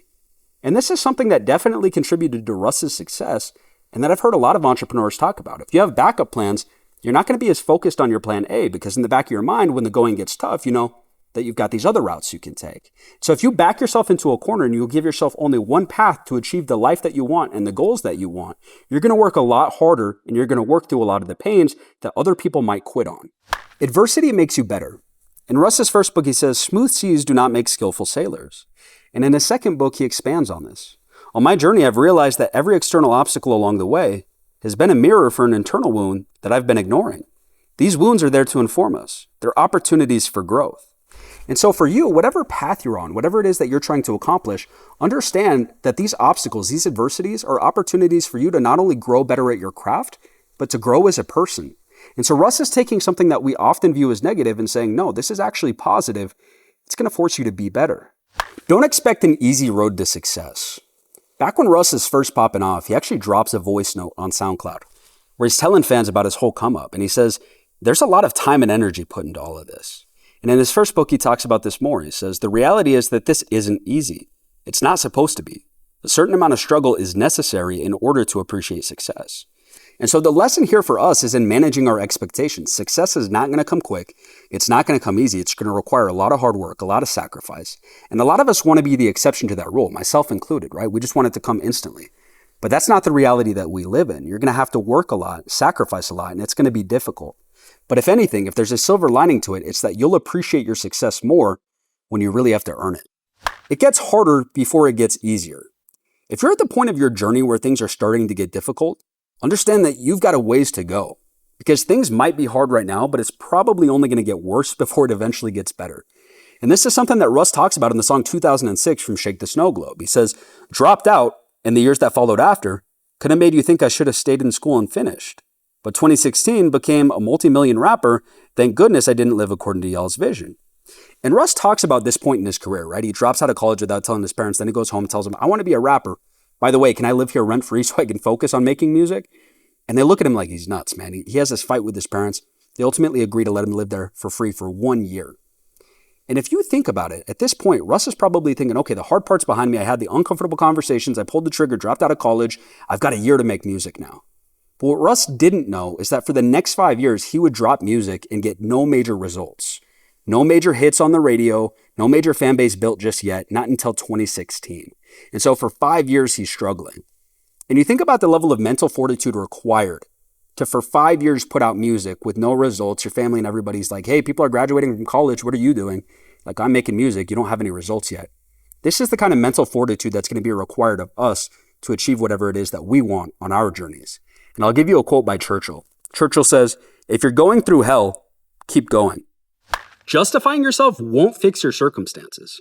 On the song 90s Baby, Russ raps, it's crazy how y'all justify BS is your day-to-day, hindering yourself because your disposition. Russ is saying, look, if you're coming up with all of these excuses for why you have negative, unproductive habits, that's actually a mindset issue. And the only person that you're going to hurt or hinder is yourself. And we all know people like this. They have 1,000,001 excuses for why they're not living the life that they want. They've always got a new excuse, right? But at the end of the day, making those excuses doesn't make the change that you want to see in your life. So first, you have to stop making excuses. And second, you need to change your mindset. Quit making excuses. Just get to work. This lesson is more of the antidote to the last lesson. And it's the fact that excuses just waste time. The way that you're actually going to affect change in your life is by just focusing on your work and focusing on what you can actually do. And this is something that Russ talks about all throughout his music. On the song Blow the Whistle, he says, I didn't sit around. I went and got it, no excuses. On the song Sometime, he raps, haven't even had the time to count the dollars made. I work on vacation. I don't take no holidays. I don't know what sleep is. Basically showing that once again, Russ is not looking for any excuses to get out of the work. He's just dialing into the work, which is what affects the change in his life. Use your anger and pain as motivation. On the song Perfectionist, Russ says something kind of poetic. My bruises became my muses. My pain had multiple uses. And on the song Are You Entertained, he says something similar. Anger, I try not to act on that. I'ma just transmute it, put it all back in the music. Now, obviously, Russ is coming at this from the perspective of a musician, where maybe it's easier to transmute your emotions into a sonically beautiful song. But at the end of the day, I think this is a lesson that we can all use, whatever industry we're in. If you're dealing with those intensely negative emotions of anger or pain, why not transmute that into something positive and use it as fuel to affect change in your life? And obviously, that might not be the best kind of fuel, but if you're feeling it, why not use it? And this is something that Mike Tyson is a classic example of. He talks about having this horrible childhood, getting bullied, picked on, having to fight and scrap. What did he do? He took all of that anger and pain and turned it into a beautiful life. Don't act out of anger. You never want to be somebody that's controlled by your emotions, but especially by your anger. On the song Put You on Game, Russ says, control your emotions. Most of the time, it's really not worth it. On the song Golden, he says, I've been working on compassion. I've been less and less reactive. And then on the song Workin on Me, he says, hostility was the problem solver, except nothing ever got solved. All of these quotes come from later in Russ's catalog, showing that this is something he learned later on, and that he's trying to communicate is obviously an important idea with how much he talks about it. And you think about it, and a lot of times when you're ruled by your anger, you burn bridges in life. And you can burn a few bridges, and that's not a problem. You can still find a way to go where you want to go. But eventually, if you keep burning bridges, you run out of bridges to burn. Kindness is the best way to win a battle. On the song Live from the Villa, Russ raps, disarm them with your charm. Use your kindness as a weapon. And this lesson honestly sounds like something that you might read in The Art of War. But what Russ is saying here is, look, If you're in a disagreement with somebody, you've got this battle in front of you between you and somebody else, you don't need to exacerbate tensions. That's actually going to slow down the process of problem solving, and it's only going to burn you in the long run. Instead, you can outmaneuver people by killing them with kindness. It's going to help you to reach a solution faster, and it's going to be better for you in the long run. And I'll give you an example of this. A couple of years ago, I had the worst boss imaginable. This guy would come in, personal attacks on people, attack their work, tear people apart, made the workplace the worst possible place you could imagine, right? And so when he would come in and critique people's work, they didn't know whether to take him serious or not. A number of people would argue with him because they didn't know if it was a serious critique or if this was just more of him coming in, creating problems for his workforce. And then there was a different subset of people that would go behind his back. They'd let him win the battle and say, oh, I'm sorry, I'll do better next time. And then they'd go behind his back and create 5 fires for him to put out in his own company because this guy was such a jerk in the way that he went about battling with his own people. On the flip side, I've got a great boss today, and he's super generous with praise. And when he has to give you negative feedback or corrections in your work, he's very polite and kind about it. And so what do people do? They're very receptive to his feedback. They're quick to adjust based off of what he says. They believe him, they trust him, and they want to do good work for him. On top of that, he's not putting out all of these fires that his own people are creating for him to get back at him. He has this group of people that want to go to bat for him and do the best work possible, make his life easier. And so for you, being kind is ultimately going to make your work process go faster and create less problems for you in the long run that you'll have to solve. Lead by inspiring people and giving them hope. This is a great lesson on leadership. It's something that Russ talks about in a number of his songs. On Family and Friends, he says, I just got plaques for my family and friends too, just to let them know success is possible for them too. And then on the song Utah Freestyle, which is where I'm recording from right now, Russ says, I'm the GOAT. I give people hope. I make people feel like they're rich when they're broke. And this style of leadership is to really figure out what makes your people tick, right? What matters to your people beyond just serving you in the context of your company or your missions and goals? What are they really interested in? What do they care about? The people around you. And then how can you actually serve those people and give them hope to achieve more and strive for more in their own passions, in their own life? And this is something that Gary Vee actually talks about. It's a higher form of leadership than just giving people hope and inspiration in the context of serving you, but actually going and saying, how can I serve you? How can I instill hope in you to achieve the goals that you truly have for yourself in your life? Lead by example. This is another key lesson in Russ's leadership style. In his first book, he says this: we're often told that our dreams are unrealistic or that we need to make practical choices. But when you accomplish unrealistic goals, hell, even if you just fervently work at unrealistic goals, it enlightens the people around you. It invites them to taste possibility. Your energy will inspire one another. Your successes will prove to one another what's possible. And then on the song Can't Be Me, he raps something similar. Lead by example if you want to put the people on around you. Better make sure you put on best. And so there's a certain subtext of both discipline and accountability as a leader here, but there's also sort of a rule of human nature in this, which is that if you are close to your team and they're seeing you accomplish something at a high level every day, hold yourself to a higher standard every day, you become undeniable social proof that they have to look at every day. They see that change in you and they see you on a day-to-day basis and they know you're just an ordinary human being, but you've made these changes. Suddenly it tells them that they can do it too. And you become this undeniable social proof that they have to look at every day, challenging them to be better as well. When you're big enough, you'll earn the respect of your heroes. This is something that Russ talks about on the song Mama, and he talks about earning the respect of all these big names like Gary Vee, Nipsey Hussle, Swizz Beatz, Alicia Keys, because they know him through his success in music. And I don't think this is a mind-blowing lesson, but I do think it's a motivational one, which is that if there's any big names, people whose brains you want to pick or just have a conversation with that one person, just get to know them a little bit deeper, you're just a few big wins away from making that a possibility. And I think the turning point for me was for years on YouTube, I used to watch Graham Stephan's channel, finance, and I love this channel. And I dropped this quiet quitting video, gets millions of views. Next thing I know, I'm turning on Graham Stephan's YouTube channel and he's reacting to my video. Now, on the flip side of that, I tried to follow up with Graham Stephan and said, hey, you reacted to this, let's debate it. Come on my channel and we can debate this idea a little bit deeper. Who do I think I am with 20,000 subs inviting Graham Stephan on? Shooter's going to shoot. I missed that one. When I'm a little bit bigger, maybe we shoot again and maybe we get Graham on. But I think it's a promising motivational lesson, which is that these big names that you look up to, you're just a few wins away from really connecting with them and getting them to respect you. Your contribution to others will outlive you. Russ has got this song June 3rd, and it's a sad song. He talks about the loss of his grandpa. He's mourning him throughout the song. And he talks about how his grandpa is really the person that got him into music. And on the hook, he says this: I owe this all to you. You introduced me to myself. It's true. I swear it's true. And even though you're gone, you taught me music never dies. No, you could never die. And this is a sad song, but it highlights a very real reality, which is that our days on this earth are numbered, but our contribution to other people will outlive us.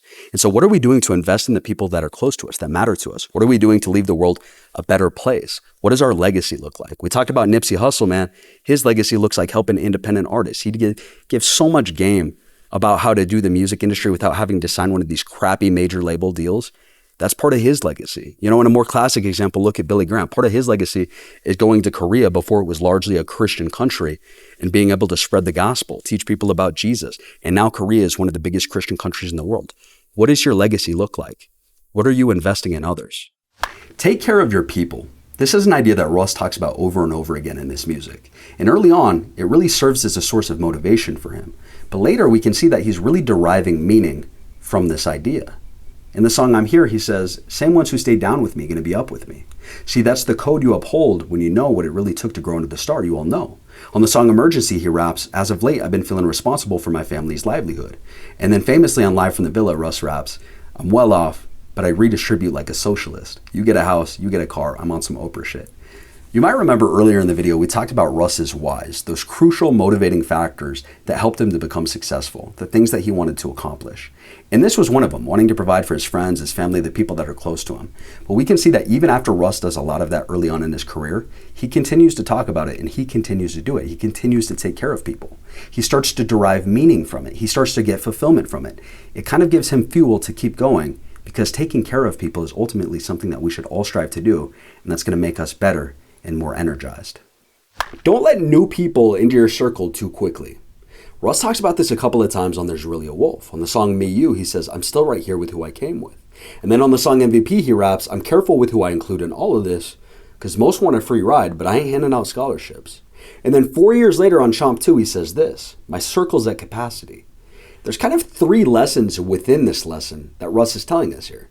The first is that it's good to stay down with your day ones. The people who are on your team from day one are typically people you can trust. You should keep them around. The second part is that you want to make sure anybody on your team is not a freeloader, but they actually contribute value to your team. And then lastly, you don't want a big circle. You don't want a big team. It's okay to turn people away and keep your team small.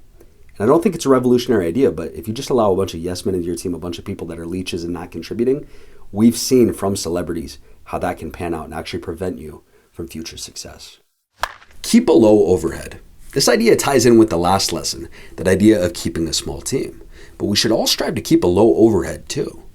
What does it mean to keep a low overhead? That means keeping your luxuries to a minimum, your expenses to a minimum. You're trying to get the cost of doing business to a minimum. On the song Set It Freestyle, Russ raps these lyrics. A few investments that I've made a couple bucks on, but my accountant said there's no return like a Russ song. And he didn't lie. My overhead is lower than the bar y'all got for rappers nowadays. I think it's easy to think about this idea of low overhead in terms of a very conventional business. You know, how do I get my payroll costs down? How do I get my cost of real estate for my office building down? But even if you're not at that stage of business yet, there's things that you can do to still reduce your cost of overhead. Think about overhead as weights in a backpack. You've got to carry a backpack, and the more expenses you have in that backpack, the heavier it is. You're not going to be able to travel as far if you have a bunch of unnecessary weight in that backpack. If you keep that backpack as light as possible, you keep your expenses as light as possible, you can go much further on your journey. And so that can be the difference between you actually achieving the goals that you have for yourself or not achieving it. On the flip side, if you're going to achieve it either way, maybe you get it faster if you don't have that bag weighing you down. And so we've all got these little expenses, things that we say, oh, I need to do this to be happy. It allows me to work harder. Maybe it's going to the club once a week and spending money that you don't need to because you go, oh, that makes me happy and I can work harder. For me, maybe it's spending $200 a month on cigars, on tobacco that I don't need to do. Once we start to keep our overhead lower and cut out these unnecessary expenses, we can allocate more money, more time, and more energy to achieving our goals more quickly. Don't take pride in material possessions. Y'all brag about Moncler and Gucci on your body. So how come I'm the only one who gets called cocky? As if rap isn't braggadocious. At least what I brag about can get you bags instead of handing over cash to someone racist. This is Russ really rebuking consumerism. And that's an idea that we're all sold in America. We're all guilty of it. For the rapper, they might feel the sense of pride when they throw a Louis Vuitton backpack on their back. It costs $3,000. They feel so proud. For a rancher, it might be the Dodge truck. Oh, Dodge is the best brand, and mine's lifted. It's got the dualies. It's the best truck. We're all guilty of it. And today, marketing is not just selling products, it's selling community, it's selling tribalism, it's selling identity and meaning. And I should know this, I'm in marketing. We're just being programmed to think this way to make us more consumeristic so that we can pay somebody else's bills. So we really shouldn't be prideful of anything at all, but we definitely shouldn't be prideful of some material possession that's just making somebody else wealthy. Don't buy small-minded things. Buy meaningful experiences. On the song Put You On Game, Russ says, stop spending your money on weed. Go hop on a plane. And then on the song Sheep from Chomp 2, he says something similar. You might have more money, but you've never left the country. Who's really rich? The idea that Russ is sharing here is that memorable experiences are worth more than money. And this is something that he says almost verbatim on the song Mama. And so I'll ask you, the viewer, right now, we'll do an exercise. Think about the best memories that you've had in your entire life, those best moments, your highlight reel moments from your entire life so far. Are you thinking about the moments where you had a bunch of cash in your pocket, you went to the mall and you bought a bunch of stuff? You bought a bunch of new possessions? Or are you thinking about the moments where you went and traveled or had unique experiences with friends and family, people that were close to you? You went somewhere and did something new. For most people, it's going to be the second. But we're often taught that it's the first, that the next possession that we buy is what's going to make us happy. But it's not. Meaningful experiences are worth more than money itself. Be present in the moment. On the song Answer Man from earlier in Russ's career, he raps this. Kids just want to grow up. Grown-ups just want to be kids. One wants to escape, one wants to relive. Basically saying that humans always want to live in the future or the past, but we very rarely appreciate the present like we should. And that's something that Russ also talks about in the song VVV. He says, I could die right now, so right now is twice as valuable.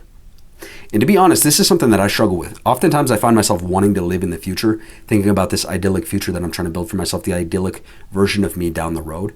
And I've realized it brings me a lot of anxiety because it's kind of out of my control, right? Like I can't be at tomorrow just yet. And I'm also not appreciating today. Today is going to waste when I'm thinking about tomorrow all the time. And then on the flip side, maybe I start thinking about the past too much and I start to feel frustrated, maybe a little bit depressed, a little bit down because I can't change the past, rather than just channeling all of my energy into what I can actually change and do today. Russ kind of comes back to this idea and actually talks about what he does on a more recent song, Waves. He says, made it a habit to check into the present just to be fair to myself. Wherever you are, just be there. And there's a verse from Matthew that I think also applies to this. Matthew 6:34 says, don't worry about tomorrow, for tomorrow will worry about itself. Each day has enough trouble of its own. Basically saying, look, there's going to be enough stuff to worry about tomorrow. There's always plenty of stuff in the past that you can think about. Focus on what you can do today. Where are you today? Enjoy the journey. Russ talks about this idea of enjoying the journey a number of times throughout his career. And ironically, it starts on the song The Journey from 2017, where Russ says, looking back, I realized the journey is everything. Ain't no destination, man. The journey is everything. And then on the song Line 'Em Up from Chomp 1, Russ kind of builds on this. He says, I might need counseling for this shit because I climbed the mountain fast and all I found was just a cliff. The lesson there is getting there is way more fun than getting there. What Russ is saying is, look, the work, the journey that you're on, that right now you might kind of dread and it feels treacherous, is actually the fun part. When you get there, you're going to be looking around bored like, well, what do I do now? But when you're on the journey, you're driven, you have a purpose, and that's actually fun. It gives you meaning in your life. And so the journey itself is what's rewarding. And he kind of builds on this idea, or it goes a little bit deeper in his first book. He says, the thrill of the journey is embracing newness as long as it is in sync with your purpose. So once again, enjoy the journey. The journey is a gift. Live life in chapters. This is kind of an abstract idea, but it comes as a kind of guiding principle from Russ's second book. And It Was You All Along, Russ writes, we need to normalize throwing funerals for chapters in our life. There are numerous ways to grieve and to celebrate. You can do it internally, you can do it publicly, or you can do it with a small community. Theaters have opening night parties and closing night toasts. We have celebrations when babies are born and wakes when people die. The chapters of your life come and go with blessings and obstacles, and we have to acknowledge them so that we can honor them, celebrate them, say goodbye, and accept that it's time for a new chapter. Recognizing each chapter helps us reevaluate our goals at every step of the journey. This reevaluation also helps you evolve your goals. If your goal is vague, like, I want to be successful, then you won't know when you've arrived. When you break your success into small parts, you can enjoy each cresting wave and utilize each floating period. Russ is basically saying that, look, if you break your life into chapters like this, it's going to be a lot healthier for you. It's going to be a lot more attainable. You're going to know when you can rest, when you've accomplished something and when you haven't. And I think to a degree, if you break your life into a bunch of smaller accomplishments, you kind of get these little dopamine boosts as you accomplish things throughout the way. Russ is saying, look, you're going to have less confusion and more clarity. And I think this is especially important for people that are looking to reinvent themselves. Like if you've got a negative past and you're saying, okay, this is a new chapter. This is who I am today. This is what's required of me today for my new goal. Stay open-minded to new opportunities and experiences. On the song The Ceremony, Russ raps, you're broke because you're broken in the mind. Here's a token for your time. And keep it open. Don't be closing every moment that you find. This is a 20-year-old Russ, before any of the fame or success in the music industry, talking about the mindset that he believes is required to be successful. Obviously, we can see that it worked for Russ down the road. But what he's really talking about here is an abundance mindset, a mindset that's open to possibility, one that's open to opportunity. And I think from a very simple perspective, we can understand that if you're not open to receiving opportunity, if you're not open-minded and you're just subconsciously rejecting things, it makes it a lot harder to take advantage of the opportunities and the possibilities in front of you. And this is where I want to point out, I heard this interesting stat. If you're born middle class or lower class in America today, you hear way more negative affirmations than you do positive affirmations. And so it's easy by default to become very cynical and push away all of these possibilities and opportunities in front of you. If you're born wealthy, on the other hand, you hear way more positive affirmations than you hear negative. It's a lot easier to believe that you can do things because that's what you're hearing your whole life. So this is something that we need to be aware of if you're born middle class, lower class, even if you're wealthy, right? Is that you need to be open to opportunity and not subconsciously cynical, pushing away all of the different opportunities in front of you. Don't jump to assumptions. This is something that Russ talks about in the song Tired. People online always jumping to conclusions, making assumptions about him. And to be honest, this is something that I've even seen on my YouTube channel, where people will leave me 3-paragraph rants arguing a point that I wasn't even talking about in my video, but they think I was. And I'm not saying I'm exempt from this because we all do it. We're all humans and we all do this. But as I've grown up, I started realizing, when you see somebody do something and you have this emotional feeling where you want to react, you want to say something or do something back to that person based off what you've observed, understand that you're only seeing 0.00001% of that person's life. You're seeing one piece of a puzzle in a 1 million piece puzzle, and you're jumping to conclusions and willing to react off of it. And so what I've come to realize is that actually being slow to judgment is the more mature approach. Showing restraint is actually much more intelligent than reacting off of the small pieces of information that we oftentimes have. Your ability to ask the right questions is important. On the song Just Go Up, Russ says, the answer's in the questions. People just don't ask them. And this is something that I've heard a number of successful people talk about, is that it's important to not just ask questions, but to make sure that you're asking the right questions. And Alex Hormozy has a great bit on this. An entrepreneur friend of mine asked me, how do you think I could add $5 million in profit in my business and do no extra work? And so we sat down for 90 minutes thinking about all the different things in her business. Finally, figured out a way that she could make $5 million more for no added effort. And what that experience taught me was how important asking the right questions were. It wasn't how do I make more money? How do I make more revenue? It was the constraint of I want to do no work and make $5 million. The questions provide the guidelines for the answer. And so if you're not getting the answers you want, you're probably asking the wrong questions. Now, in that example, that's two entrepreneurs talking to one another, right? But I think even if you're problem solving by yourself, reframing your question or making sure that you have the right questions can help you go down different trains of thought, different rabbit holes, and hopefully lead you to an even different answer. So even if you're problem solving by yourself, make sure that you're asking the right questions. Don't blindly trust celebrities. Discern what their real motives are. On the song Relax You're Doing Too Much, Russ says, hate to break it, looking up the famous people is your downfall. And then on the song Don't Fall For It, he talks about how the music industry is full of liars and scammers. And that shouldn't be surprising in the entertainment industry. Look at YouTube, right? Full of grifters, people who are trying to project a certain image or lifestyle to make a quick buck off of you. But you got to be discerning with who it is that you follow and you listen to, because a lot of these people are not living the lifestyle that they claim to live. I'm fairly new in this YouTube game, and I've only met a number of people, but already I've seen people where I go, oh, looking at your content, I thought you were this kind of person, and then I met you in real life, and you're that kind of person. I would not trust you like I initially did if I would have known that in the first place. And so whatever lifestyle advice you're taking, if you're paying for a course, whatever it is, make sure that you're discerning with that person's motives. Are they trying to make a quick buck off you, or are they the person that they really say they are? Successful people can see through lies and facades. And this is a lesson that we can use in a couple of ways. First of all, in understanding how we present ourselves to successful people, but also in understanding how people present themselves to us. On the song Prosper, Russ says, I know what you're about to say before you tell me it. You're so predictable. I'm so in tune with it. And then on the song Guess What, Russ raps, I can spot a fake before we even finish dapping up. You think about somebody successful like Russ, they're meeting a lot of people on a day-to-day basis. And a lot of people have tried to take advantage of them, right? They've tried to play angles and manipulate to get some of their wealth or their status. So they get good at building this defensive posture, this defense mechanism that they have to make sure that people aren't taking advantage of them. So if you come in with any kind of disingenuous energy, they're going to be able to easily identify that. And so for you, if you're going to meet somebody who's successful, maybe you want them to mentor you, you want to go into business with them, you've got a great idea, make sure that you're coming in genuine, that you're not playing any kind of manipulative angles, that you're just straight up with what it is that you want or what it is that you think. Don't play these behind the scenes angles. They're going to be able to more easily identify that than the average person. On the flip side of that, there's a number of you that are going to be successful at your craft, whatever it is that you're trying to do. As you start to build up wealth and status, there's going to be people that try to come after you like this, people that try to play angles so that they can get into your circle, siphon money from you, let's say. So you also have to be good at identifying, what are the signs of someone who's disingenuous? Are these people really here because they believe in me, they want to help me, whatever it is, or are they here to try and get something from me? That's something that you're also going to have to be aware of, because if you're not thinking about it in advance, you're going to find out the hard way. Haters will switch up on you after you're successful. On the song Act Now from There's Really a Wolf, Russ says, it's funny how they act now. It's funny how they change up quick. And then on the song MVP from the same album, he says, funny, because you used to laugh when I would say I'm ready. Now the ones who doubted me are going to tell you how they met me. And the lesson here is that undeveloped people, they don't actually hate you. They're just doing whatever makes them look better and feel better in the moment.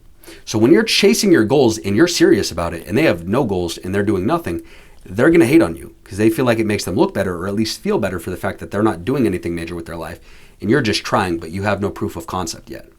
When you're successful and you're at a high level, you're someone of notoriety, now they want to tell people how they knew you back in the day, because that gives them in their mind social status. It makes them, again, feel better about where they're at and feel better in front of other people. And so it's really just undeveloped people trying to have some sort of identity, trying to feel better about themselves. Friends will switch up on you after you're successful. This is a revelation that Russ has later in his career, and it's something that ties into the last couple of lessons that we just talked about. On the song Golden, Russ says, when you're new and make bread, everybody's toasting. They proud that they know you. They be bragging and boasting. Then they all flip. Everybody just dips because they only love you when everything is golden. What Russ is saying is, look, when the times are good and the money's coming in and you're that guy, you have all these friends, all these people that want to come enjoy it with you, enjoy the wealth, party with you, have a good time, right? But as soon as you hit a bump in the road, there's a rough patch. A lot of these people are going to scatter. You're going to find out who your real friends are. On the song Blow the Whistle, Russ says, sharing my plate, I let some people have a bite. They weren't satisfied. They bit the hand that fed them. Now I lost my effing appetite. Then on the song Perfectionist, Russ says this, the stab in the back don't hurt. It's when you turn to see whose knife it was. The lesson here is pretty clear, is that money is going to make some of your friendships, some of your relationships a little bit different, right? And there's some things that you can do to mitigate this, right? Keep your circle small. Don't allow a bunch of new people in as soon as you're successful, because now you're asking for problems with all these new people coming in. At the same time, your day ones could stab you in the back. That's always a possibility. And that's something that you have to mentally prepare yourself for so that you don't completely get caught off guard. Money can change relationships. Avoid gold diggers. Earlier, we talked about the importance of avoiding low quality relationships, avoiding toxic people in your love life. But Russ also specifically tells us to avoid gold diggers. In the song Atlanta, he says, some may call that trust issues. I call it, my money's probably safer if I don't F with you. And then on the song I'm Here, after some of Russ's early success, he says, you only want me now. That's what I have problems with. It's a simple lesson. If you rock with gold diggers, you're going to get burnt. Your money's going to leave, and then they're going to leave, and then you have nothing. You should want to build your life with somebody that actually believes in you, that's going to stick with you through thick and thin. And you may say, this is not the lesson for me right now, but it's still something to think about. Be wary of the leeches that come with success. We kind of touched on this idea a minute ago, but it's the idea that as you build success for yourself, there's going to be a number of people that swarm around you and try to claim a piece of that for themselves. And Russ talks about it on the song Tsunami. I need a smaller table and a bigger fence. I see these leeches camping out. It's like they live in tents. On the song Sore Losers, he says, fake convos before favors. I hate that shit. But then in his first book, Russ goes a little bit deeper on this idea. Pursuing your passion is the surest way to separate your true friends from the energy leeches, anyone who sucks the life out of you because they're too scared and self-loathing to go after their own dreams. Russ is making a couple of points here. If you're truly focused on your passion and you're locked in all the way on that, these leeches are not going to have the opportunity to latch onto you. You're not going to give them that chance or that time. On the flip side, Russ is also saying that someone can still be a leech even if they're not a financial leech. Even if they're not a financial burden to you, they can be a time leech. They can be an energy leech. They can make you unhappy. They can bring you drama or negativity that slows you down. And so stop and examine your circle for a minute. Maybe you don't have any financial leeches. Nobody's taking money from you. But do you have anybody that's taking away your peace? Anybody that's taking away your time? You might have some energy leeches in your circle. Don't waste time on pointless conversations. This is a lesson that might require some discernment from case to case. But earlier we talked about the importance and the value of time. Time's a finite resource. Once you spend it, it's gone forever. It's not like money where you can just make it back. And along with this line of thinking, Russ has several lines in his music where he talks about avoiding pointless conversations, avoiding the small talk in life. On the song Small Talk, he literally says, put the money on the phone, then call right back. I don't really want to do the small talk like that. On the song Put You On Game, he raps, stop talking to people who don't give an F what you're saying. Again, the lesson being, don't waste your time with these pointless conversations. Now, the caveat that I do want to add to that is that this is real life. Sometimes people are going through things. They need somebody that they can confide in, that they can vent to, that they can talk to. Sometimes you need to lend an ear to somebody who's going through stuff. You don't want to be a jerk and ignore the people who are going through real things. But on the flip side of that, sometimes we have friends that are a little bit toxic and want to sit around in a circle and just gossip and waste time. You most certainly don't want to waste your time on that. So don't be a jerk, but most certainly don't waste your time where it doesn't need to be wasted. Keep your ego in check. On the drinking song, Russ says, ego is the real evil. It's something that we all know, right? The ego is self-destructive. It destroys what is good. And so for you, this is something to keep in mind. Whatever your craft is, if you become really good at it, a great musician, a great entrepreneur, you're going to earn the praise and accolades of a lot of new people. And if you're not careful, that's going to inflate your ego. And when it does, it can lead to self-destruction. And so for you, it's incumbent upon you to figure out, how am I going to keep my ego in check? Don't be thirsty for attention, especially for the wrong reasons. On the song Congrats Freestyle, Russ raps, you get around a bad chick, you quick to make a post. I can tell you didn't get women when you were broke. Have you guys ever met that person where you know them in real life, their life's not all that eventful, but then you look at their Instagram and it's a freaking highlight reel of this life that they're not really living, but they're trying to project it to the world and they're trying to get all this attention off of being at these certain places, being around certain people. Don't be that guy. It's lame and it's insecure. And you think about it, what are you actually contributing to the world? You're just trying to picture yourself in cool scenarios without actually adding anything of substance or value to the world. At least if you're going to look for attention, let it be because you're bringing a new product into the world. You're bringing a new album into the world. You're bringing a new experience into the world. Not just because you want attention for attention's sake. Cultivate an aura of exclusivity and curiosity. Now, even as I say that, I can hear some of you guys going, that's corny. Why should I worry about cultivating any aura? Why should I worry what people think about me? But you think about it, if you're going to build a fan base or you're going to build a customer base that are going to buy your product, you need to be concerned with how you're perceived, how you're coming across to people. That's marketing, that's public relations, and those are real skills that companies pay good money for. It's something that should be on your radar. On the song What They Want, Russ raps, got the aura of the mafia. Her friends wish they knew me. On Congrats Freestyle, he says, me, I keep it on the low because the mystique is player, which is another way of just emphasizing, look, it's important to have a little bit of that curiosity around your brand. And this is not just a marketing principle or a marketing tactic either. This is something that's echoed a couple of times in the 48 Laws of Power, which is an entire book about positioning yourself for power and potentially success. In Law 4 of that book, it says, always say less than necessary. In Law 16, it says, use absence to increase respect. Once again, don't overstay your welcome. Your message is going to get stale if people are always hearing it. Your brand's going to get stale if people are always seeing it with no break. Having a little bit of curiosity is good. You want people to go, where have you been? Versus, why are you still here? That's what builds a good brand. A little bit of curiosity and a little bit of exclusivity. Learn the art of communication. When we think about communication, a lot of times we're just thinking about things like word choice. But when we talk about communication as a skill, it goes a lot deeper than just what's being said. There's a lot of metaverbal factors that affect communication. For instance, tonality, facial expressions, body language. There's all these cues that we give that allow people to discern whether or not we're being sincere or sarcastic. And this is a skill, the skill of communication, that Russ talks about in the song Wicked Race and says that we should all learn. In his second book, Russ also talks about the importance of learning how to communicate non-confrontationally. When I shamed my manager, he would get defensive and we would end up talking in circles. Now when I call my manager, I try not to criticize or shame him. I try to honestly express what's really bothering me. Imagine seeing a scary dog that's barking crazily and showing you its teeth. All it's trying to do is tell you that it wants you to pet him, but you're probably not going to be receptive to that request, as opposed to that same dog lying down, rolling over, showing you its stomach, and inviting you to pet it. Barking was how we communicated in the environment that I grew up in. But when there are real emotions and real experiences that I'm trying to get my manager or anyone I talk to understand, they're not going to be able to receive what I'm trying to tell them if I'm barking at them. Instead of demanding to know why something went the way that it did, I ask him to tell me what happened. He has more sovereignty and also more accountability. He's a lot quicker to say my bad because I'm not putting him on the defense.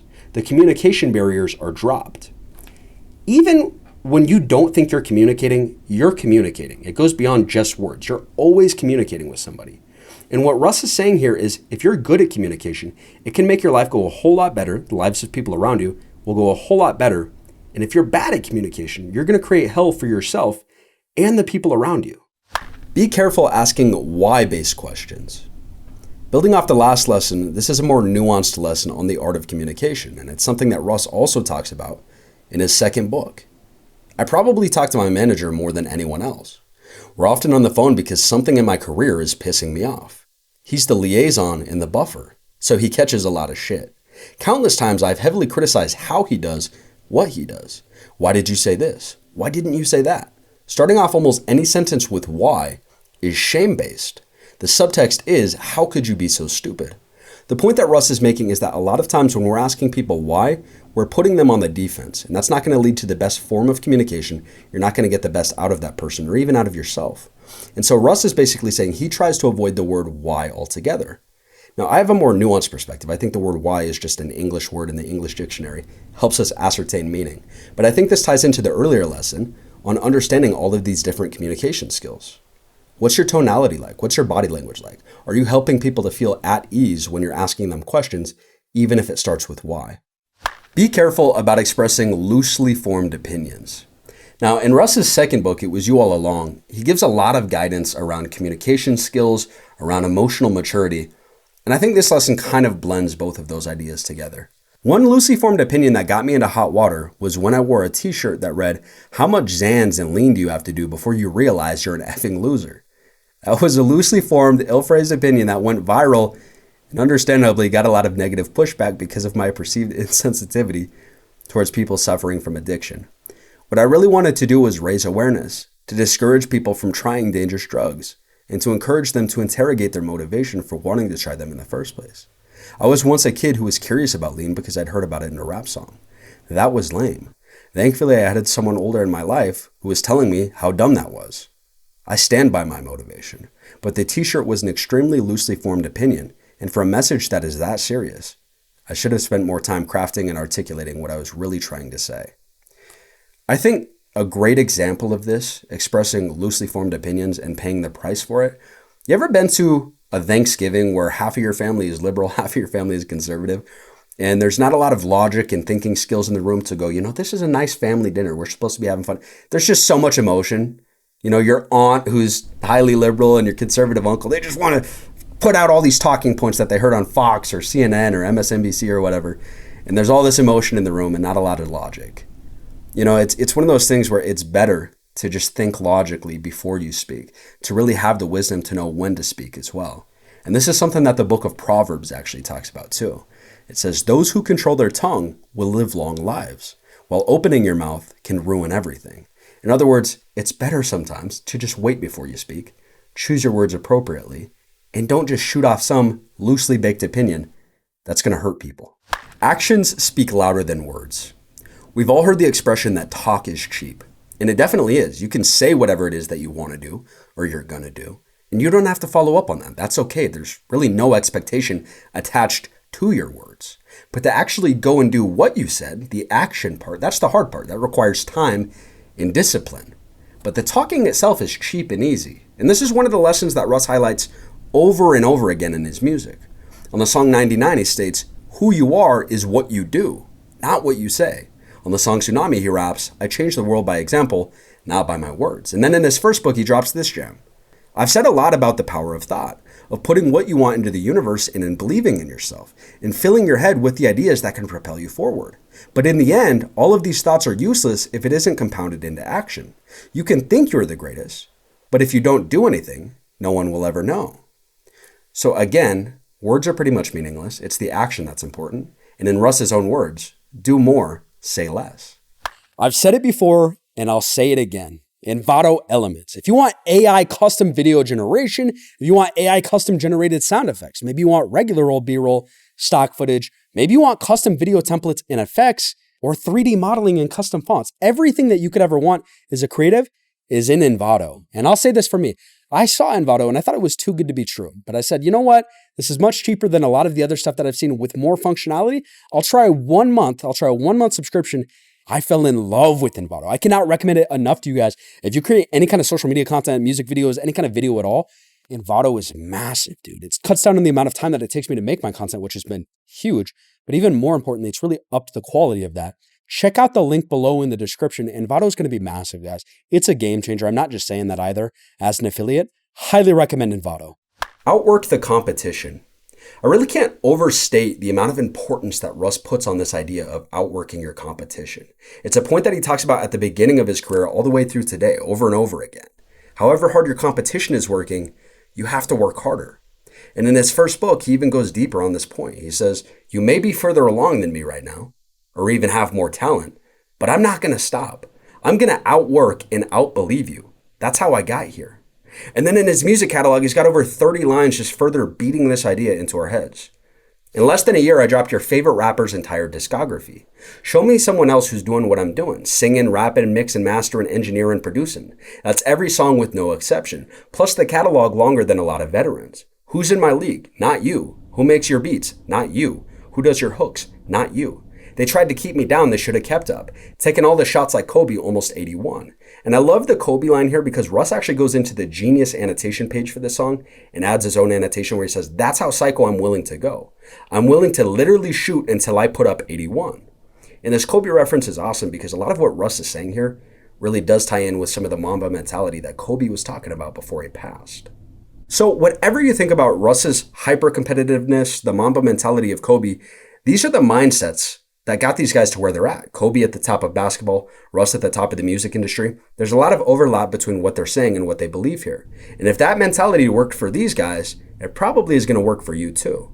It's not enough to just work at the same level as your competition. You have to entirely outwork your competition. Be persistent. Real persistence is not measured by how long you can do something when everything is going great. Real persistence is measured by how long you can do something when nothing is going according to plan. And this is something that Russ talks about in a number of his songs. On Utah Freestyle, he says, nothing went right, so I went left. On the song Free, he says, I turned every single dead end into a roundabout and found a route. And the subtext here is that real persistence is not just bashing your head on the wall over and over again and hoping for something different. It's about going back to the whiteboard, strategizing, coming back with new energy to solve your problems each day with 100% effort. And this brings us back to an earlier quote from the song Wicked Race, where Russ says, I took the long way, but I never stopped. I rerouted. They quit. The last mile is always the least crowded. And that last little quote there, the last mile is always the least crowded. Man, I've been playing that in my head a lot lately. Anytime me and my buddy Emmanuel have problems with YouTube, where it's like, man, the algorithm is screwing us. I just try to remember that. The last mile is always the least crowded. That's actually one of the advantages to being persistent, is that the more obstacles you overcome, the fewer people are going to overcome that same amount of obstacles. By the time you finally get to where you want to go, you're going to have less competition to worry about because you've simply outlasted and been more persistent, more stubborn than everybody. Pressure and desperation can bring the best out of you. Now, that might not seem like a fun lesson to hear, but it does present a silver lining if you're going through any sort of struggle right now, or maybe you do in the future. Russ has got this great line on Live from the Villa where he asks, could you focus if your parents are going through it? And you're trying to make a hit to save them in the other room. It's pressure that's either going to make you pop or make you pop. And then on That Was Me, he says, my parents were embarrassed. Hated seeing them like that. They carried me this far. It's time I put them on my back. My songs are breaking through. My car was breaking down. Yeah, the pressure grew. I had to make it now. We can see that a lot of Russ's pressure as he's on this come up is around his family. Around wanting to get his family out of this crappy financial situation that they're in, get them to a better spot. Which ties into his why that we talked about in the beginning of the video. Russ's why for wanting to pursue music is to get his family out of this. And as the pressure is growing around his why, it forces him to work harder. It forces him to be better. And so that's something that we can take away. If we have pressure applied to our why, and it's a solid why, it's only going to make us work harder. But I do want to point out, you've all heard the expression that pressure makes diamonds. Pressure also makes coal. I've seen a number of people in my life where they have a lot of pressure and they fold under the pressure. It's up to you to keep going in the face of pressure. And if you do, when you come out on the other side, you're going to be a diamond for that pressure. Turn your losses into lessons. Now, this is another lesson where your choice in how you handle the situation is what makes all the difference. Look at all of Russ's lines where he makes this point. I dropped 11 albums, they all flopped, but I learned from it. I soldier through the bullshit, turn my wounds into wisdom. When I stumble, I'm aware that's just part of the dance. My big homie was trial and error. No losing, just learning. And then in Russ's first book, he writes this. I genuinely believe with every ounce of my body that I've never failed. You could say that putting out 11 projects and none of them blowing up was failure. But I don't look at it like that. Where you see failure, I see stepping stones. Now, I know this idea of turn your losses into lessons is kind of this silly generic idea that's become widespread nowadays. But it's easy to understand. Everybody gets it. The hard part is actually implementing it, choosing to have the right perspective in the face of these failures, understanding that this is just part of the game and part of the learning process. It's natural to feel lost when you're on your own path. In one of Russ's earliest songs, Let Me Know, he has this line, Lord, give me a sign, give me your words, give me your sight, give me your mind, because I'm feeling blind, deaf, and dumb. On the song Answer Man, he says, damn, I wish I was the answer man. Because I got all these questions I can't seem to figure out. And then on the song Live Slow or Die Fast, he also says this. I feel like I'm lost at sea with no lighthouse. All of these songs come from very early on in Russ's career. And you think about what it means if you're a true entrepreneur, a true artist, true musician, creator. You're going and you're creating something out of nothing, something that nobody else had the vision for. It's just in your mind alone. And now you have to go and figure out how to bring it into the real world. Of course, that's going to be isolating. Of course, that's going to require you to feel lonely for a time. And it's natural to feel lost when you're all by yourself with no affirmation from the outside world. We're humans. We're social creatures. If you're feeling lost in this moment, understand that that's just part of being human. That's part of the path that you're on. It's natural. And in Russ's second book, he has this great quote that I think really sums it up. One man's story is every man's story. We are all lost trying to find our treasure. Life is a gift and a blessing. Even if you're not at the spot that you want to be at in your life just yet, recognize that the fact you woke up today is a blessing and a gift from God. You woke up with oxygen in your lungs today when somebody else didn't. You woke up with the ability to explore this vast earth, meet new interesting people, make meaningful relationships, learn new skills, maybe make something out of yourself and become big and interesting, unique in your own right. This life is a gift from God, and you get to explore it. And this is something Russ talks about in a number of his songs. On Throne Talks, he says, yeah, I'm in love with every season. F it, at least I'm breathing. Just turned 27, getting older is an achievement. And then in his feature on the song Life and Money, he says, no matter what, I'ma love my life. And I think the lesson here is to actually have an attitude of gratitude.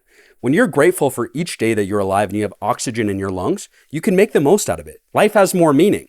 When you actually stop and realize that somebody else didn't wake up with that same blessing today, it makes you realize how precious life is. Life is a gift and a blessing. Gratitude brings more blessings. And it's all in your head. Russ tells us this. It's essential to recognize your achievements and to feel gratitude for your wins, large and small. Gratitude is your way of telling the universe, thank you, I'll have some more. If you're not grateful for the blessings that you currently have, what makes you think that you're going to receive more? Celebrate what you want to see more of. The positive energy generated by your gratitude will yield more blessings, and you will see that your dream will continually unfold. Initially, when I read this, I was looking at this like, what kind of perverted prosperity gospel is Russ talking about here? But when I went back and reread it, I started to see what I think he really means here, which is that if you stop to be grateful on a day-to-day basis, you stop to have a spirit of gratitude in your life, you become a lot more attractive to people that you meet. You start to become somebody that people want to be friends with. You start to carry an energy that attracts more blessings your way, more relationships your way. You start to attract more of the things that you want because you're projecting an energy that a lot of people want to be around. And in the song Waves, Russ essentially says this. A magnet for miracles, is a heart made of gratitude.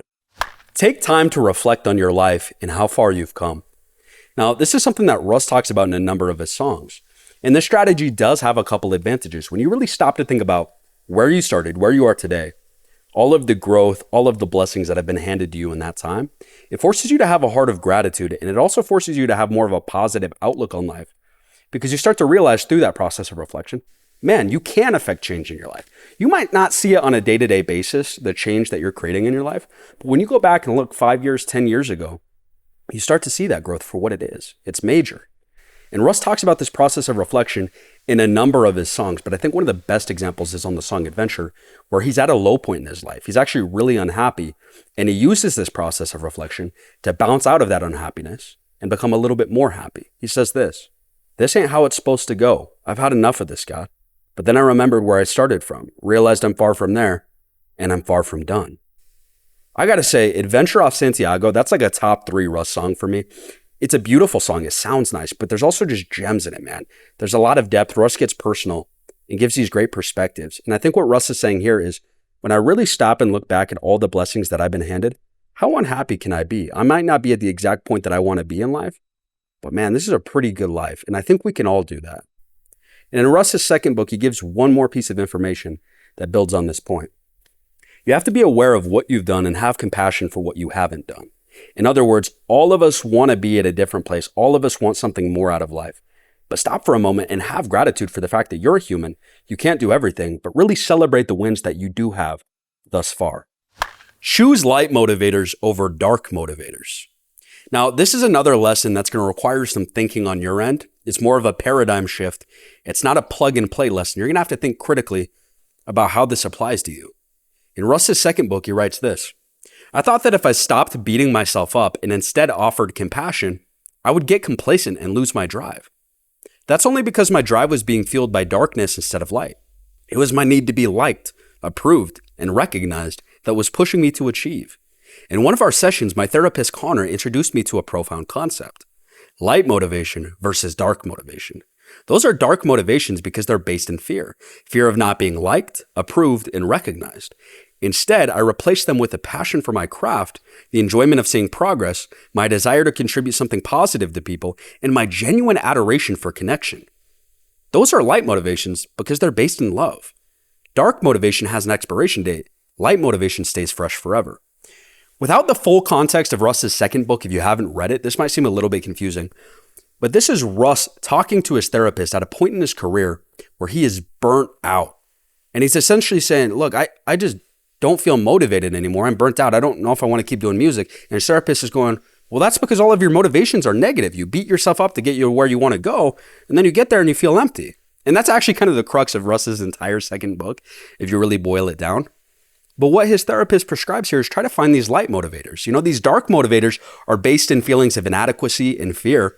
These light motivators are finding things centered around hope, love, passion.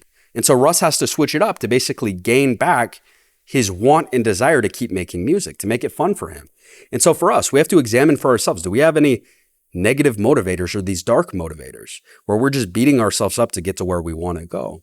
Because if we do, this is something we might want to weed out. Otherwise, it might lead to the kind of burnout that Russ is talking about in his second book. Don't seek validation from others. Now, seeking external validation is obviously a negative motivator, not a good thing in the long term. But let's be honest, we're humans. All of us do this. And probably most of us still do this. It's just part of being a human, man. It's one of our shortcomings. And it's something that Russ talks about in both of his books, meaning it's something that's on his mind too. In his first book, he says it like this: if you feel you need advice or praise, you're the problem. If you're terrified of being critiqued, I suggest you do nothing and be nothing. This is the one way to avoid criticism, although you still won't be able to escape your own. And that's the only one that matters anyways. If you're living for the approval of others, you will always have a void. Fill the void with self-approval, which will blossom into self-love. People will try to tell you how to be you. They'll try to tell you how and when to live, how to talk, and how to dress. Don't become a vending machine. Don't give an F what anybody else says about you. Give more Fs about what you say about you. And then in his second book, Russ continues on this point. The gift of external validation was an empty box in attractive wrapping. The applause I wanted from the outside was really just a reflection of the lack of applause from the inside. I was running around trying to get as many trophies as I could, whether that was women, money, sold out shows, cars, houses, or awards, in hopes that I would finally be applauded. A lot of the times I did get applauded for those symbols of success. However, I couldn't hear the applause, let alone feel it. It was drowned out by how loudly I was booing myself. Even if I could have heard others clapping, it wouldn't have mattered. The applause I was looking for were my own. What Russ is saying is you'll never find happiness trying to find external validation. You're never going to win over the world. That's a fool's errand. And the second you find yourself starting to look for that external validation, correct course, because that is a course that's a losing course. You're never going to win everybody's validation and everybody's approval. It's not going to happen. You're not going to find happiness there. Don't be afraid to make people mad. Now, right off the bat, I want to point out this lesson is not a hall pass or an excuse to go and act like a jerk to people. The point that Russ is making here is that you shouldn't dim your own light, dim your own shine to accommodate for somebody else's insecurity. And this is a point that he makes in his first book. In order to succeed, you have to believe in yourself more than the average person. And that average person is offended by that supreme confidence. You will piss people off. Accept that. I wish this wasn't the case, but it is the truth. I've seen it in my life. I remember I worked at this one company. I was the only marketing guy. And during downtime, when everyone was just standing around waiting for customers, I would go up and spitball ideas, marketing strategies with my coworkers. Hey, do you think this is a good look for the company? Do you think this would bring some extra sales, finally make us busy? And when I would do that, there was this one guy whose energy would always get weird. He'd become a little bit passive aggressive and then belligerent. And I didn't know what that was at first, but I quickly learned that that was insecurity. And I learned a couple of lessons from that. Number one, it's not my job to worry about somebody else's insecurity. It's my job to treat people well, be equitable and fair with people. But if they have insecurity, that's their problem to fix, not mine. And the second is that, yes, this person may be belligerent, passive aggressive, or mad like Russ is talking about here, but I don't have to respond to that. The only way it affects me is if I let it. I can choose to ignore it. Ignore the hate and negativity. Earlier, we talked about how Russ essentially ignores any hate comments that he gets online. That's his strategy for dealing with hate online. Turns out that's his same strategy for dealing with negativity and hate in person too. On the song Throne Talks, he says, how do you deal with negativity? You don't. On the song Perfectionist, he says, went from F y'all to forget y'all, from middle fingers to deuces. Basically showing he really can't be bothered to even sit there and chat with somebody giving him negativity, even in real life. And that's obviously much easier said than done, but you think about it, and how much more could you accomplish if you put your energy into things that mattered, into constructive things, rather than worrying about what other people say or think about you? Set your family up for generational wealth. Earlier, we talked about how one of Russ's leading whys for wanting to become successful in music in the first place was so that he could take care of his immediate family financially. And we can see that by 2017, 2018, he's doing that. His mother, his dad, they're taken care of. They're doing well. But what's interesting is that Russ doesn't get complacent after his family's taken care of. He actually starts to look down the road at future generations. On the song Easy from 2023, he says this, I set up my lineage to still be getting cash when I'm done. What Russ is talking about here is generational wealth, setting up the future generations that are going to be here even when you're not.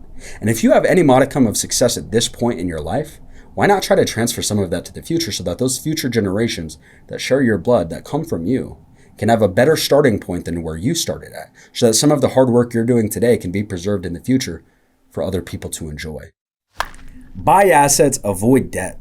What Russ is really talking about here is financial literacy. And I think this is one of the areas that Russ really stands apart from a lot of his peers in the music industry. You'd be hard-pressed to name another artist who's teaching financial literacy with their lyrics and trying to increase the financial standing of their listeners.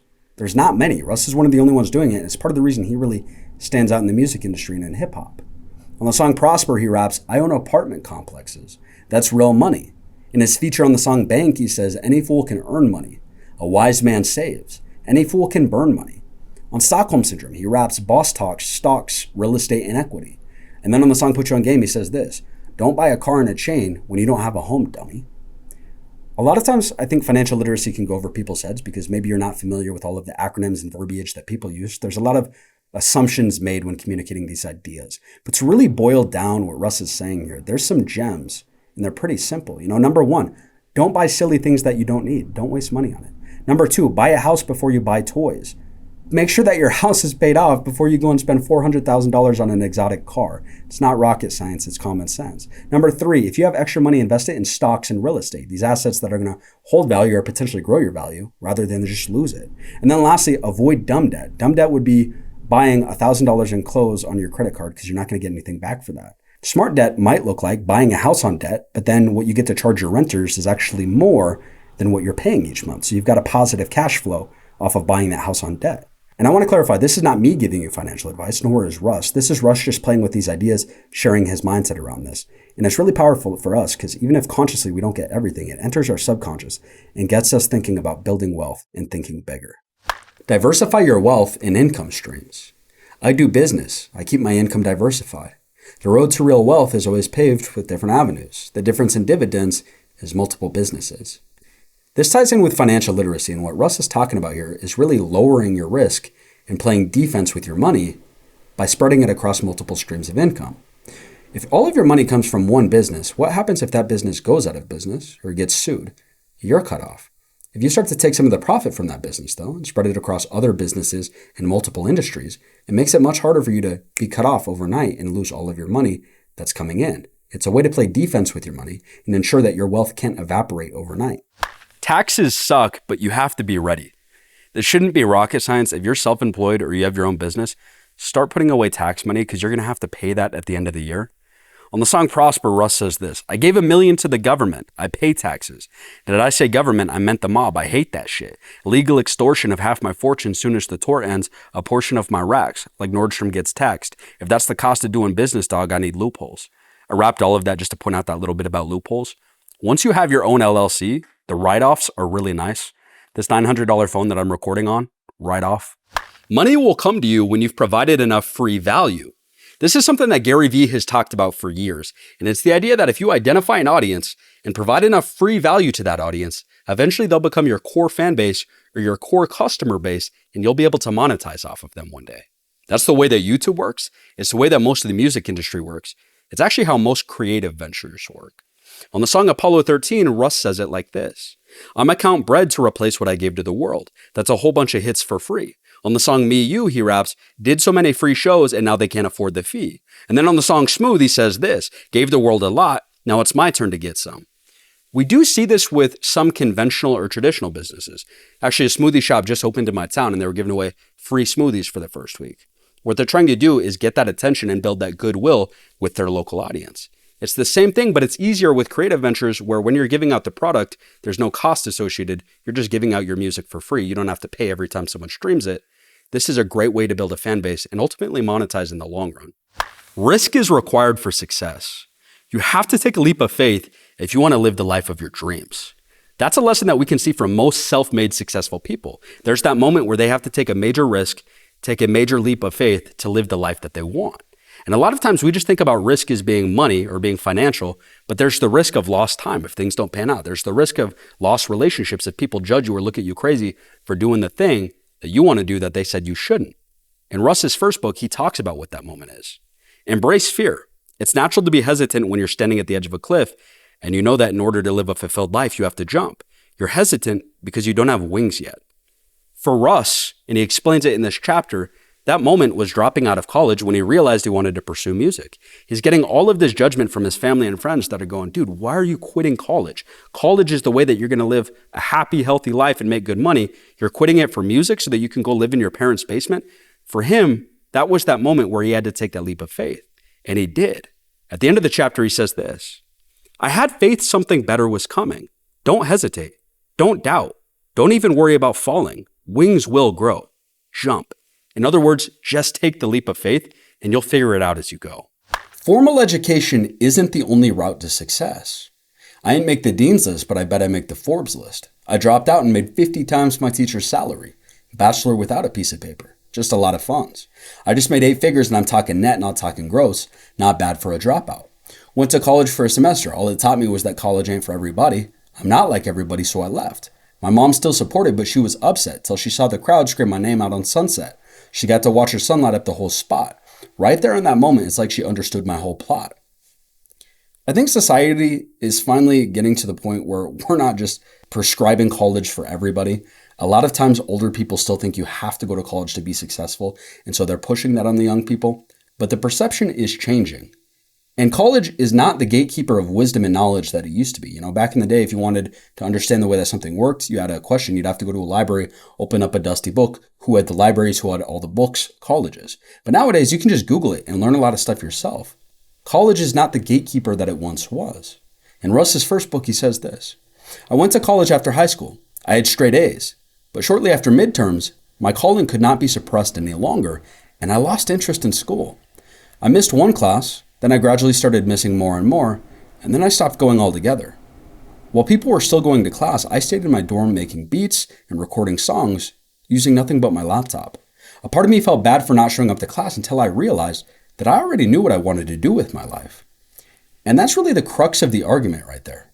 If you know what you want to do with your life, and it doesn't require college, maybe you don't need to go to college. A lot of times we're just told to go to college as if that's inherently the next step in figuring out what you want to do. But if you realize that you want to do something like music, how much is college really going to help you with that? You might actually just want to save that money and invest it in your own education, take courses online, invest in equipment. College is not always the one-size-fits-all solution that it's prescribed as. Give your life to your craft and lock in.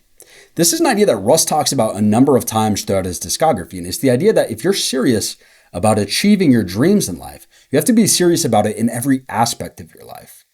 I protect this with my life because my life is what I gave. Haven't slept since '06. Main focus is stay focused. I'm chasing greatness, down to spend my whole life for it. Y'all got skill, but I can tell y'all not obsessed enough. And then in his first book, he says this: get so lost in your passion that the numbers on a clock aren't relevant. What Russ is saying here is that you need to be so obsessive with your craft that you actually stand a real chance at getting good at it because you're getting in more reps than other people. You're focused on it more than most people are. That has to become your new identity. On top of that, you've got to be willing to do it even when it's not convenient for you. At all times, you're trying to be serious about your dreams, even when you don't feel like it.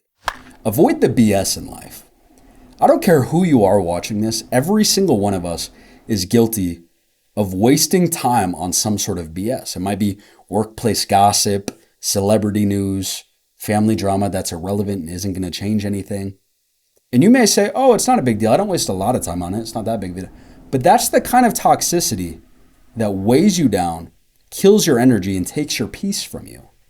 On the song Sore Losers, Russ says this: judging every move I make, y'all distracting yourselves. You could do this shit too if you wanted, but you'd rather sit around and bitch and make comments. Oh well, suit yourself, be miserable.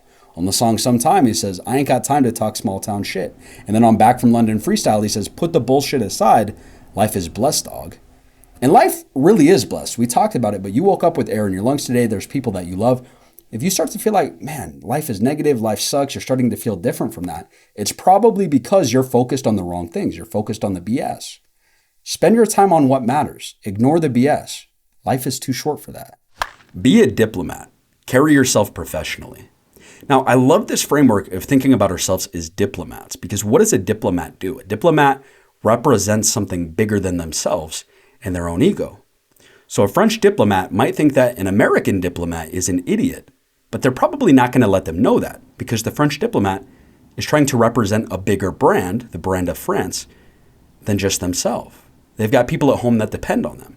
So they have to play nicely, play fair, and maintain a level of professionalism.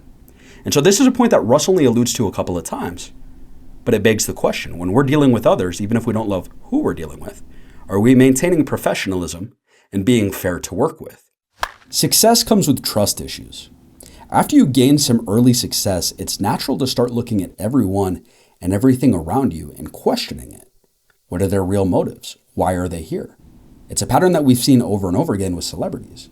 They become successful and then they develop trust issues. And for Russ, this moment comes in 2018, just 2 years after his initial success in the music industry. On the song Keep My Wits from Zoo, he raps, paranoid. I'm thinking everybody's disingenuous. On the song Wicked Race from Chomp 2.5, he says trust issues is what ensues after being effed over by someone who said they F with you. And this might sound a little bit cynical to some of you to just say that trust issues inherently come with success, but it's a correlation that we've seen so many times, especially in the entertainment industry where people become successful and then they develop trust issues, that it's something that you can prepare for ahead of time and not be completely blindsided by it. If you're thinking about it in advance, not being too trusting, people are less likely to do substantial damage to you, your career, or your company. Flattery can be used against you. This is a point that Russ really touches on in passing, but it's a great point, and it's the point that flattery can be used to keep you docile and manipulate you. On the song On the Way, Russ talks about industry got a lot of back scratching. And we've seen this time and time again where you'll see artists as they're signing their first deals. Some of them are even recorded, right? The label's telling the artist, oh my gosh, you're the best artist in the world. We've never heard anybody like you. We just really want to make you the biggest person on the planet by pouring all of our resources into you. No one on the label can compete with you. You're a one of one. You're unique. We need to give you all of our resources and just blow you up and make you big. They're telling them everything that they want to hear, appealing to their ego, telling the artist, you're unique, you're a one of one, all this flattery. The artist signs the deal. And before you know it, you see the artist 2, 3, 4 years down the road on social media talking about, I signed the worst deal of my life. This label's screwing me. Oh my gosh, I can't believe that they're doing this to me. We see it quite frequently in the music industry, but flattery is a way to really get your guard down and get you to agree to something and do something that maybe is not even in your best interest. It's a way to get you to go along with things. And you actually see this from Donald Trump a lot in world politics, world relationships, where he's constantly trying to be flattering towards other world leaders, and people are doing it to him too. They're appealing to his ego. It's a way to really manipulate people and get what you want. So keep your guard up against it. Don't let flattery be the reason that you take a bad deal or do something that you regret. A lot of industries are set up to keep you working like a slave. Now, this is not a pleasant lesson, but it's the honest truth, which is that a lot of industries are predatory. They're not designed for you to climb the ranks. They're not even designed for you to make a comfortable living.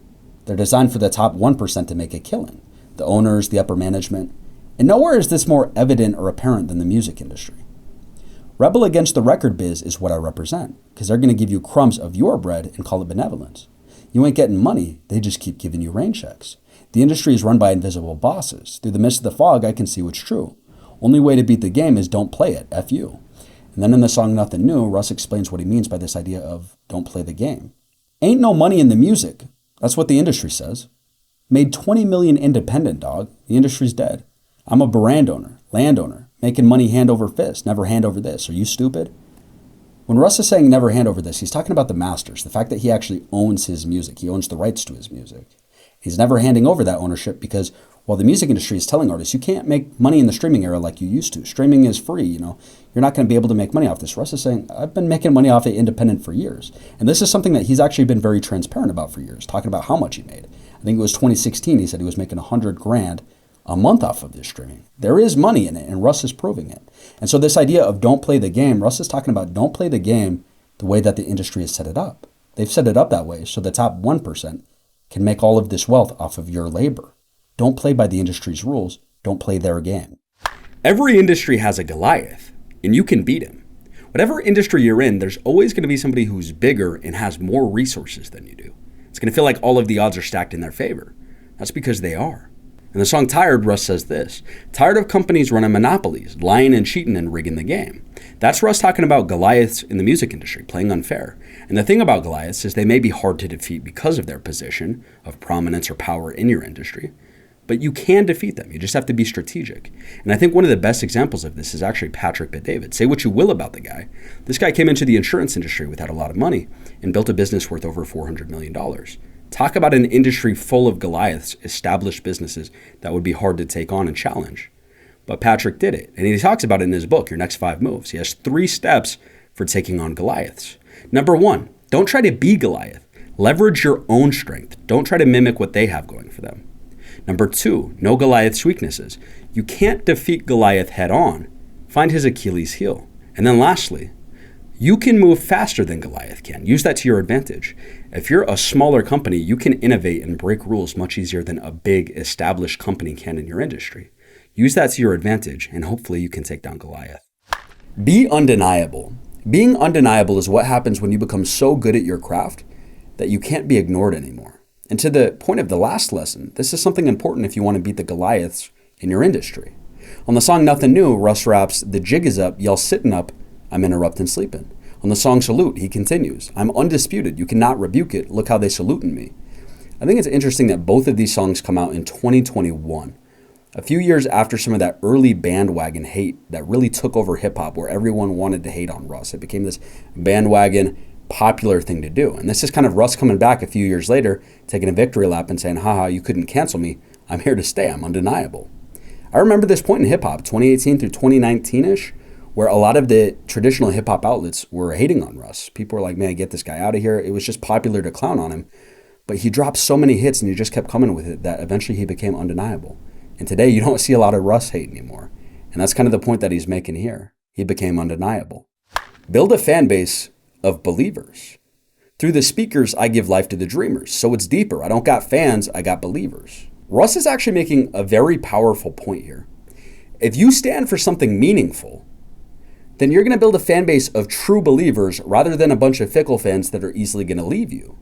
If you stand for something that's important to people, you're going to become important to those people. Whether you're building a personal brand or a brand for a company, if you associate your brand with the things that people care about, they truly value, they're going to value you and they're going to have a better relationship with you and your brand. And on that note, let me tell you about Metricool. This is the only social media planner and analytics tool that I use both personally and professionally. If like me, you're trying to grow your social media because it's going to help you to be successful in your field, I highly recommend this. This is the only tool that I use. It's going to allow you to post on all of your different social media platforms from one place in your web browser. This is one of the biggest time savers that I can recommend, and it's free to start with if you want that scheduling functionality. Now, I do have the paid version because I love the analytics tools that come with the paid version. It's $22 a month, I think. But this paid version is amazing because it allows you to see all of your different analytics from those different platforms in one place, which is major if you're trying to grow on social media. I really can't recommend this tool enough. I've recommended it to friends, family. Anytime I get a new marketing gig at a different company, I get them onboarded onto Metricool because it's the same technology that the biggest companies in the world are using to grow their social media, but it's a fraction of the price from some of those bigger named apps. This is a smaller company still trying to get a name for itself. It's a fraction of the price for that same technology that the biggest brands in the world use. I really can't recommend it enough. If you're trying to grow on social media, this is a real leg up. Check out Metricool, link in the description. Artists should strive to be evergreen. What does evergreen mean? Evergreen means that you're creating art that stands the test of time. You're not just chasing trends or what's popular today, but you're creating art that will be relevant for years to come. And on the song VVV, Russ talks about he wants to make art that's going to last. I just want to point out that for any artist out there, whatever creative endeavor you're in, you want to strive to be evergreen. Because when you're evergreen, time works to your advantage. Time becomes your leverage. If you make a new album, you don't want your old album to become irrelevant. You want to make music that people are going to go back to and listen for years to come. We all have artists like that where we go back and listen to their classics and we go, oh my gosh, those were the good old days. I missed this. Their music is still relevant years later. Time works to their advantage because when they drop a new album, you listen to that, but you also go back and listen to the old stuff. The opposite of evergreen would be the news. You're not going to go back and see a news piece from 4 years ago to wonder what the news was 4 years ago. You're only clicking for today. So they're only as good as their next upload or their next creation. Strive to be evergreen so that you're not a slave to time. Perfection is an illusion that you'll never meet. So many of us make the dangerous assumption that we're supposed to be perfect. Perfection isn't real. It's an illusion that keeps us in a place of fear and shame. Russ talks about this in his second book a number of times. If you're chasing perfection, you're always going to be left unsatisfied. When perfection is the standard, there is no destination. You're on a NASCAR track doing perpetual loops, chasing yourself. We all know that people aren't perfect instinctually. Nobody would claim that people are perfect, except for Jesus. But still, a lot of us tend to believe this, if not consciously, subconsciously, because habitually, we chase perfection. And this is not a lesson that Russ is pointing out to everybody here. This is for the folks that are constantly beating themselves up for falling short of perfection. The fact of the matter is that perfection is like a mirage. It's perpetually on the horizon. You can never truly get there. You're never going to be perfect as a human being in this life. And so for those of you who need to hear this, quit chasing perfectionism. You need to pick a real destination, something that you can actually achieve so that you're not left unsatisfied and you're not burning yourself out. Perfectionism will hinder you. Where perfection is not a realistic goal and is something that you can never attain, it's only going to drive you crazy to try. And so this lesson builds off the last, but it's just to say not only is it an unattainable goal, but it's actually going to create more problems for you if you try to chase it. In Russ's book, It Was You All Along, he says this: my perfectionism hindered me from manifesting more success because more success meant more fame, which meant even less room for error, which only amplified my need for perfection, which caused immense anxiety. Perfectionism is a hamster wheel powered by fear and shame, and the only way to get off of it is having compassion for yourself and extending it to others. Compassion requires patience. Russ is speaking from experience here, which is that his need for perfection, his perfectionism, created all of these mental health issues for him that actually slowed him down in his aspirations in his music career. It actually stopped him and hindered him from accomplishing more and doing more because he was constantly beating himself up and feeling like he wasn't enough. And so for us, he gives us this solution. Give yourself some compassion. Give yourself some room for error. And if you're not able to extend yourself that, he says, look, that actually stems from patience. You need to first learn how to be patient with yourself. Don't wait on another person. Take care of yourself. Russ says this for the first time in 2021. This lesson comes a little bit later in his career. In the song Money on Me, he says, I can't expect them to check up on me. Got to check on myself. And then on the song Perfectionist, he raps, but finally, I've voluntarily been taking care of me. This is coming at a point in Russ's career where he's just gotten over some of the worst depression and anxiety of his life. And what he's talking about here is the fact that we're all responsible for checking in on ourselves, taking inventory of how we feel, and trying to figure out what it is that we need or what's missing in our life if we're feeling down. And this reminds me of a Jordan Peterson quote from one of his books where he says, treat yourself like you're somebody you're responsible for helping. Society would rather have you suffer in silence. Don't. On the song Enough, Russ raps this. No one appreciating us until we're dead and underground. It's no surprise that unaliving is super high. It's not unusual because men know that they only get their flowers at their funeral. We're hardening ourselves instead of gardening ourselves. Suppressed emotions. We're alone, so now we're targeting ourselves. No one to talk to out of pride and fear of coming off weak. Some women looking at you lesser if there's tears on your cheeks. But if there's tears tattooed, that same girl is a freak. So they attracted to the pain unless they hear the pain speak. Society romanticized the silent sufferer. Stoicism is sexy. Russ is making the case that society has it backwards here, especially with men, where we feel like we can't communicate when we're going through things. And I'll just say, for me, one of my big outlets is my really good friends. I've got a couple good friends that I can trust. And so when I'm really dealing with something, a lot of times I'll go to them and say, hey man, I'm dealing with this. And it definitely helps to process whatever you're going through by communicating it to somebody else and getting, their sober thoughts when maybe you're feeling extremely emotional. If you don't have any friends that you can go to a therapist. It's better to get it out there and talk about it rather than let it ruminate. I think the devil definitely thrives when you're in isolation and alone with your thoughts and nobody to help bring you back to earth. Journaling is a good way to relieve stress. This is less of a conventional life lesson and more of a recommendation that Russ makes. In his second book, he writes this. Even if you're not a natural writer, writing can be a very powerful process that helps you identify what you're feeling and where those feelings are coming from. There's something about putting pen on paper, not in notes on your phone, and writing down a bunch of shit that you're keeping bottled up. After I write, I feel like the bottle is not quite as full anymore. Again, it's a simple suggestion, but if this worked for Russ, maybe it'll work for us. Being too stoic robs you of truly experiencing life. Stoicism is a philosophy where you try to become indifferent to all of the pains and pleasures of life. And it's a popular philosophy, especially with young men online nowadays.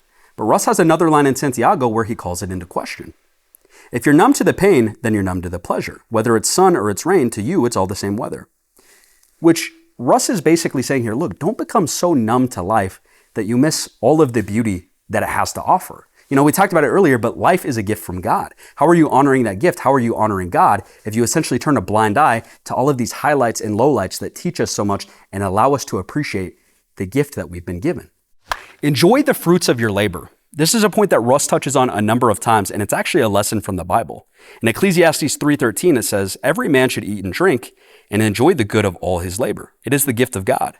And in Russ's career, this is an idea that he touches on over 40 times in his songs, talking about all the fruit of his labor that he's enjoying in hip hop, the cars, the vacations, the money, the clothes, all of that. In his first book, he says it like this. What's the point of the labor if you never taste the fruit? In other words, it's encouraged that you actually stop and appreciate the fruit of your labor. It doesn't make you selfish. It's something that you should stop and enjoy. Appreciate your blessings and be grateful. Gratitude is a virtue that Russ has preached from the beginning of his career all the way through today. On the song Prosper, he raps, just count up all your blessings. Big or small, they're still all blessings. On the song Need a Minute, he says, I'm thankful, I'm grateful, I'm counting my blessings. And on Set It Freestyle, he thanks God for all of his success. And gratitude is a cool thing because it allows you to find peace with where you're currently at. Without having to go out and get more, shop for more, achieve more, it allows you to get more out of the spot that you're already in. In other words, it's a small shift in perspective that can lead to a lot more happiness and peace in your life. No one else's success takes away from you. The world is a blue ocean. If you haven't read the book, Blue Ocean Strategy, it's one of the best-selling business books of all time. And the central point of that book is that you don't have to viciously compete with anybody else in your industry. If you're innovative and you come up with a truly unique and different product, you're going to find this demand that you didn't even know existed. And I think Russ's career pretty clearly showcases this. While a lot of hip hop is about negativity, they're pushing drugs, they're trying to be the hardest gangsters, Russ has melodies about mental health. He's not talking about being from the hood. He's talking about being this Italian kid in Jersey, Atlanta, and he's actually anti-drug. Russ carved out his own lane, created his own blue ocean. On the song Small Talk, he says it like this: I ain't put a stop for you, take shit from you. Who the F are you? I'm me, bitch. What Russ is saying here, that's a crazy bar. What he's saying is, look, you guys are all trying to compete and be the same person, but I didn't take anything away from you. I found my own demand of people who wanted to hear this in music, and I just went out and was myself. And I think that's Russ's superpower in the music industry. There's only one Russ, and he's not afraid to be himself. The demand, or the audience, found Russ when he was just authentically himself. He offered something new and innovative. Know yourself, love yourself, and be yourself. These are 3 common ideas in Russ's music, and I think you can really boil it down into a single question that you can ask yourself. Am I comfortable in my own skin? Now, obviously, that's easier said than done for a lot of people, but this is where Russ has got some thoughts. On the song The Stakeout, Russ says, I'd rather be hated for what I am than loved for what I'm not, which is similar to a line in his second book. Don't trade authenticity for acceptance. On Since I Was Broke, Russ says this: get lost in yourself. That's how you find you. Focus on what fuels you and drives you. Recognize the power inside you. Which is basically Russ saying, look, both self-inquiry and solitude are important for actually getting familiar with who you are as a person. And if you're truly going to love yourself, you should probably be familiar with who you are.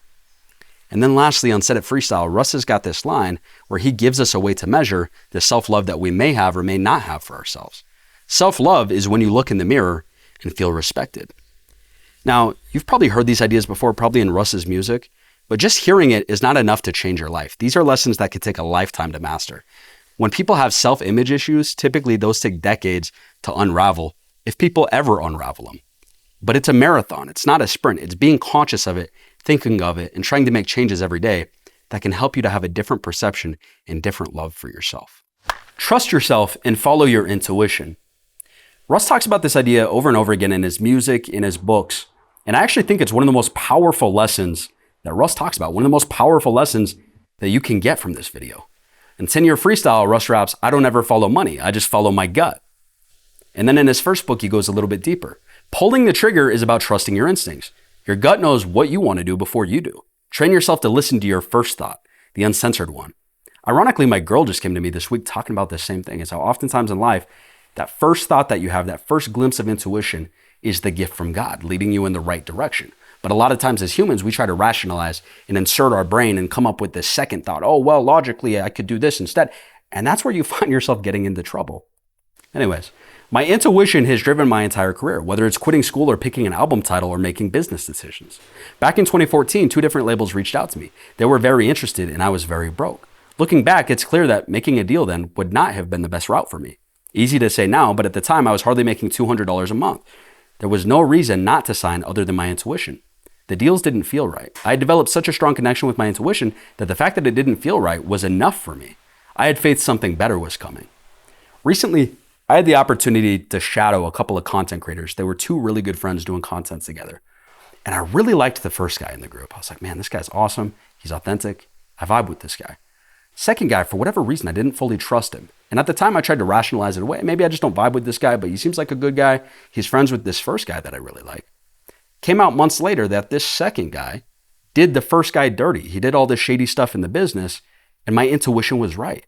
Again, it's that first thought that is the gift from God. That's the Holy Spirit speaking to you. It's when we try to rationalize and we have those second thoughts, third thoughts, that we start to get ourselves into trouble. Trust God to take care of you. One thing that a lot of us struggle to accept because we're humans is the fact that not everything's in our control. We can do everything right.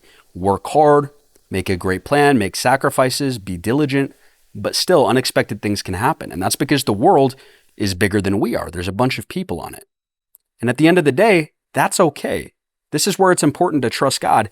Not everything's going to happen on the timeline that we expect. On the song Area 51, Russ raps, I just hope that I can handle all the limelight. I can set my clock, but God's got the time right. On Back from London Freestyle, he says, I just stick to the course. I let go and let God. And then in his second book, he gets a little bit deeper. Lack of faith is an insecurity. It's a false sense of omnipotence, thinking you know better than a higher power. It's okay and healthy to have specific goals, but we can't allow them to consume us to the point where we're opposed to other favorable outcomes. All I had to do was show up and do my best and leave some room for the universe to take care of the rest. I love that line that lack of faith is an insecurity, because it's true. This idea that as humans, we're just going to engineer exactly what we want our lives to be like, man, that is not true in any other aspect of life. We're small beings in this grand universe in control by a higher power. So this idea that it's going to go exactly how we planned is just not realistic. And this is where I love the way that Russ ends this. All we can do is our best, put in the hours, hard work, plan ahead, but we have to leave the room open to other possibilities. Not everything is in our control. The journey will teach you. One of the great things about life is that even if your life is not going according to plan, things are not going the way that you expected, you're going to learn new things, or at least you're going to have the opportunity to learn new things. On the song Time Flies, Russ says the journey's my professor. In his first book, he writes, making music teaches me so much about myself and the world, but it isn't the music itself that teaches me, it's the pursuit of my greatest passion. The central point that Russ is making here is that if you're pursuing something, you're pursuing your passion, that's going to put you in all sorts of new rooms with new people having new experiences. You're going to learn a lot of new things. And I think that's an inspiring message because even if you don't have everything figured out right now, just by being on the journey, you're going to figure it out as you go. Don't entertain self-doubt. Russ is super clear on this point over and over again in his music and his books, but he's got some great excerpts in his first book where he spells it out pretty clearly. The danger of having your dreams deferred lies in self-doubt. Dreams drowning in self-doubt will remain trapped on the ocean floor until your self-belief decides to rescue them. If what's in your head is negativity, you're tying cement blocks to your own feet. Doubt blooms like algae, and insecurity will lock you in your own cage. You have the key. Russ is saying a lot here, but let me really summarize it into a few key points. Number one, self-doubt will stop you from reaching your own goals. And once it creeps in, it's going to continue to grow. And then number two, self-belief is the antidote to self-doubt. Learning how to believe in yourself even in those moments of doubt. It continues. The secret in being able to write out the time between when you're the only one who believes that what is in your head is actually going to come to fruition and the moment when it actually does, that period is when everything can go left. It can make the most confident mind doubtful. That's where you lose. You don't lose to a competitor, to an industry, or to a boss. You lose to yourself. Defeating your own self-doubt is the biggest obstacle to overcome. I'll be honest, man. I've been dealing with this week, man. I've been working on this video for coming up on 1.5 years now. And I just thought to myself, I'm like, is this all worth it? Like, I'm putting in so many hours, hundreds of hours. What if this video flops? I experience it, but I think it's what Russ says here, and it's true. It's your biggest obstacle. You have to overcome it. If I gave up now, we'll never know what this video could have become. You are your only competition. My rival is my reflection. I don't play against you. I play against the idea of me losing. I'm the only person in this world who can defeat me. Early on, it's pretty clear that Russ's perspective on his career is that it's me versus me. And that's a perspective that works well for Russ. He's able to build quite a bit of success. But then by his first book, he re-reflects on his low point in 2018, where he's dealing with a lot of anxiety, depression, frustration around his career. And he essentially attributes that to changing his perspective to Russ versus the world. He doesn't have control over the world. When he brings it back, though, to, you know what, it is just Russ versus Russ. It's just me versus me. He's able to have a little bit more control, and he's able to rebound and feel a little bit better about his situation. And I think it makes sense. If you view it as it's you versus you, you have control over yourself. You don't have control over the world, though. If it's you versus the world, 99.9% of the world doesn't even know that you exist. You can't control what people think, how they act, what they do, but you can control what you do and how you think and act. And ultimately, I think this is why this perspective is so helpful in helping Russ to become successful in the beginning. But then by his second book, he changes his perspective again. And he says this, I think it's a little bit more balanced. This is not a battle of you versus you. It's an alliance. It's you for you. Instead of beating yourself up for not always being perfect or doing better than the past, Russ is taking more of a balanced approach of, I got to do everything I can to take care of me so that I can keep going harder and stay focused on what matters, what I'm trying to accomplish. Replace anxiousness with faith. On the song Therapy Music with Logic, Russ raps this line. My anxiety was taken over. Remove the devil and my faith's going to fill its slot like Amendola. And I think this point kind of harkens back to the earlier point on trusting God. For context, in this song, Therapy Music, Russ and Logic are going back and forth, giving bars on their mental health struggles, and Russ brings up his anxiety. And what he says was the solution to his anxiety was replacing it with faith. And I want to point out, faith is not just wishful thinking or being hopeful. It's having complete confidence and trust that the Creator is going to take care of you and that this situation is going to work out how it's supposed to. If you don't heal your past, you'll end up hurting innocent people. This is another big point on mental health. And it's something where, again, Russ tells us that the antidote is taking ownership of our situation. On the song Line 'Em Up, he says, "To the people I gave love to, who turned around and told me F you, if you don't heal what hurt you, you'll bleed on someone who ain't cut you." And unfortunately, I think this is a situation that we've all seen where somebody's mistreated for so long that they start to mistreat other people. They adopt that behavior as their own, the same behavior that hurt them. Oftentimes it stems from our childhood, the environment that we were raised in. But what Russ is saying here is that that cycle is going to continue if you don't take time to heal yourself and be the person that breaks that cycle. Everybody is dealing with their own battles, even if you can't see them. On Put You On Game, Russ raps, "Everybody's going through something that nobody knows. Be cool." You've probably heard this idea before, but it's good to refresh on this as we go out into the world. We have this bias that sometimes our struggles are the biggest thing in the world because we're only seeing the world through our own eyes. But everybody else's life is just as real as yours. When you're at home alone crying at 2 a.m. in your room about a situation, there's millions of other people doing the exact same thing. So what can we do to be more compassionate and more patient with people, understanding that they're going through those situations too? The world's got enough pain as it is. We don't need to contribute to it. Don't resist your insecurities. And it was you all along. Russ talks about making this mistake early on in his career, using alcohol to suppress his insecurities. Had I just been sober and sat with my insecurities, I wouldn't have said half the shit I said.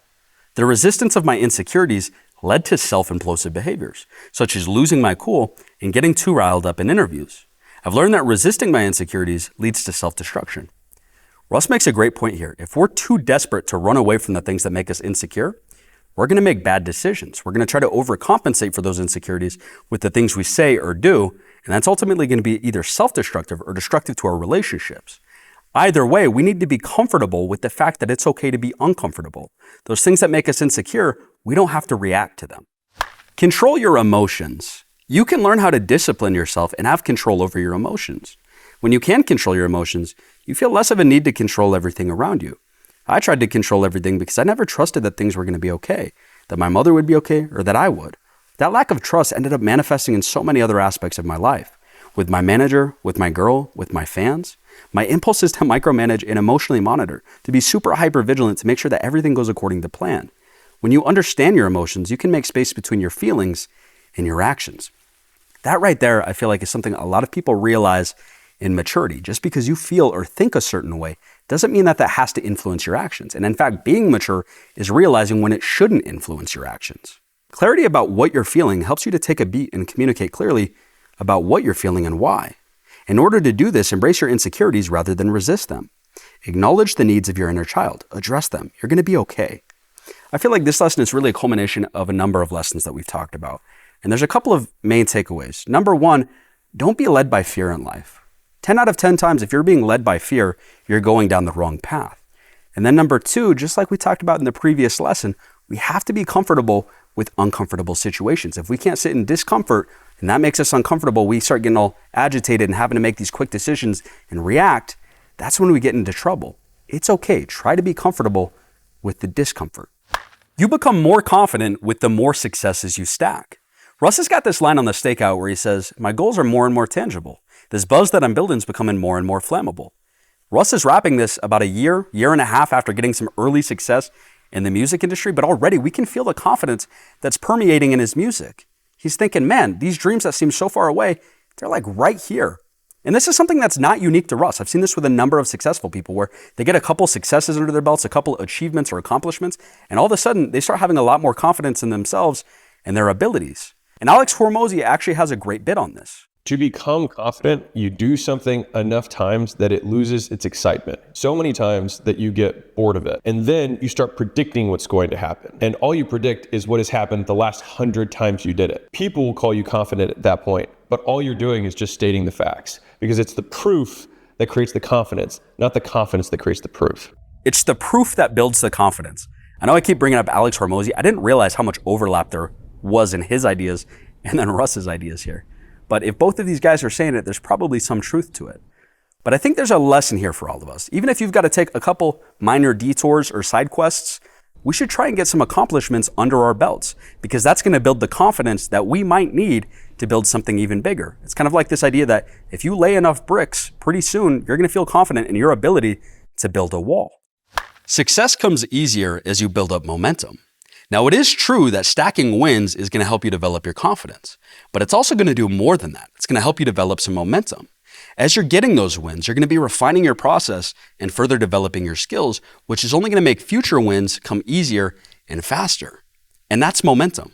On Distance from Chomp 2, Russ says, getting so much money, I ain't chasing it, it's chasing me. On Smooth, he says, I'm getting plaques. This shit is nothing. I can do it again and again and again and again. Life is smooth. Momentum might look a little bit different in every industry. If you're in a service-based business, maybe you get a couple early customers and turn a number of them into repeat business. Now every month you're starting with a little bit of profit. If you're a musician, maybe you drop a bunch of music that doesn't necessarily take off, but then you have one hit song. And suddenly after that hit song, a number of people are coming and listening to the rest of your catalog, listening to the rest of your music. You're benefiting from the momentum generated by that one hit. Whatever industry you're in, momentum is a universal term. It's a universal idea. It's just putting in that early work to build up the momentum. Stay disciplined. This is an idea that Russ talks about throughout his catalog, but even more commonly so in his more recent releases. On Limbo, Russ raps, "Hell awaits for the man who cannot discipline himself. He's just a slave to the man made by a weaker version of him." And then in his second book, he writes, "Discipline was the lifeboat that saved me from the sinking I was doing," which essentially shows us that discipline is not only a requirement for achieving success, but also maintaining success. You can squander away your success if you lose your discipline. Understand your value and leverage in negotiations. On What They Want, Russ raps, "They be talking to me like I'm the dumbest, but I know what they want from me. Dollars, a lot of stock in me. It ain't nothing personal, it's business and I'm a commodity." And then on the song Look, he says, "Millionaire before a label. That's called leverage." The point that Russ is making here is that at any point in his career, before he ever entertained a deal, he was familiar with what he brought to the table. He thought through that leverage and what his future looked like with or without a label. And so that gave him real bargaining power. He wasn't just looking at a deal through the lens of an artist, someone who wants to be creative and maximize creativity. He was also looking at it through the lens of a business person. What do I bring to the table? What leverage do I have? And how could this affect my business and my ownership in the long run? And when you bring that kind of leverage and knowledge to a negotiation on the front end, it makes it a lot harder to get screwed on the back end. Don't be desperate for the first deal that comes your way. Be patient in negotiations. I'm patient with my process, weighing all my options. Y'all talking way too much. All these phone calls sound like auctions. If you're good at what you do, it's only a matter of time until people start reaching out to you with business propositions, trying to make deals, trying to make you offers. But the fact of the matter is the vast majority of these offers are not going to be advantageous to you. It's only going to be advantageous to the person offering it to you. And this is where it's important to take your time, be patient, and cherry pick your deals. And I'm going to reread you a passage from Russ's first book. We read it in the context of intuition, but I want you to think about it in the context of picking a deal. Back in 2014, 2 different labels reached out to me. They were very interested and I was very broke. Looking back, it's clear that making a deal then would have not been the best route for me. Easy to say now, but at the time I was hardly making $200 a month. There was no reason not to sign other than my intuition. The deals didn't feel right. I developed such a strong connection with my intuition that the fact that it didn't feel right was enough for me. I had faith something better was coming.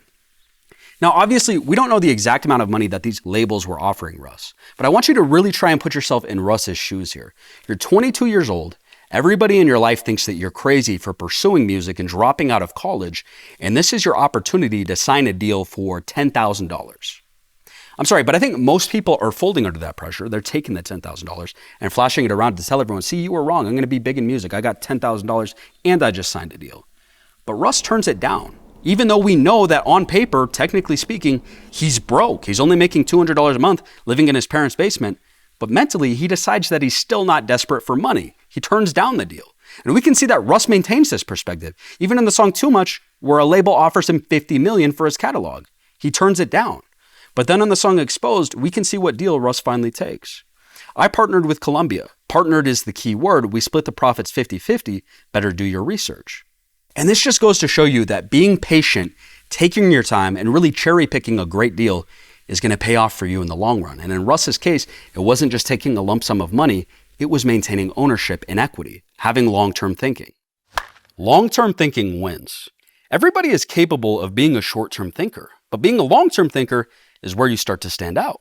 On Congrats Freestyle, he says, "I'ma eat forever. I took equity, you took a check. Short-term dough, not looking past your nose. A lot of y'all don't listen to Nipsey and it shows." On 10-Year Freestyle, "Let's play who's gonna be here in a decade. A lot of y'all are barely even making it to the next day."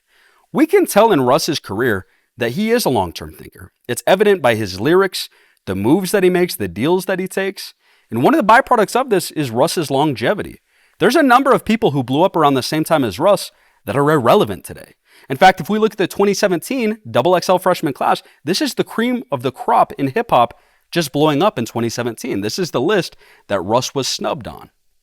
But still, Russ has outlasted at least half of this list. And on the song The Stakeout from 2017, he even foretold this. Rappers shooting out the gate so fast, but they ain't maintaining that. If you want to be at the top of your industry, if you want to be the best of the best, long-term thinking is a requirement. You have to have a long-term strategy if you're going to beat out the best of the best. Don't lose sight of your goals.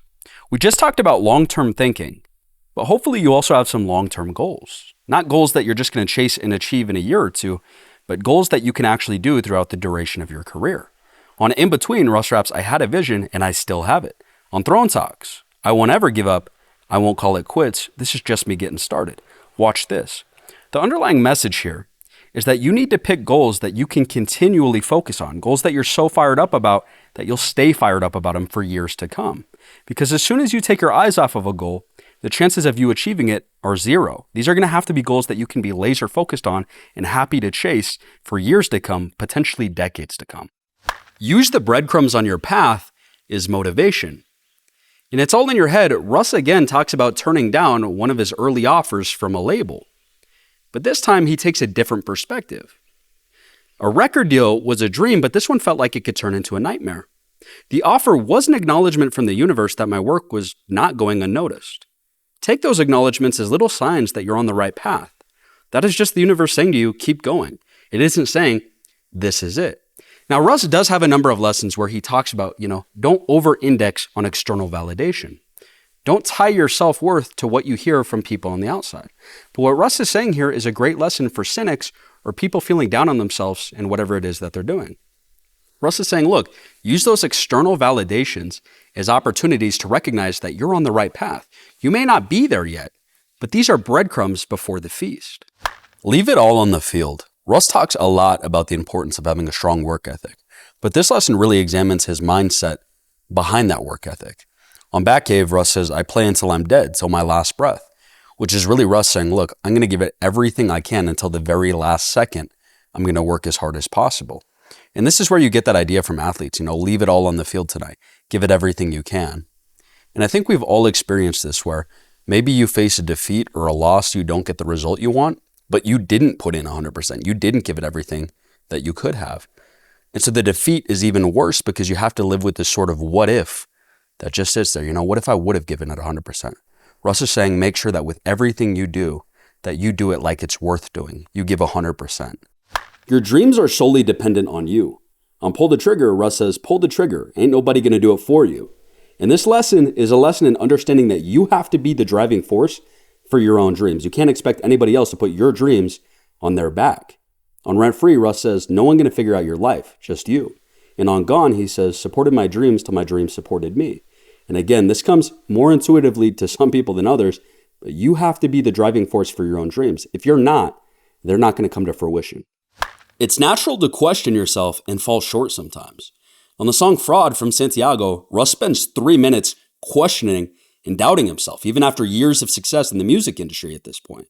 He says, who am I if I want to be done with this? Who am I if I need help? Who am I if I'm unsure? And who am I if I have doubts? This is one of the darkest, most heavy, but realest songs in Russ's catalog.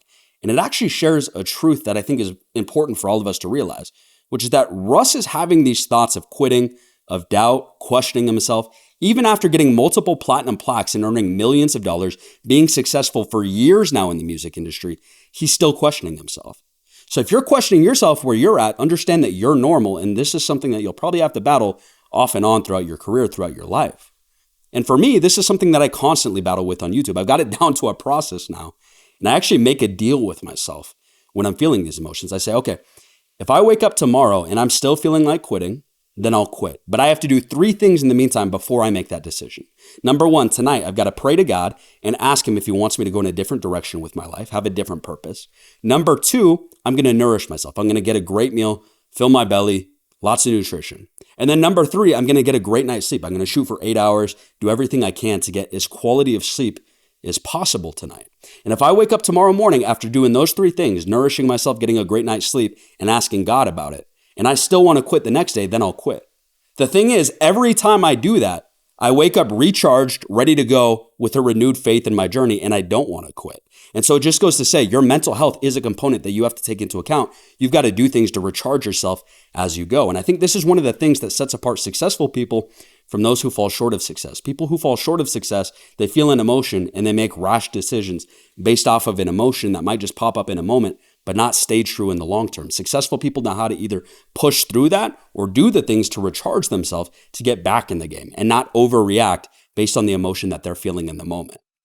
Man, as I'm making this video, I'm really just reflecting on this creative process for this video versus past videos. With this video, I finally started using Envato Elements, which is a service that I wanted for months, but just decided I'm going to hold off. I finally got it for this video and I will not be going back. Envato Elements, every single creative asset that you could want for creating any kind of video, any kind of design, any kind of content, it's all in one place. AI generated video, AI generated custom sound effects for sound effects that don't exist. If you want royalty stock free music, a Premiere Pro template, an After Effects template, any creative asset that you can think of that you might want is on Envato at a reasonable price. There's so much value in this subscription that I feel like has really helped me to stay on top of social media trends too and get so much more productivity out of the amount of time that I'm using to create my videos. I won't be going back anytime soon. I love Envato Elements. If you're a student as well, check out the link in the description. Use your student email address. It's going to get you an extra 30% off. I can't recommend Envato Elements enough. This is truly a game changer. Discipline creates stability. If you can stay disciplined and not give in to every urge or emotion that you're feeling, you'll reap the benefits of a more stable life. In Russ's second book, he writes, once I disciplined my eating habits and my energy, my mind was better conditioned to be disciplined. And I noticed a change mentally. I had a more stable existence. There are still bumps and dips, but as my discipline grows, the highs and lows aren't as extreme. What Russ is saying here is that discipline can sort of neutralize the emotional roller coaster that you might be on. And what would that do for your life, for your career, for what you're trying to accomplish if you weren't so beholden to your emotions, if you were able to reap a more stable life? This all starts with discipline. Discipline your sexual appetite. At the beginning of the video, we talked about hedonism, but this is Russ later in his career getting very specific on this one point. In his second book, he writes, disciplining your sexual appetite is imperative, especially for young men. Sexual appetite is often misdirected energy. Sexual energy is beautiful when exchanged with someone you love and care about deeply. When it's frivolous, though, it can be self-destructive. The first step in disciplining your sexual energy is reclassifying it as just energy. After awareness comes action. Let me understand what's happening. Let me take inventory. Okay, I have all this excited energy. Do I want to go to the gym? Do I want to go for a run? Do I want to practice my craft? Back when I was in college, I had tons of friends that were smarter than I was, more privileged than I was. But they spent 4 years of college just chasing girls, trying to get hookups, and they missed out on so much opportunity because all of their time and energy was being directed towards these meaningless hookups, meaningless relationships, rather than the opportunity that was in front of them. And so this is a warning for all of us, especially young men like Russ is talking about here. Don't spend your time chasing skirts like that. Do something for your future. Look for a woman who elevates you. On Line 'Em Up, Russ raps, wise words my mama sent. Why you think I'm single still? Ain't met a chick as solid yet. And Russ has a number of similar lines in different songs talking about holding out for the right girl. More specifically, a girl who's truly going to elevate his life. Now, this is not Russ saying that we should hold out for somebody who we can be codependent on, who's going to constantly boost our ego and just carry us through life. But what Russ is saying here is if you're going to settle down with somebody, make sure it's somebody who builds you up and truly has your best interest at heart. And I'll just ask you a question for all you guys out there who might have friends that are in serious, committed relationships. They've probably changed since they entered that relationship, right? Most people do. You spend enough time around somebody else and you start to pick up some of their traits, some of their characteristics. You start to become a little bit more like them and them a little bit like you. And so if you're going to spend this much time and spend your future with somebody, make sure that you're spending your future with the right person who's actually going to improve your quality of life, improve your character, and help you to build a brighter future. Be cautious of looking for what you lack in somebody else. On reflection, Russ says, I'm working on becoming the person I clearly need, so I don't look for what I lack in someone else. A lot of times when we meet somebody who has a lot of the qualities that we feel like we lack, they become 10 times more attractive. You look at them and you say, oh, you figured out everything that I'm still trying to figure out.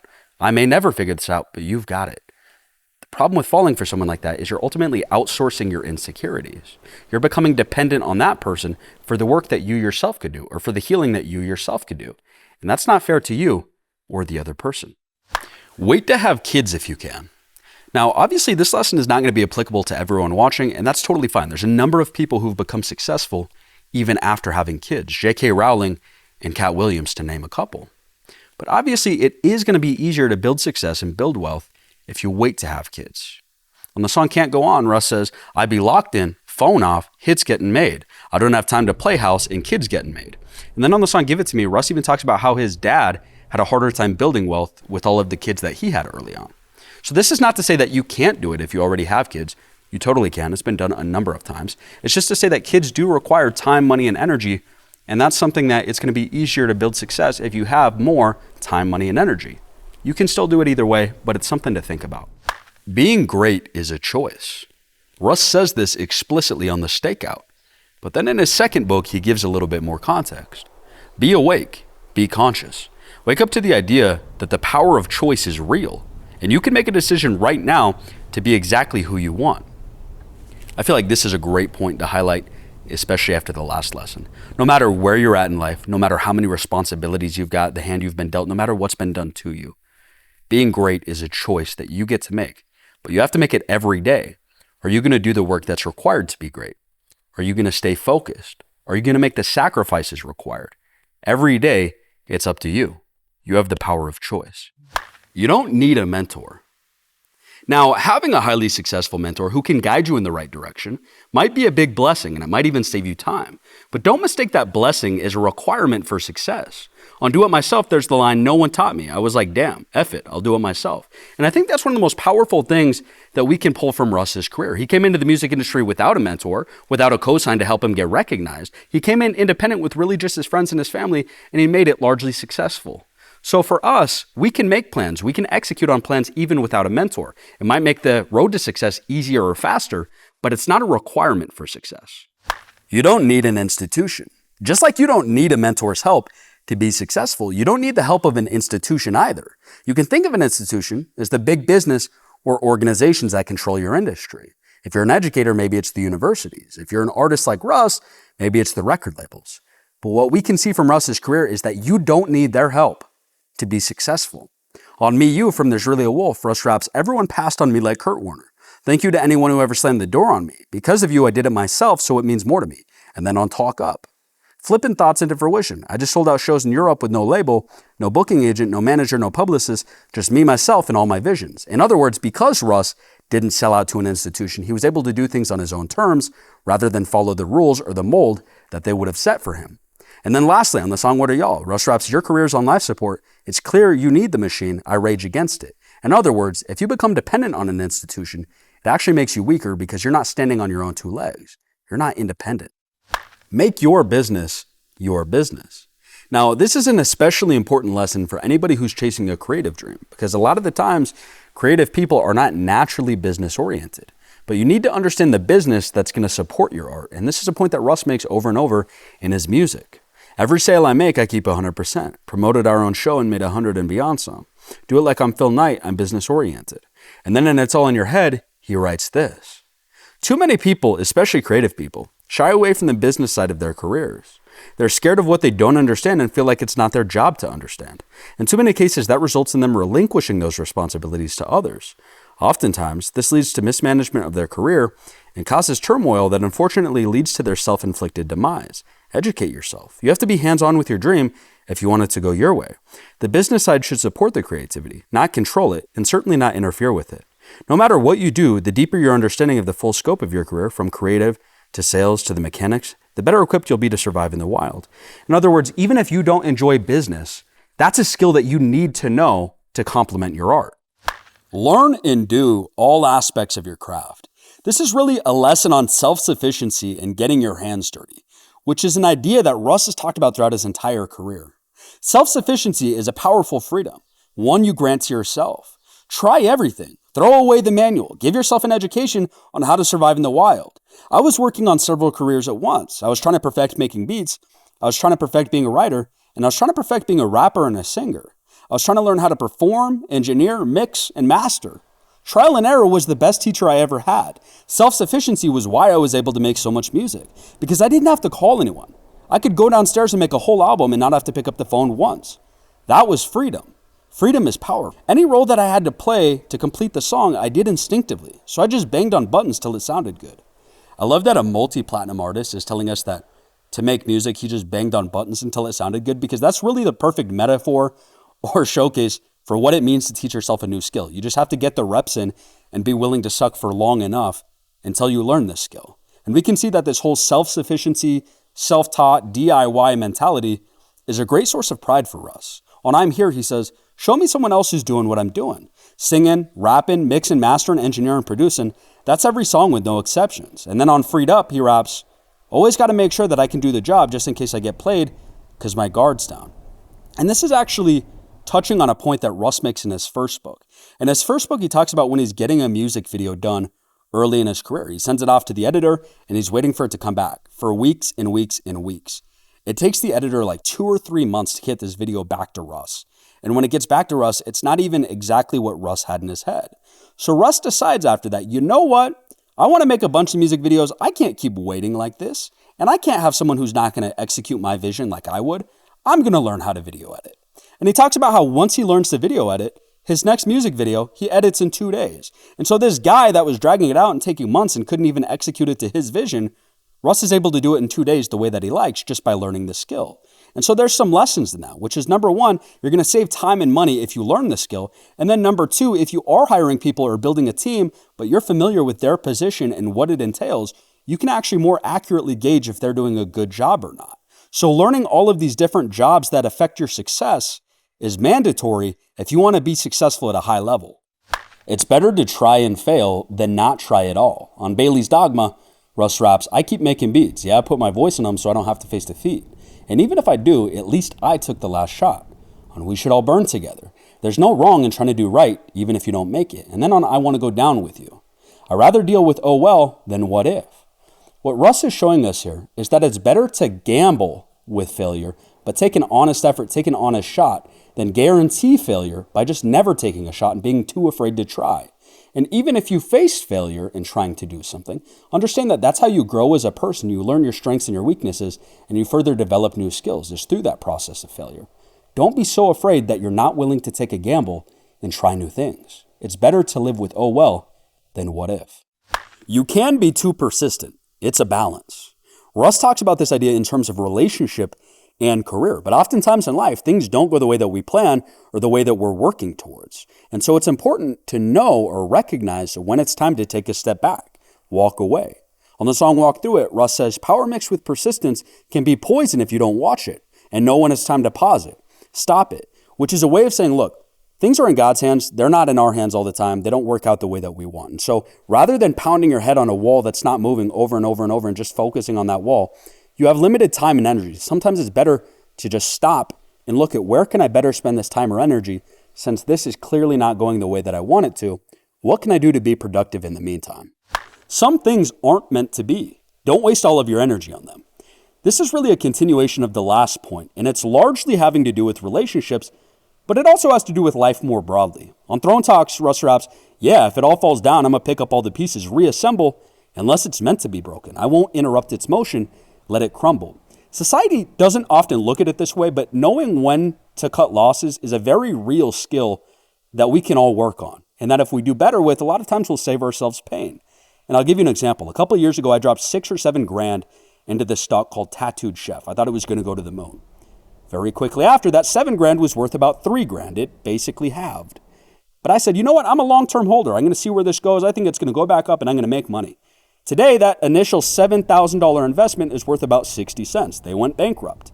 And so it would have been good to have the skill of knowing when it was time to cut losses. But instead, I took maximum damage by staying in it for the long run. And so sometimes it's good to work on the skill of knowing when it's time to cut losses rather than just staying in everything for the long run, hoping for the best. Reinvest into what's working.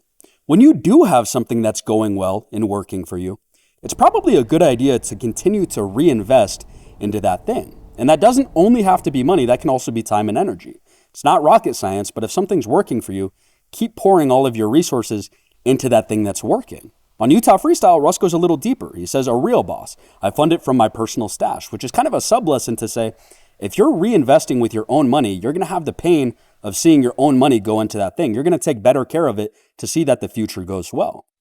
Don't be afraid to use your money. It's just a resource. This lesson is especially important for those of us that don't come from money.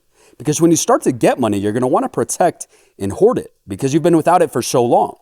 But that's having a scarcity mindset. That's playing defense. If you want to go to the next level, you have to have an abundance mindset and be willing to play offense with your money. Take some risks. On the song A-Hole, Russ raps, got a really big bank, but I ain't afraid to blow it. On top of the world. I did everything I said I would and then some. Put my money where my mouth was and I said something. Spend something. Basically saying, look, if you want to go to that next level with your money, you've got to be willing to gamble on yourself, bet on yourself, and not just play defense with your money the entire time. Be your own promoter, not a slave to what's popular. I'm a rock merch for the rest of my life. I don't care about abstract fashion. That's a line from On the Way. And what Russ is talking about here is the fact that he's dropped his own clothes. He's dropped his own Russ merch. And so he's not going to go out and wear some abstract fashion that's just popular because society has deemed it so. And this is something that we see frequently in hip hop, where a rapper drops their own merch line, but they continue to only wear Louis Vuitton, Gucci, these big designer brands, and they don't even wear their own merch, which when you really think about it, is a statement against the coolness or the quality of their own product. They're basically saying, the product that I'm making and selling to y'all is not even cool enough for me to wear. Which, how is that an endorsement of your own product? And so what Russ is talking about here is really a bigger lesson than just merchandise. If you're going to create something, then create it to the point where you're proud of it and you actually want to use that product or you want to rock that product. You believe that it's cool. You're willing to promote it. You should be your own promoter and not just promote somebody else's product that secretly you think is cooler. If you're at that point, you really shouldn't have developed your own product. And so don't be a slave to what other people have deemed as cool or acceptable. Build something that you're so proud of that you're willing to promote it and put your name behind it. Love your fans. You can replace the word fans here with audience, customers, whatever word is more relevant and applicable for you in what you do. But the lesson and the idea is still the same. You should have a genuine love and appreciation for the people that are helping you to make your dreams a reality. On the song Army, Russ raps, I gotta be there for my fans because they were there for me. On Note to Self, F the haters, focus on who loves it. And this idea of being loyal to your fans and treating them well to build a loyal fan base, this is applicable in any career. If you're the landscaping guy, you want to build those core fans, those core customers that are going to keep coming back to you, that are going to make you their landscaping guy for the rest of their lives. If you're an artist or a musician like Russ, you want to be so tapped in with your fans, drop music that's so good, that connects with them so well, that they become lifelong fans of you and continually check in for the rest of your life on what music you're dropping. And so in the social media era, we can actually see what happens when people violate this. A lot of people are doing things like crypto pump and dumps to make a quick dollar, scheming off of their audience. The problem with this is that you burn up your trust with that audience, and it's hard to build back if you ever can. Once people see you as a scammer or someone who's taking advantage of them, it's hard to get that label off of you. And so once again, these are people who are already treating you well. They're helping you to be who you want to be. They're helping you to go where you want to go. And so you need to treat them well because they're helping you to live out your dreams. Fans don't always have your best interest at heart. This lesson might feel a bit counterintuitive after the last lesson on loving your fans, but you need to understand that you're the only person who ever actually lives your life. Your fans might live vicariously through you, but you're the only person who has to wake up in your shoes and live your life every day. On the song Enough from Santiago, Russ raps, I got the news that sadness ain't allowed from the same crowd that turns around and asks for sad songs. The lesson here is that yes, you should have love for your fans and be grateful for them, but you have to balance their demands with your actual needs. You're the only person that's accountable for taking care of you. And so you've got to put your needs first because sometimes what they're going to want from you is not in line with what you need. If you don't take care of your people, they won't take care of you. This applies to both relationships and business. On Who Wants What, there's the line, you didn't feed your wolves, so now they're about to take you for food. which is a great metaphor to really illustrate this. If you don't have the backs of the people around you, they're not going to have your back as well. Think about it. If you're a CEO and you're not treating your employees well, you're not compensating them well, making your place a fun place to work, people are not going to have loyalty to you. You're not treating them exceptionally well, so they're not going to treat you exceptionally well. With friendships, it's the same thing. If all your relationships and friendships are one-sided, people are checking in on you, trying to hang out with you, but you're never reaching out to anybody else, that's one-sided. They're not going to be loyal back to you. In the long run, you're going to lose those relationships. And so this is a point in the video where I actually want to challenge everybody. There's that one person in your life, maybe a family member or a friend, that you know you could do a better job of checking in on. They're such a good person. They take such good care of you. You've been meaning to reach out to them. Pause the video right now and reach out to that person. Tell them how much they mean to you and do something nice for them. Conflict can bring you clarity. Russ touches on this lightly, but I think it's something that's still worth mentioning. A lot of times people are afraid of conflict, and that's probably a good thing because there's a lot of conflict in the world that's ugly and really doesn't need to exist. But every once in a while, there's something that we can learn in the face of conflict. And the Assyrian entrepreneur, Patrick Bet-David, that we talked about earlier, has a crazy story about how fighting with his dad's nurses while his dad was in the hospital changed his entire perspective on work and life. What changed you? Because 25 is when you turned religious. Dad had a heart attack. Dad had a heart attack and he was going to die. And I went to the UCLA Medical Center and I saw the nurses were not being quick to my, getting to my dad, and they disrespected my dad. And then I disrespected them, and cops came and they kicked me out. And the lady said the most powerful thing: what makes you so entitled to think we have to take care of your dad quickly? You know who pays for your dad's health care? The government does. Taxpayers, not you. And I just lost it. Kicked me out. I'm downstairs in my car crying like a little baby. I'm like, your dad's going to die because your lazy ass wants to chase girls and go freaking party 6 days a week. And for the rest of your life, you will never say this to anybody, but you will hold on to it internally. Your dad died because the only son he had was a freaking schlep. You will eat that. You will live with that for the rest of your freaking life. You want that man to die? Keep doing the same shit you're doing. Go ahead. Came to work the next day, started working 100 hours a week. And then I retired my dad. I think the lesson here is that next time you're in a huge battle or you're facing a conflict, what can you take from it? How can this conflict help you to grow as a person? Speaking truth oftentimes comes with backlash. Look at these two Russ quotes. You say the truth and they come at you with pitchforks. I only get in trouble when I say the truth, which means you're getting fed lies every day, you fools. This has become so apparent to me the older I've gotten. This fact right here, you're going to get backlash if you speak truth. As I've gotten older, I've started questioning more and more of the worldviews that I was born with, even the left and right paradigm. And I've started asking questions that get me backlash because I'm trying to understand the truth. Give you an example. A lot of times, Trump supporters get uncomfortable when I go, if he's so pro-Second Amendment, why did he ban bump stocks? They don't like that truth. Or you ask a Democrat, hey, if you're so pro the black community, then why is it that Planned Parenthood, which the Democrats support, disproportionately decreases the black population? Oh, suddenly they don't want to talk about it. It's true, especially in politics, that we can see that you get backlash for speaking truth. Maybe you even want to type something to me right now because I'm going against your worldview. I'm just sharing facts that I know. But the most famous example of this in history is Jesus. He spoke truth to power and he got the ultimate amount of backlash. It's just the truth that when you speak truth, it's going to get you haters. Stand for truth even if you stand alone. Standing for truth doesn't only have to be done in a political or religious context. It can also be done in a personal context, in your day-to-day life. Maybe you're saying, hey, this is the life that I want to live.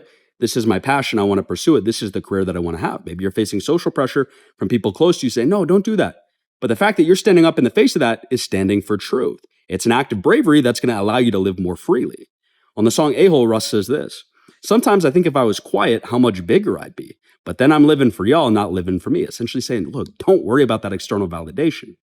On the song Space, he gives us a kind of subpoint. Temptation runs deep when the truth acts feeble, which is saying if you're living in lies, you're more likely going to fall into other bad behaviors, which is going to make the world and your life a worse place. You're actually making the world a better place by being honest, standing for truth, and being able to communicate truths to people even when it's uncomfortable. Think for yourself. Don't fall for propaganda or groupthink.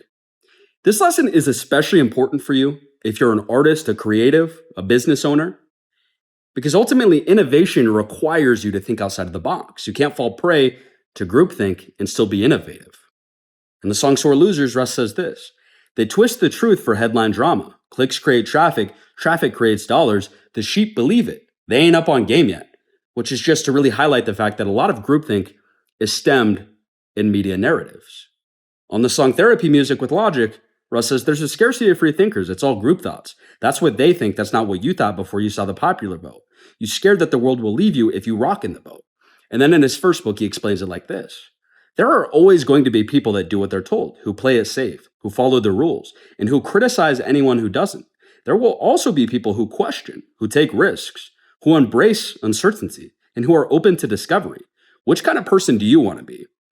Again, Russ is showing us that it's okay to be different, to think for yourself, and that it is in fact a double-edged sword. It might come with haters, it might come with pushback, but it's a double-edged sword that's worth wielding. Don't fall for groupthink. You can use healthy delusion to your advantage. This is the last major lesson on manifestation that we get. And this might not be intuitive to everyone listening, so please listen closely. On I'm Gonna Make You Love Me, which is a song that Russ drops years before he's ever famous or successful in the music industry, he says this, until I'm on, I pretend to be, because you are what you think, and I'm a legend in my head, but it's still not pretending me. I'm special. I don't guess so. Yeah, I know it. Which is Russ saying, look, even if the world doesn't view me this way yet, this is how I view myself. He's not looking for external validation or permission to be this person. He's saying, this is just who I am. Y'all can catch up or not. That's on you guys. A little bit delusional. And since I was broke, that ain't a Nissan, that's a McLaren. That's what I told myself, that's how I got it. I recognized the thoughts in my head were directly connected to what's in my pocket. It's in your head. Money will come as soon as you feel like you already have it.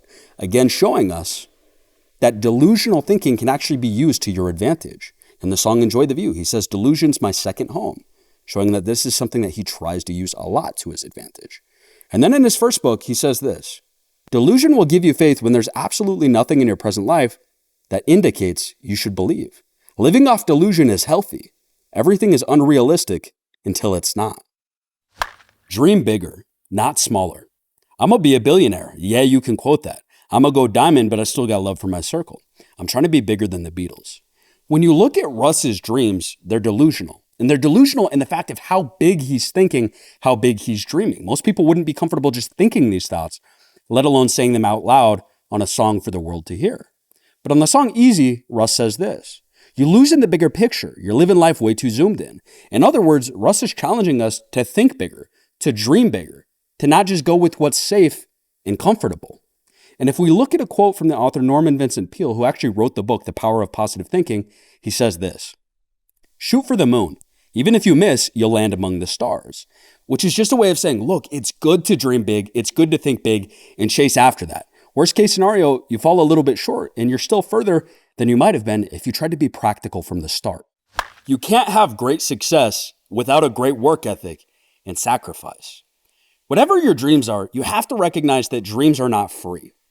Having a dream is free, but actually bringing it to fruition, that requires work, sacrifice, and time. If we look at the song Flashbacks that Russ drops 5 years before any of his success in the music industry, he says this, I know if I stay down, the come up will be great. But look at what he says 5 years later. This is his debut album song Act Now after he's achieved success. Man, I'm blessed these days. Never forget these days. Took a lot of long nights just to get these days. 3 years later, I'm live from the villa. Living the dream was worth the chase. Just bought my mom a Rolex and it's got the purple face. That's our favorite color. This has been our favorite summer. As Russ progresses throughout his career, he constantly reminds us of the hard work and the sacrifices that it takes to get to this position, living out his dreams, and to continue to live it. On the song Easy, I gave my 20s to the dream like Nivea. On Can't Be Me. Nah, it can't be me. Being one of those who doesn't get shit done, wonder why they never won. Nah, it can't be me. Letting time go to waste sitting around all day, never making shit shake. Nah, that can't be me. It's really easy to disconnect the work from success in this internet era where you can just consume content all day and feel like it's this ethereal intellectual pursuit where you just got to know more things and just watch more success content, watch more entrepreneurs, and then you'll be successful. But success requires work. That's an ingredient that if you're missing it, you'll never achieve success. It requires time, a lot of work, and sacrifice. You can't do it without the work. Life is short. Move with a sense of urgency. Hope you treat your life like it's an emergency with a sense of urgency. That's from the song If I Died. And in Russ's first book, he doubles down on this point. Move with urgency. Move like you're trying to make it happen by tonight. Like there's someone else out there in their basement working super hard who's going to take it away from you if you don't do it first. And this is really a reminder that you have to move like you want success. You can't just be lackadaisical, waiting for it to fall in your lap, wasting time. You've got to pursue it and you've got to go fast, especially in this capitalist world where you've got thousands of people competing for the same dream as you. You've got to work harder, faster, and more efficient than the competition. Life goes by quickly. On the flip side of moving with urgency, you never really know when you're going to go. The older you get, the faster life seems to go, and you never know when it's going to be your last day. On the song Set It Freestyle, Russ says, sip slow, life goes fast if you let it.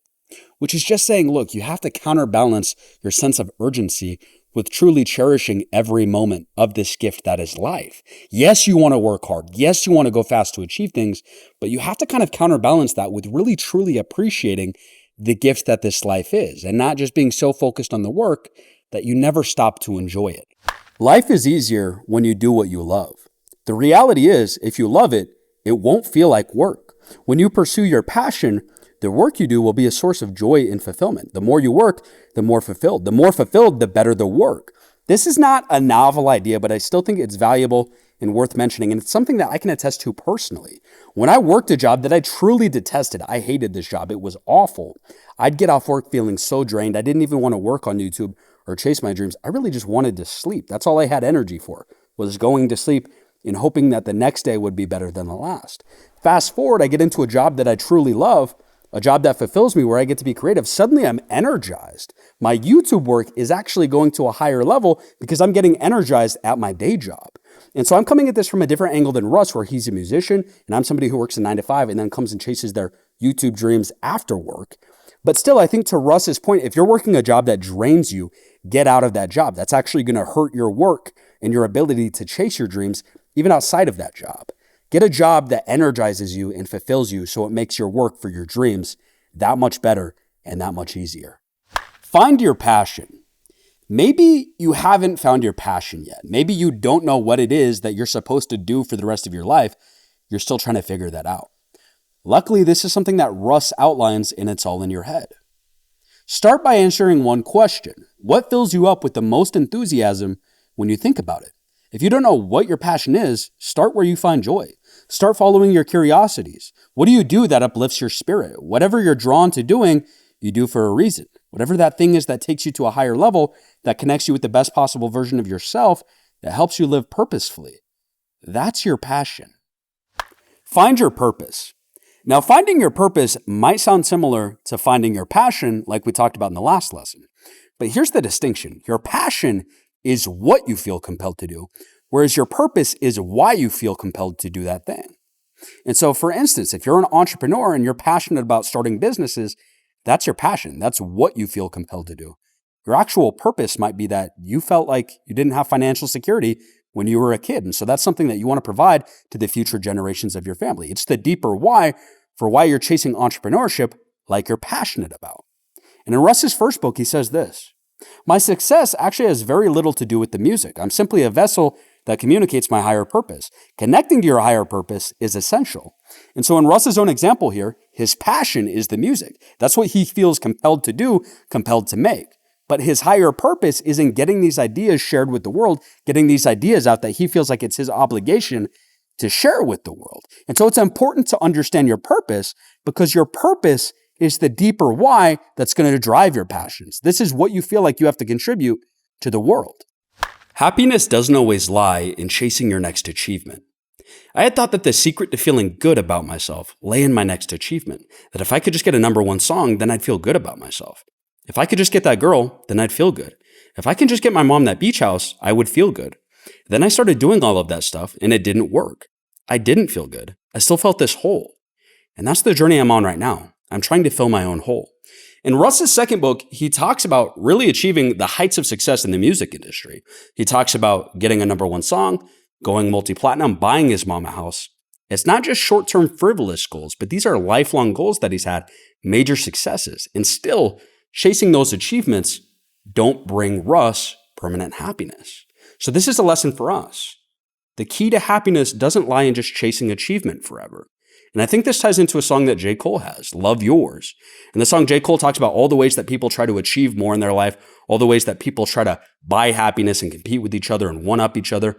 But what J. Cole says is you're never going to be happy until you love yours, which really ties into the idea of gratitude that we talked about earlier in the video. Being grateful is one of the best ways to be happy, just stopping and appreciating the small things that are really going well in your life rather than always trying to find happiness in something new. Self-mastery is a better game to play than chasing achievements. If the only reason you want to achieve is to get approval and validation and recognition from other people, then if you receive recognition, will you lose your motivation? That's a scary prospect. But if you honor the gift, if you put in the effort, if you want to see progress and continually work towards mastery in something you love, if you chase after excellence, that's something that, regardless of external recognition, will inspire you to keep going. That quote is honestly kind of a mouthful, but to really boil down what Russ is saying here is that oftentimes our achievements are based out of wanting to get external recognition, proving people wrong, wanting our loved ones to feel like all of our time spent in whatever our passion is was worth it. And it comes with a clear-cut end. When you achieve that thing, your goal is met. But what Russ is saying is that if you want to look at your goal like a marathon and have a long-term goal that you can always chase after, self-mastery or mastery of your craft is something that you can always continually work towards, and it's not going to be dependent on what people think or whether or not you hit some arbitrary number or some arbitrary goal. In the long run, that provides something that you can continually work after. Success is not a final destination. I've been reflecting on this more and more lately, but this idea that success is a race that you run and you cross a finish line and now you're successful, that's just foolish. That's not reality. Success is more like a marathon with no clear endpoint. You're just constantly on a hedonic treadmill chasing the next success, chasing the next thing that you deem to be a benchmark of success. You think about all of the achievements that we point to say, oh, that's success. Maybe it's $1 million. You say, if I was a millionaire, I had $1 million in my bank account, I'd be successful. I could be content forever. Maybe you'd be content for 5 years. You'd buy your family a house. You'd be taking good care of them. You could go on a few vacations. Suddenly you'd be looking around at some of your extended family, some of the friends that really matter to you, people that you love, going, man, I wish I only had a little bit more money so that I could put them all in houses around me, take better care of these guys, take them all on vacation. That's the real definition of success, a boss that can take care of everybody around them.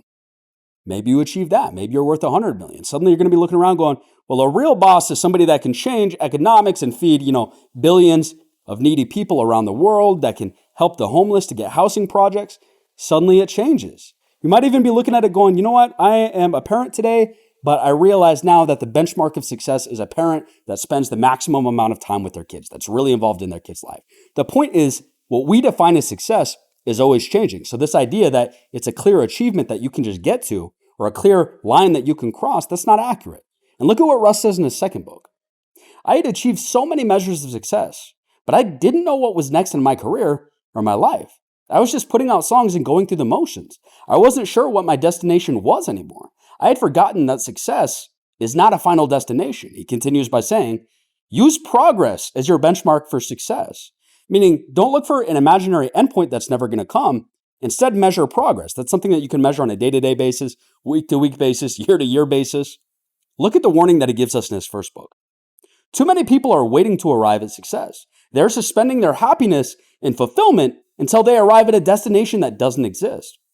Which means, this is a warning, you can unintentionally deprive yourself of happiness over an entire lifetime if you're chasing a goal that's not clearly definable. And even if your idea of success is clearly definable, chances are it's clearly defined in a way that's just going to shift when you get there. Suddenly the benchmark is going to move further down the road. You're not going to be content with it when you get there. And so this is Russ saying, look, you don't want to deprive yourself of happiness over a lifetime. Instead, try to put your success or your feeling of success in measuring improvement. Successful people are people who are always getting better, not just people who are hitting a certain number in their bank account. The pursuit of success can wear you out. This is a point that Russ makes from the beginning of his career through today. And one of the best examples of this is the song Tired, where all of the lyrics in the song are Russ just expressing how exhausting it is to maintain success. But again, this is a point that he makes before he's successful, indicating that this is something that just pursuing success is going to drain you, is going to tire you out. And I'm nowhere near Russ's level of success, obviously. But I'll say, even me on my pursuit, I get drained from time to time. It's taxing trying to pursue greatness and do something that's above average in life. And for me, one thing that's really helped is treating rest like it's a job. Going and saying, okay, today is a rest day.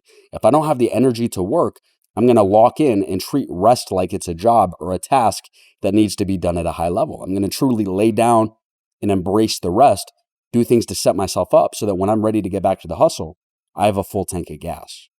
Strive to keep a healthy work-life balance. Building off the importance of rest, it's important to aim for a healthy balance between work and real life. And it was you all along, Russ writes, all the work I've done has taught me to slow down the train, to look out the window, to enjoy the view. Now I try to feed all the different parts of me. I go to the gym and fitness Russ feels good about himself. I read and mental Russ feels good about himself. I do therapy and emotional Russ feels good about himself. I spend time with my niece and loved ones and family Russ feels good about himself. The result is that there's a lot less pressure on creative Russ. The point that Russ is making here is that a successful life is a life where you take care of all of your different needs. And when you do that and you take care of all those additional needs, your work is probably going to benefit from that. And if you don't believe me, listen to what Russ says in this interview. I don't have any regrets about my come up, but a lot of times when I talk like that, I'll see a lot of DMs from fans like, yeah, but you had to be like that in order to make it. Like you had to, have no balance in your life to make it. I'm like, this is probably a cancelable phrase now, but like there's a lot of different ways to skin a cat, that whole fucking whatever whatever. But it's like, y'all know what I mean. It's like, just because I did it that way doesn't mean that was the only way, and it definitely doesn't mean it was the best way. It's just like, yeah, I did it that way, but if I could go back or if I could advise somebody, I could help fine-tune it so much where it's like, you don't need to be a studio rat sitting down there 24/7, banging your head against the wall. You don't need to be drinking every night because you think like it's tapping into your creativity and like, you know what I mean? Like, no, I'm not drunk. I'm just an artist. It's like, okay. So there's just better ways to do shit for sure. Just remember, a balanced life is not always possible, but it's always something that you should aim for. Your dreams can't always take precedence over your loved ones. This is not fun to think about, but you never know when you're going to lose the people that you care about the most in this life. And that's why it's important to prioritize time with them while they're still here. Look at the song June 3rd. I should have been there for you. I should have been there with you. I should have called that show off. I'd rather miss that than miss you. Wish we had more time. Thought I had more time. Thought that I was going to come back and you'd be fine. The story behind this song is early on in Russ's career, actually on June 3rd, he loses his grandpa. And so this entire song is just Russ coping with that and realizing, man, I don't have any more time with my grandpa. I wish I would have spent more meaningful time with him, but I was off chasing this career, trying to make it happen. Now all I want is to get that time back with him. So there's a lesson to us in this. We've got people right now that matter to us more than any level of success. Make sure that you're spending time with those people. You're telling them how much they matter to you. Resist the urge to blow all of your money when you finally get it. If you want to have a life where you never have peace, spend every cent that you make. It'll make sure that you're always having to work, always having to stress, and that you're always on the treadmill. And on the song Fallen 2, Russ talks about having to learn this lesson the hard way, through experience. Because I got a couple cars parked on my neck. Yes, 20 wedding rings chilling on my necklace. Feeling kind of guilty. Please don't judge me off my entrance because this is new money. Let me get a handle on that. And again, this lesson might sound like a common sense idea that you're already familiar with. Well, of course, I'm not going to blow it. But this is one of those lessons where you have to have the discipline to actually implement it and not just ball out as soon as you get a big check. You've got to be diligent. You've got to be frugal. You've got to stack money before you really start spending it. When success finally comes, it comes quickly. If you listen to Russ's music sequentially, we notice that financial success has a sort of trend line. And that trend line is not linear. It's not a straight line, but it's exponential, which is to say that early on in the beginning, it's very hard to get any kind of motion or movement. But later on down the road, as you start to gain more and more success, it comes more quickly and more easily. If we look at the song Like That, Russ says, in less than 360 days, my life did a 180, showing that by mid-2015, Russ is starting to get some of that early success in the music industry. And then if we look at the song Look, which came out just a year later, he says, I just made $1 million in 2 weeks. And then by mid-2017, on the song No Turning Back, Russ is talking about being a deca-millionaire. Again, mid-2017, just 2 years later after that initial success. And I can give you another example of this too. On the song Manifest from 2016, Russ talks about charging $5,000 a show. And then if we look at one of his songs from There's Really a Wolf, A year later, he's talking about charging $100,000 a show. And I say this not to pocket watch Russ, but just to show you that overnight success is a real thing. And it might take you 10 years to achieve that overnight success, but when that success finally comes, it's going to come fast and it's going to change your life. When you're making a lot of money, it's easy to lose track of it. This is another warning that Russ gives us in the realm of finance. And more than just telling us to spend money wisely, this is a lesson on managing all of the different expenses that go into a business. On the song Old Days, 3 years after Russ's initial success in the music industry, he talks about losing track of all of his expenses, starting to get overwhelmed with it. And if you think about Russ's life pre-success and post-success, in 2014, when he's in the basement, his biggest expenses are probably putting gas in his car, figuring out how he's going to eat lunch, getting McDoubles with Boogus. Not too many expenses. But then after the success, now he's got to figure out how to allocate money for flights, hotels, wages for his team, insurance, studio sessions, marketing, merch, putting money aside for taxes. There's a million new expenses. And so this is a lesson on the way that you've managed money prior to success is going to have to change once you achieve success. There's just so much more. You have to treat it like a business. And on the song Blow the Whistle, Russ actually talks about hiring an accountant to be a little bit more financially responsible. Don't be afraid to delegate. And it was you all along. Russ talks about some of the frustration that he faces in delegating work. Early on, I branded myself as a do-it-myself guy. I preached self-sufficiency, which is a valuable skill. But there is another layer to it. I didn't trust help, so it was imperative that I controlled everything. I wanted help, but didn't know how to let myself be helped. Things had to be done my way. Perfect. And I only trusted myself to uphold that standard. I needed to loosen up my control in order to allow room for someone else to come in and give me the help that I actually wanted. Relinquish the need to control and resist everything that doesn't look exactly how you saw it in your head. What if things can turn out better than you can imagine? So obviously, if you've got a big goal or big dream that you're trying to achieve, accomplish, bring to fruition, you're going to have to delegate some of that work and get some help. But as we can see from Russ here, extending that trust might be kind of difficult. And so I think this is really a lesson in fighting back fear and being able to extend trust. But really, a way to incentivize you in doing this is recognizing if you want to grow, delegation is a prerequisite for explosive growth. Give your people room to grow and build trust. This is a lesson for the future bosses and CEOs out there. Maybe you are one right now. In Russ's second book, he gives us some gems on how to manage people effectively and how not to. When you pounce on someone saying things like, "This is how you effed up," and demanding to know, "Why did you do this?" You're not trusting them to take accountability and course correct. You're creating a space where trust can't grow. When something goes wrong, instead of pouncing, ask the person what happened or what's going on with them. Give them the space to feel safe enough to say what's going on, because that fosters trust and depth in the relationship. When you give people the permission to be wrong without the promise of punishment, you allow space for trust, accountability, and communication to grow.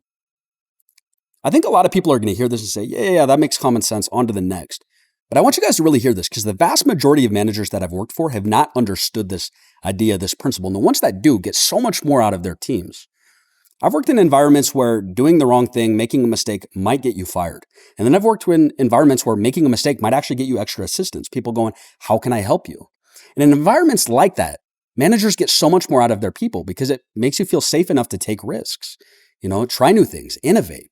And so if you want to get the most out of your team, that starts with extending trust. You're going to get way more productivity out of your team if you're trusting them, giving them space to try new things and feel safe. Don't be a micromanager. If you're always looking over someone's shoulder, you're never going to have a good relationship with that person. And more than that, you're going to hurt their ability to work. In Russ's second book, he writes it like this. Trying to control every aspect of everything ends up robbing your coworkers, collaborators, and family of their power. It kills their confidence and robs them of their individuality, sovereignty, and autonomy until they don't know whether to shit or wind their watch.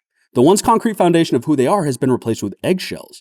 Micromanaging is a form of control that robs people of their own self-trust and power. In other words, if you're a micromanager, you're not just hurting your staff, but you're hurting yourself and your own objectives. You're becoming a new bottleneck in people's ability to complete tasks because they truly can't work unless you're there. You're making them dependent on you. They don't know if their work is done or not until you've given it the stamp of approval. And so in a way, micromanagers actually slow down their own progress, and you're actually undoing the leverage that you're paying for in hiring a team in the first place. If you're just becoming a new bottleneck, everything has to go through you, your team can't work without you. When you're a boss, it all falls on you. If your dream involves business at all, Well, that's a double-edged sword, because when things go wrong, even if it's not your fault, that falls on you. And this is something that Russ talks about in the song Tired. Tired of waking up to somebody effing up every day. I gotta clean up a mess. Which just goes to show you, oftentimes we're fed the glamorous side of being a CEO, the side where you see the financial upside, there's all these different perks, you get to meet all these cool people. But you're also the person that has to deal with all of the headaches behind the scenes, all the drama behind the scenes. You're on cleanup crew when other people are off the clock. And so that's something to keep in mind if your dream involves you running a business. You can't take stress-free vacations once you're successful. Now, this is a lesson that may not be true for everybody, but Russ talks about it several times throughout his career. On the song Because. I don't vacation, dog, I guilt trip. On the song Tired. Tired of feeling so guilty if I want to take a sabbatical for my enjoyment. And then on Wicked Race. There's unspoken tension when I take a day off. Can't enjoy the off season because I'm thinking about the playoffs. Guess that's the trade-off with being great. Now, again, this might not be true for everybody. Some people are really good at compartmentalizing different parts of their life. But for a lot of people, if they truly want to be great and achieve at a high level, they have to become really obsessive and focused. And it's really hard when you're obsessive and focused 364 days out of a year to then one day be able to shut your brain off on a dime and truly enjoy rest or vacation. And so Russ doesn't actually give us a very simple solution to this problem. In a way, this is actually more of a warning label on success. You're a target when you have money. I'm a public figure, so my privacy is compromised. I be riding around my town and I don't feel safe, let alone when I'm out, let alone out of state. Everybody's strapped up, everybody's stressed out. This really just serves as a reminder that success is dangerous, especially when it's accompanied by fame. And obviously for Russ, being a rapper, I mean, the rap industry is even more dangerous. But this is true of really anybody who has resources and fame. You're going to gain a lot of haters or a lot of people that are even jealous of you and want what you have. You're going to attract a lot of unwanted attention. And so you have to think about this. And as you start to gain success, start moving a little bit more carefully, a little bit more safely. Money is worth more than fame. If you got to pick one, go for the money. Don't go for the fame. You think about it, and money is a tool with a lot of utility. You can't buy everything. You can't buy your way to heaven, but you can buy a lot of change and financial peace on this earth. Whereas fame has a lot less utility. You might be able to leverage fame to then get brand deals, build some connections that help you to get money, but money is where a lot of the utility is in being able to change the world and being able to change your standard of life. And so it's an interesting prospect because you listen to a lot of celebrities that have had both fame and money, and they get tired of the fame. They get tired of all the unwanted attention, all the negative things that come with fame. You don't really hear them get tired of having financial freedom. The money itself has a lot more utility than the fame. If you've got to pick, the money is definitely going to do more for your standard of living than the fame is. Money brings new problems. We've all heard the expression, more money, more problems. And this is something that Russ even vouches for. Yeah, my parents' marriage is in shambles. I won't lie, it hurts. I thought money would fix it, but it just made it get worse. You know, my life by itself is a lot to handle, payroll so full, like a gospel sample. And then more recently on Buckle Up Freestyle, he says, I'm playing whack-a-mole with my problems, showing that even as Russ is accumulating more money, he's still got plenty of problems to deal with. And you think about what it means to be financially successful. If you're going to be financially successful, it's probably because you've started a business providing some sort of service to other people. Well, when you really think about what business is, it's solving problems for other people. That's what a product or a service does. It solves other people's problems. So if you want to be financially successful, understand that inherently, you're going to have to pick up more problems to solve. Money will expose who you truly are. We hear this idea in pop culture all the time that money changes people. Specifically, people get rich and then they change up how they're acting. They act like they're too good for everybody else. And that's because they finally got money. But in the song Live from the Villa, Russ offers us a different perspective. Money doesn't change you. It just magnifies. If you have a vice, it's just maximized. Which is really Russ saying who you are when you're broke is who you're going to be when you're rich. Maybe you don't have all the eyeballs and attention for people to really see it when you're broke. Maybe you don't have the financial means to really act on who you want to be when you have money. But you're the same person when you're broke that you are when you're rich. Money doesn't change it. It's just a magnifying glass on what's inside. And this is actually, in a roundabout way, a call to action saying, look, work on your character and who you are as a person when you're broke. If you start to get a lot of attention and a lot of money, those problems are just going to be amplified. People are going to be able to see it much easier. Stay loyal to your team. This is a lesson that Russ makes in passing on the song Note to Self, but you can see it's a point that he takes a lot of pride in. I never switch teams, you're more George Hill. And all throughout Russ's career, you can see that he really does stay loyal to his team. In 2013, he's making music with his best friend Boogus well before he's famous. Fast forward to 2024, and even after he's famous and he's blown up and he doesn't have to make music with his best friend Boogus, he's still doing it. They're still making music together. And so this lesson is more of an honor code to live by rather than a productivity hack. But again, if somebody's loyal to you prior to you achieving success, and they're with you the whole journey, helping you to achieve your goals, that's somebody who you want to have their back and keep them around. Stay grounded to your roots. Don't get lost in the success. This does go back to the idea that we talked about earlier, the whole idea of don't let money change you. Except this time, Russ gives us a slightly different perspective, really highlighting the point that you should remember where you've come from and ultimately not let all of the nice amenities that come with success change your sense of self. On the song Montana, excited about the future, but never forget the past. On Gone, still humble, still riding around in my first car. And then on I'm Here. Last June I was broke, this June I made 100, before and after didn't change me though, I stayed 100. And then in his first book, he really solidifies this point. There are times throughout your journey when you have to check yourself and remind yourself of who you are. A lot of the success you see online is fake. This is a good lesson to talk about where we live in the social media era. Perception and reality, those are two very different things, and that needs to be highlighted because a lot of times what you see is only what you're meant to see. And I can say that with confidence as somebody who does marketing for a living. Look at what Russ talks about in Chomp 2. The points are fabricated. They be scoreboard purchasing. In the song Distance, Russ talks about how a lot of streams are purchased for these big artists nowadays. And then if we look at Zoo, Russ talks about how social media numbers are also fabricated. But you got followers though, but what they following for? But that's because most of them are fake. Let me let your followers know that y'all be paying social media agencies $20,000 every month just to comment, like, and follow your account. It's all a front.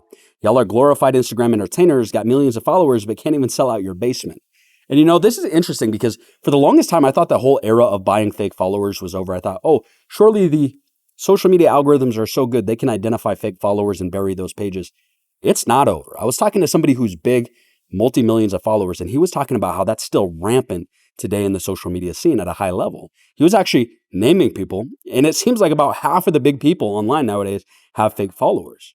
But I'll put you on some game. One way that you can see if somebody potentially has a lot of fake followers or not is based off the size of the brand deals that they're getting and the frequency of the brand deals that they're getting.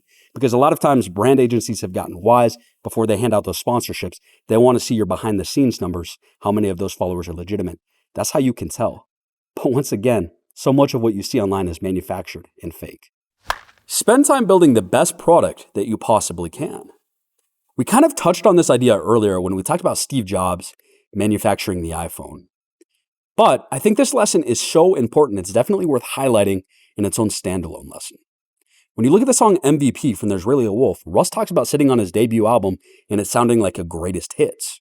And Russ actually talks in interviews around that time how he spent 3 years on this album and chocked it full of his best music so that it would be undeniably good, so that it would sell at a high level, so that it had the lowest probability of flopping because it was just undeniably that good. And we see that that worked for us.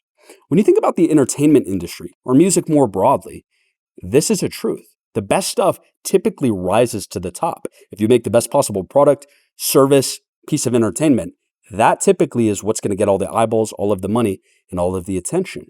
If you're just making a product at the same level as everybody else in your industry, people are just going to gravitate to what's more convenient, what's newer, what's cheaper. If you just beat everybody else out on quality, you're ultimately making your competition irrelevant. And to be honest with you, that was kind of the thinking, ironically, that went into making this video about Russ. You know, there's a million interviews with Russ out there where people sit down and pick his brain for a couple hours and try to understand where he's coming from and how his success came about. But I wanted to make the most undeniably comprehensive video looking at every single life lesson throughout Russ's career and spend 500 hours doing it. Make such an undeniable video and an undeniable product that hopefully you'd love it. Hopefully it would stand out among the crowd. Go the extra mile when nobody's looking. One of Russ's best lines comes from the song Brooklyn Freestyle. He says, "The public praises you for what you practice in private." You think about it. Whatever product you're giving to the public, the quality of that product is determined by the discipline and the work that you put in behind the scenes when nobody's watching. A classic example of this, Kanye West with the song Power, one of his biggest singles, multi-platinum, loved across the world. He talks about how that 3-minute song took over 5,000 man hours to complete. for 3 minutes of good music. When people celebrate athletes winning a championship or a playoff game, they're not really just celebrating that win. They're celebrating the thousands of hours of effort and practice that the athlete had to put in to get that win. And so for you, the level of adoration that your work gets is really going to be determined by how much work you're putting in behind the scenes when nobody's watching. If you want the throne, you've got to take it. Russ has a number of lines that show that high levels of success are not just given. You have to fight for it. Despite your efforts, I'm here and I always will be. Flights by coastal, everything paid for. That's just how it goes when you take what they wait for. This ain't something I was given, had to take it, make it mine. In other words, you're going to have to fight back a lot of limiting beliefs to achieve success, fight back a lot of competition once you get there. You're going to have to become an effective advocate for yourself and learn how to fight for yourself. Success is addictive. It's easy to get greedy. On the song Salute, Russ gives us this line: may never be fulfilled because with the mill comes the appetite. This line is an awesome double entendre, but what it shows us is that it's easy to become addicted to success. But success is ultimately a carrot on a stick, something that you'll chase forever, and there's always more to be had. And so if you're depriving yourself of happiness because you're waiting until you achieve that next level of success, you'll never be a happy person. Don't fall for it. Don't permanently chase that carrot on a stick, hoping that suddenly things are going to change. You're going to be happy when you achieve that next level of success. Stay paranoid not to fall off and lose everything. On the flip side of being too infatuated with success, you can also be too loose, too indifferent, too cavalier with success, to the point that you ultimately lose it. Look at what Russ says on the song Back from London Freestyle. The climb that I've undertaken, pray that I don't slip slowly or get thrown off the top like I'm Mick Foley. We already talked about the idea that no success is permanent. If you've been blessed with success, that's a gift that you need to honor, one that you should be grateful for and protect. It's something that requires maintenance and you to upkeep. There's no imaginary finish line that once you cross it, you're successful forever. You still have to protect it and maintain it for the rest of your life, which really lends itself to the idea that success is a marathon, not a sprint. Don't get lazy after success comes. This lesson builds off so many previous lessons, but it's easy to become complacent after you've achieved success. But if you want to maintain success, the one thing that you can't lose is your work ethic. Look at what Russ says on the song Keep My Wits. Getting on was hard. Staying on is strenuous. I'm a B80 making hits. I'm not lying. I see a lot of people get rich and stop trying. In other words, your work ethic becomes much harder to maintain when you've got all these new distractions that come with success, all these ways that you'd rather be spending your time than working. Look at this line from Momentum. I didn't come this far to only come this far. I got to keep momentum swinging. And I think one of the best examples of this is Rocky 2 and Rocky 3. At the end of Rocky 2, Rocky wins the big fight. He's the world champion boxer. He's at the top of the world. And then by the movie Rocky 3, at the beginning of the movie, he's become really complacent. He's got all this money. He's enjoying his millions and all of the amenities that come with that. He's enjoying the good life. And he's lost his eye of the tiger, so to speak. The entire plot of that movie is him getting back his work ethic, his eye of the tiger. And so for us, that's something that we have to keep in mind if we want to maintain success. You can't lose that work ethic, that fire. And I'll just say, if you haven't seen Rocky 3, please go watch it. It's such a good movie. Don't be afraid to branch out and try something new. After you've built success in one area, don't be afraid to go out and try doing something new, especially if your heart's in it. In Chomp 2, Russ talks about becoming a published author for the first time. Obviously, we know that Russ got his start in music, but he also has a lot of success now as a published author.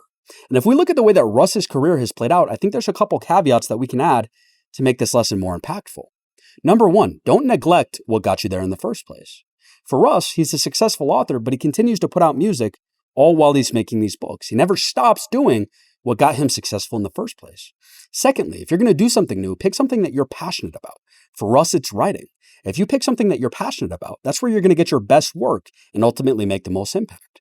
And then lastly, try to pick something that's complementary to what you've done to become successful in the first place. So for Russ, he had this audience that he built through music that loved hearing what he had to say in his music. In his books, he's just able to dive deeper into those ideas with that same audience. Freedom and autonomy are extremely valuable assets. Man, this is a gem of a lesson, and this is really for you guys that have stuck it through to the end of the video, but this is something to think about when you're trying to define what does success look like for me? How much do you value freedom and autonomy? Do you want to be able to spend your money as you see fit, travel when you want to travel, say what you want to say, speak freely? Because I'll pose this to you. A lot of people would say that Elon Musk is the most successful man in the world. They would say, oh, that's what success looks like because he's the richest man in the world. But when you actually look at Elon's life, he works between 80 and 100 hours a week every week. He can't just get up and travel whenever he wants to and go on vacation for an extended period of time. His businesses are dependent on him. He can't exactly speak freely. Anytime he tweets something, there's about a 50% chance that he faces a new lawsuit, or even spend all of his money the way that he wants to, because so much of it is tied into equity in the companies that he's a CEO of. If he were to go and sell those stocks, they'd crash. He'd lose a lot of his value.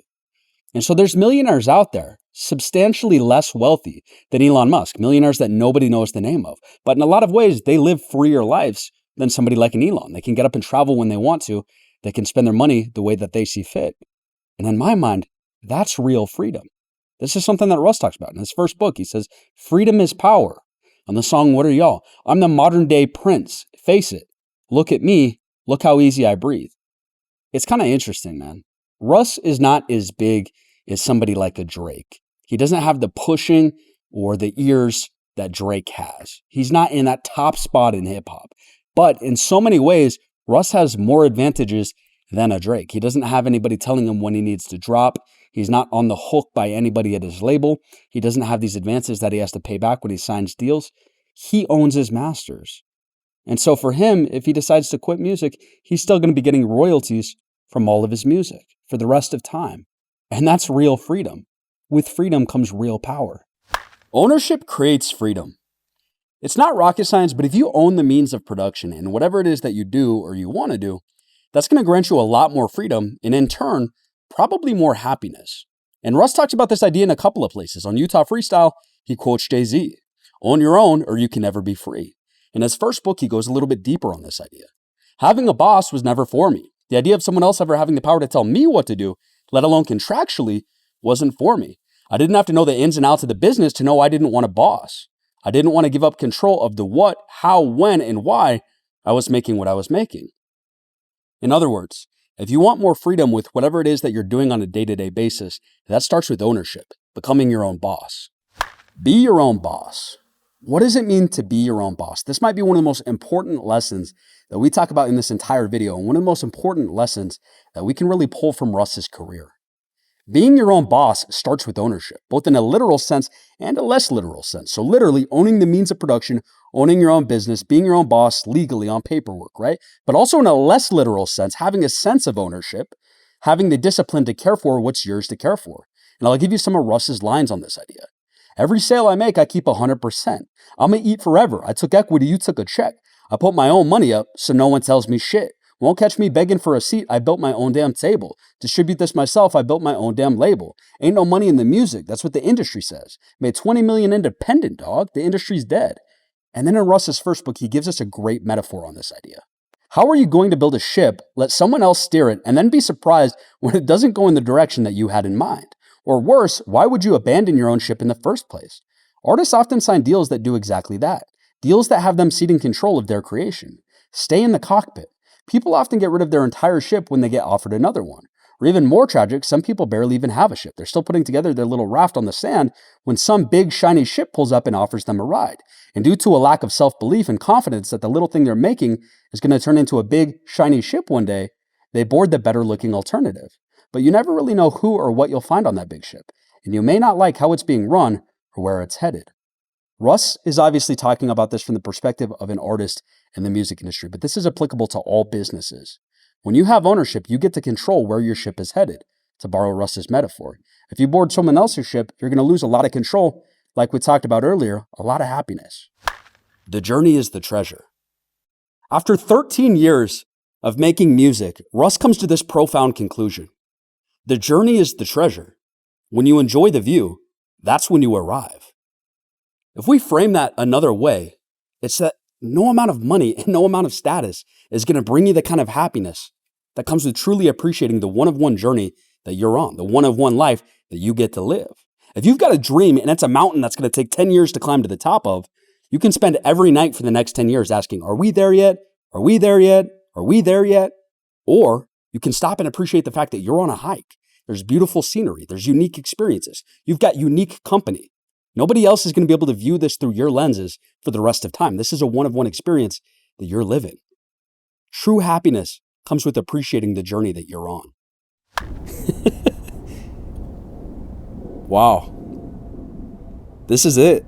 This is the end. And if you've made it this far, let me just say thank you so much for watching, man, for being a part of this, for helping me to make this successful, and just really for supporting me through all of this and watching this. Man, this has been a long ride for you and for me. For you, for over 6 hours of content, if you're making it to the end here, and for me, for almost 2 years of my life. So I want to sincerely thank you for helping me to make this something successful, for helping me to make this a moment. And I just want to truly say that I love you guys. Please talk to me in the comments if you're making it to the end. Let me know, because that in and of itself is a massive feat. That's awesome. Man, this has been just under 2 years in the making. I think I started this in late February or early March of 2024. I really just started going through all of Russ's songs, lyric by lyric, word by word, each of his books, word by word, just trying to pick out and discern all of the different meanings and life lessons that he has throughout his career, and trying to catalog all of that into a document where I could go back and see all of the different references to it, the different sort of categories and the context in which he's talking about these ideas. And I think just that alone was 5 months of research. And then after that, creating a script off of that, probably another 3 to 5 months. Filming was, off and on for a little over a year just in filming this video. And then editing has been one of the hardest things I've done, just mentally staying in front of a screen for so many hours each day. That's been another 4 months of just pure editing. And if you're here with me today, really enjoying it, let me just say thank you, man. I put a lot of work into this. And oddly enough, man, this kind of started off of a Mr. Beast interview. I've always been a big fan of Russ. Let me say that. I've always loved all of his talks on ownership, on sort of being DIY in the music industry. And I've loved the fact, that he plays or wears so many hats, plays so many different roles when he's putting out his music. I think that's dope. He talks about that, especially on his debut album, There's Really a Wolf. And so I've always been a big fan of Russ and read his books and enjoyed especially that first book. But I watched a Mr. Beast interview, and, I'm a YouTuber. This is what I do. And in this interview, he talked about, if you want to be successful on YouTube, quit putting a little bit of effort into a ton of videos, but instead put a lot of effort into one big massive video, create something undeniable. That's how you go viral. And I'm not pretending that this is going to go some big viral route like Mr. Beast does on YouTube. I think it's too niche for that. And I also just think that's not exactly what I was trying to do with this, but I did want it to be a moment for those who could really appreciate this and for fans of Russ like myself. And so for me, this was really, I wanted to make something undeniable, and I wanted to really challenge myself. This is one of the more challenging, difficult things that I've done in my life. I can't express to you guys how many times I thought about throwing in the towel and giving up while making this video. There's just so many things going on in life, being tight on money, having stuff at work going on, deciding, am I going to move states? Am I going to do this, that? Family stuff going on. And just, if I'm taking time off, making sure that I'm not quitting and I'm getting right back to it. And it's been a battle for me too. Really a test of persistence, but I wanted to do something that for the rest of my life, I could say, I am capable of really enduring for long periods of time. Even when I don't want to always do something, I'm capable of sticking with something. I don't know if you can take anything from that, but I guess let that be a message to you, is if I'm capable of it, just some average dude working marketing in Northern Utah, I promise you're capable of it too. It feels good to be on the other side of something difficult that I thought about quitting so many times. There were times on YouTube where I'm like, man, I am a YouTuber and I haven't put out a YouTube video in months. How do I call myself a YouTube video or YouTuber if I haven't put out a YouTube video in months? Praise the Lord, man, that I'm able to do this, that I got the resources to do this. Hopefully you're able to pull something from this video, if not many things from this video. There's over 300 lessons here. If you don't pull something for this, that's on you at a certain point. But truly, truly, man, I just want to thank you guys for being here till the end. And just say, I love you from the bottom of my heart, man. Thank you for helping me make my dream a possibility. And comment below, man. Let me know how I can help you make your dream a possibility. Go out and chase it. This life is too short. All that really matters is our relationship with God, how we treat people, and if we're becoming better people every day and helping to offer more to this world. So hopefully this helps you on some of those aspects, but I again, love you guys so much. And thank you for watching, man. Yo, and really quick, before I end the video, the ad revenue that I make off this video is going to help me get engaged. My girlfriend's been rocking out with me for the past 2 years, being real patient while I'm working on this video and everything. Money's been a little bit tight, And so if you guys wouldn't mind helping me share this out so that I can earn a little bit more ad revenue, that's going to really help me buy the ring for her, hopefully pay for part of a wedding, that kind of thing. And I just thank you guys so much, man. Truly, truly. I think this is going to be the start of an awesome 2026. I love you guys.